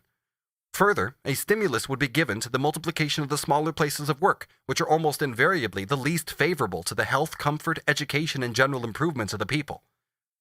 In its concluding report, the Children's Employment Commission proposes to subject to the Factory Act more than 1.4 million children, young persons, and women, of whom about one-half are exploited in small industries and in so-called domestic labor. It says this, but if it should seem fit to Parliament to place the whole of that large number of children, young persons, and females under the protective legislation above adverted to, it cannot be doubted that such legislation would have a most beneficent effect, not only upon the young and the feeble, who are its more immediate objects, but upon the still larger body of adult workers who would, in all those employments, both directly and indirectly, come immediately under its influence. It would enforce upon them regular and moderate hours. It would lead to their places of work being kept in a healthy and cleanly state. It would therefore husband and improve that store of physical strength on which their own well-being and that of the country so much depends. It would save the rising generation from that overexertion at an early age which undermines their constitutions and leads to premature decay. Finally, it would ensure them, at least up to the age of 13, the opportunity of receiving the elements of education, and would put an end to that utter ignorance which, as faithfully exhibited in the reports of our assistant commissioners, cannot be regarded without the deepest pain and a profound sense of national humiliation. The Tory government announced on the 5th of February 1867, in the speech from the throne, that it had incorporated the proposals of the Children's Employment Commission into bills. To get that far, an extra 20 years of experimenta incorporabili had been required. Already in 1840, a parliamentary commission of inquiry into child labor had been appointed. Its report, issued in 1842, unfolded, in the words of Nassau W. Sr., the most frightful picture of avarice, selfishness, and cruelty on the part of masters and parents, and of juvenile and infantile misery, degradation, and destruction ever presented. It may be supposed that it describes the horrors of a past age, but there is unhappily evidence that those horrors continue as intense as they were. A pamphlet on the lace trade in the Factory Act, published by Hardwick in 1860, states that the abuses complained of in 1842 are in full bloom at the present day of 1863. It is a strange proof of the general neglect of the morals and the health of the children of the working class that this report lay unnoticed for 20 years, during which the children, bred up without the remotest sign of comprehension as to what is meant by the term morals, who had neither knowledge, nor religion, nor natural affection, were allowed to become the parents of the present generation. In the meantime, the social situation had undergone a change. Parliament did not dare to shelve the demands of the Commissioners of 1862 as it had done those of the Commission of 1840. Hence, in 1864, when the Commission had not yet published more than a part of its reports, the earthenware industries, including the potteries, the manufacture of wallpaper, matches, cartridges, and percussion caps, and the cutting of fustian, were placed under the facts in force in the textile industry. It was then that the Tory government, which was now in power, announced, in the speech from the throne, the introduction of further bills, founded on the final recommendations of the Commission, which had completed its labors in 1866. The Factory Act's Extension Act received the royal assent on the 15th of August 1867, the Workshops Regulation Act on the 21st of August 1867. The first act regulated the large industries, the second the small.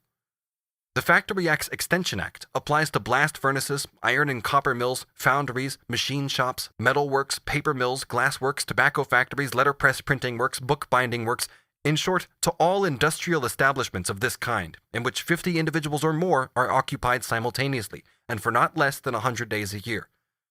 To give an idea of the extent of the sphere embraced by the Workshops Regulation Act in its application, we shall cite the definitions it lays down. Handicraft shall mean any manual labor exercised by way of trade, or for purposes of gain in or incidental to the making of any article or part of an article, or in or incidental to the altering, repairing, ornamenting, finishing, or otherwise adopting for sale any article. Workshop shall mean any room or place, whatever in the open air or under cover, in which any handicraft is carried on by any child, young person, or women, and to which and over which the person by whom such child, young person, or woman is employed has the right of access and control. Employed shall mean occupied in any handicraft, whether for wages or not, under a master or under a parent as herein defined. Parent shall mean any parent, guardian, or person having the custody of or control over any child or young person. Clause 7, which imposes a penalty for the employment of children, young persons, and women in contravention of the provisions of the Act, lays down fines not only for the occupier of the workshop, whether a parent or not, but also for, quote, the parent of, or the person deriving any direct benefit from the labor of, or having the control over, the child, young person, or woman. The Factory Act's Extension Act, which affects the large establishments, regresses from the Factory Act by a mass of vicious exceptions and cowardly compromises with the masters. The Workshops Regulation Act, wretched as far as its detailed provisions were concerned, remained a dead letter in the hands of the municipal and local authorities who were charged with its execution. When in 1871 Parliament withdrew this power from them, in order to confer it on the factory inspectors to whose province it thus added at a single stroke more than 100,000 workshops as well as 300 brickworks, care was taken, at the same time, not to add more than 8 assistants to their already undermanned staff. What strikes us, then, in the English legislation of 1867 is, on the one hand, the necessity imposed on the Parliament of the ruling classes of adopting, in principle, such extraordinary and extensive measures against the excesses of capitalist exploitation, and on the other hand, the hesitation, unwillingness, and the bad faith with which it actually puts these measures into practice. The 1862 Inquiry Commission also proposed a renewed regulation of the mining industry, an industry distinguished from all others by the fact that in it the interests of the landowner and the capitalist coincide. The antagonism between these two interests had been favorable to factory legislation, and the absence of that antagonism is sufficient to explain the delays and the chicanery surrounding the legislation on mines. The 1840 Inquiry Commission had made revelations so terrible and shocking and created such a scandal throughout Europe that to salve its conscience, Parliament passed the Mining Act of 1842, but this did no more than forbid the employment underground of children under 10 years of age and of females. Then in 1860, there came the Mines Inspection Act, which provides that mines shall be inspected by public officials appointed specially for that purpose, and that boys between the ages of 10 and 12 years shall not be employed unless they have a school certificate or go to school for a certain number of hours. This act was a complete dead letter, owing to the ridiculously small number of inspectors, the meagerness of their powers, and other causes that will become apparent as we proceed. One of the most recent blue books on mines is the report from the Select Committee on Mines, together with evidence, published on the 23rd of July, 1866. This is the work of a parliamentary committee selected from the members of the House of Commons and authorized to summon and examine witnesses. It is a thick folio volume, but the report itself occupies only 5 lines, to this effect. The committee has nothing to say, and more witnesses must be examined. The mode of examining the witnesses reminds one of the cross-examination of witnesses in English courts of justice, where the advocate tries, by means of impudent, confusing, and unexpected questions, to intimidate and confound the witness, and to give a forced meaning to the answers thus extorted. In this inquiry, the members of the committee themselves are the cross-examiners, and among them are to be found both mine owners and mine exploiters. The witnesses are mining workers, mostly coal miners. The whole farce is too characteristic of the spirit of capital not to call for a few extracts from this report. For the sake of conciseness, I have classified them under headings. I should also add that every question and its obligatory answer are numbered in the English Blue Books, and that the witnesses whose depositions are cited here are all workers in coal mines. 1. Employment in mines of boys under 10 years and upwards. In the mines, the work, including the obligatory journey to and from the mine, usually lasts 14 or 15 hours, in exceptional cases even longer, from 3, 4, and 5 a.m. until 5 and 6 p.m. in the evening. The adults work in 2 shifts of 8 hours each, but there is no such alternation with the boys, on account of the expense. The younger boys are chiefly employed in opening and shutting the ventilating doors in the various parts of the mine. The older ones are employed on heavier work, in carrying coal, etc. They work these long hours underground until their 18th or 22nd year, when they are put to miners' work proper. Children and young persons are at present worse treated and harder worked than at any previous period. The miners almost unanimously demand an Act of Parliament prohibiting the employment of children under 14 in mines. And now, Hugh C. Vivian, himself a mine owner, asks, would not the opinion of the workmen depend on the poverty of the workman's family? Do you not think it would be a very hard case, where a parent had been injured, or where he was sickly, or where a father was dead and there was only a mother, to prevent a child between 12 and 14 earning 1 shilling 7 pence a day for the good of his family? You must lay down a general rule. Are you prepared to recommend legislation which would prevent the employment of children under 12 and 14, whatever the state of their parents might be? Yes. Supposing that an enactment were passed preventing the employment of children under the age of 14, would it not be probable that the parents of children would seek employment for their children in other directions, for instance in manufacture? Not generally, I think. Some of the boys are keepers of doors? Yes. Is there not generally a very great draft every time you open a door or close it? Yes, generally there is. It sounds a very easy thing, but it is in fact a rather painful one. He is imprisoned there just the same as if he was in a cell or a gaol. Whenever a boy is furnished with a lamp, cannot he read? Yes, he can read if he finds himself in candles. I suppose he would be found fault with if he were discovered reading. He is there to mind his business, he has a duty to perform, and he has to attend to it in the first place, and I do not think it would be allowed down the pit. 2. Education. The mining workers want a law for the compulsory education of their children, as in factories. They declare that the clauses of the Act of 1860, which requires a school certificate to be obtained before employing boys of 10 and 12 years of age, are quite illusory. The painstaking cross-examination conducted by the capitalist investigating magistrates on this subject is positively droll. Is the Act required more against the masters or against the parents? It is required against both, I think. You cannot say whether it is required against one more than against the other? No, I can hardly answer that question. Does there appear to be any desire on the part of the employers that the boys should have such hours as to enable them to go to school? No, the hours are never shortened for that purpose. Should you say that the colliers generally improve their education? Have you any instances of men who have, since they began to work, greatly improved their education? Or do they not rather go back and lose any advantage that they may have gained? They generally become worse. They do not improve. They acquire bad habits. They get on to drinking and gambling and such like. They go completely to wreck. Do they make any attempt of the kind for preventing instruction by having schools at night? There are few collieries where night schools are held, and perhaps at those collieries a few boys do go to these schools, but they are so physically exhausted that it is to no purpose that they go there. You are then, concludes the bourgeois, against education? Most certainly not. But are the employers not compelled to demand school certificates? By law they are, but I am not aware that they are demanded by the employers. Then it is your opinion that this provision of the Act as to requiring certificates is not generally carried out in the collieries? It is not carried out. Do the men take a great interest in this question of education? The majority of them do. Are they very anxious to see the law enforced? The majority are. Do you think that in this country, any law that you pass can really be effectual unless the population themselves assist in putting it into operation? Many a man might wish to object to employing a boy, but he would perhaps become marked by it. Marked by whom? By the employers. Do you think that the employers would find any fault with a man who obeyed the law? I believe they would. Have you ever heard of any workman objecting to employ a boy between 10 and 12 who could not write or read? It is not left to men's option. Would you call for the interference of Parliament? I think that if anything effectual is to be done in the education of the colliers' children, it'll have to be made compulsory by Act of Parliament. Would you lay that obligation upon the colliers only, or all the workpeople of Great Britain? I came to speak for the colliers. Why should you distinguish them from other boys? Because I think they are an exception to the rule. In what respect? In a physical respect.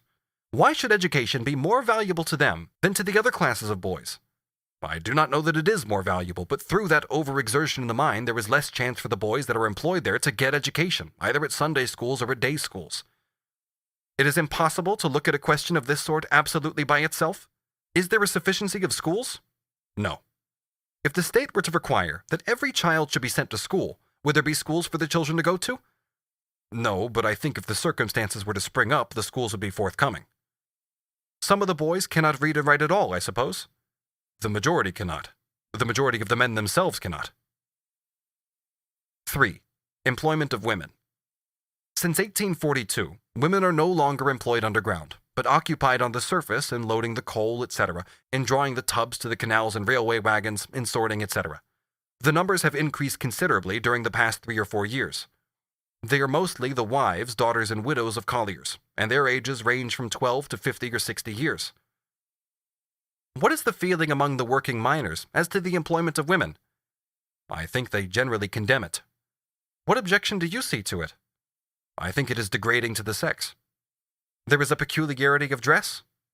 Yes, it is rather a man's dress, and I believe in some cases it drowns all sense of decency.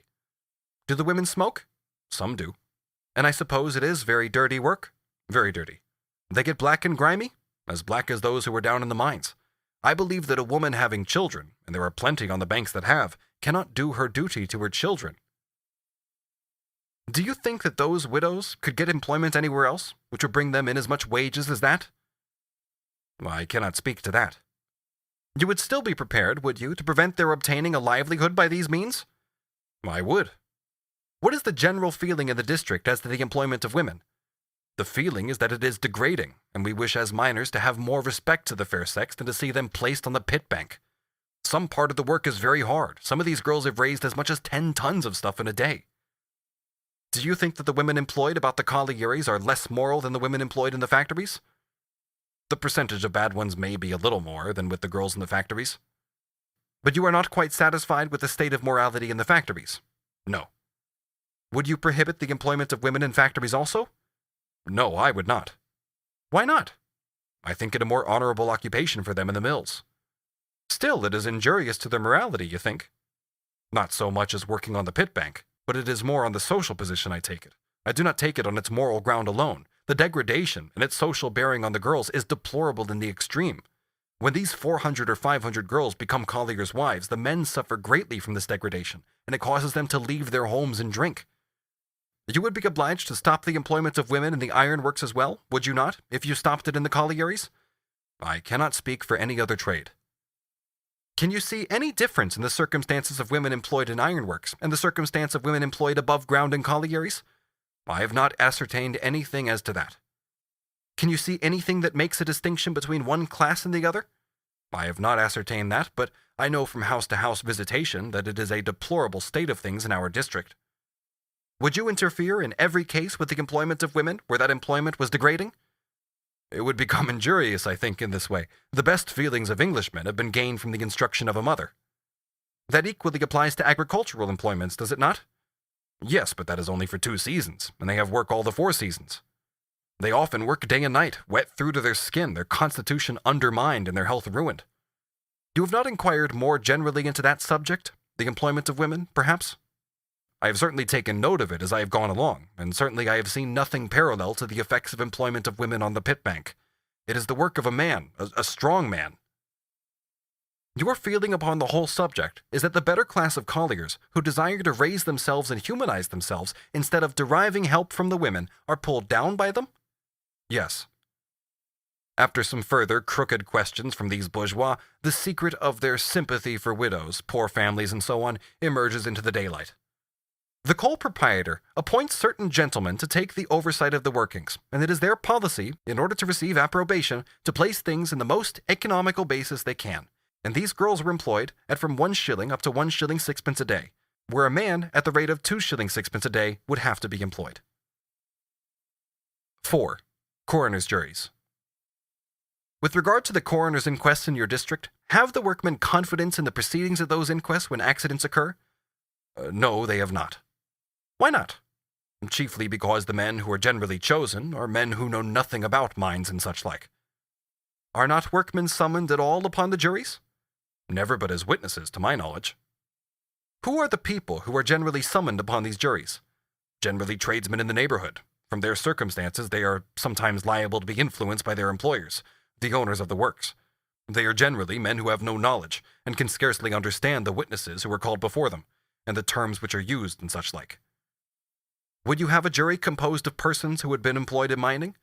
Yes, partly. The workers generally think that the verdict is not in accordance with the evidence given. One great object in summoning a jury is to have an impartial one, is it not? Yes, I should think so. Do you think that the juries would be impartial if they were composed to a considerable extent of workmen? I cannot see any motive which the workmen would have to act partially. They necessarily have a better knowledge of the operations in connection with the mine. You do not think there would be a tendency on the part of the workmen to return unfairly severe verdicts? No, I think not. 5.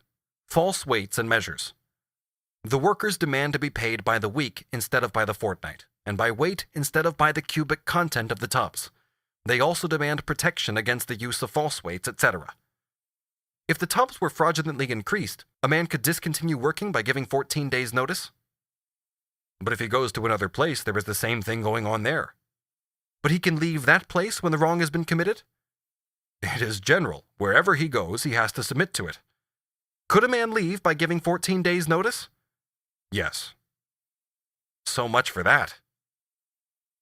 6. Inspection of mines. Casualties from gas explosions are not the only things the workers suffer from. Our men complain very much of the bad ventilation of the collieries. The ventilation is so bad in general that the men can scarcely breathe. They are quite unfit for employment of any kind after they have been for a length of time in connection with their work. Indeed, just at the part of the mine where I am working, men have been obliged to leave their employment and come home in consequence of that. Some of them have been out of work for weeks just in consequence of the bad state of the ventilation where there is not explosive gas. There is plenty of air generally in the main courses, yet pains are not taken to get air into the workings where men are working. Why do you not apply to the inspector? To tell the truth, there are many men who are timid on that point. There have been cases of men being sacrificed and losing their employment in consequence of applying to the inspector. Why? Is he a marked man for having complained? Yes. And he finds it difficult to get employment in another mine? Yes. Do you think the mines in your neighborhood are sufficiently inspected to ensure compliance with the provisions of the Act? No, they are not inspected at all. The inspector has been down just once in the pit, and it has been going 7 years. In the district to which I belong, there are not a sufficient number of inspectors. We have one old man more than 70 years of age to inspect more than 130 collieries. You wish to have a class of sub-inspectors? Yes. But do you think it would be possible for government to maintain such an army of inspectors as would be necessary to do all that you want them to do without information from the men? No, I should think it would be next to impossible. It would be desirable the inspectors should come oftener? Yes, and without being sent for. Do you not think that the effect of having these inspectors examining the colliery so frequently would be to shift the responsibility of supplying proper ventilation from the owners of the collieries to the government officials? No, I do not think that. I think that they should make it their business to enforce the acts which are already in existence. When you speak of sub-inspectors, do you mean men at less salary and of an inferior stamp to the present inspectors? I would not have them inferior if you could get them otherwise. Do you merely want more inspectors, or do you want a lower class of men as an inspector? A man who would knock about and see things that are kept right, a man who would not be afraid of himself. If you obtained your wish in getting an inferior class of inspectors appointed, do you think that there would be no danger from want of skill, etc.?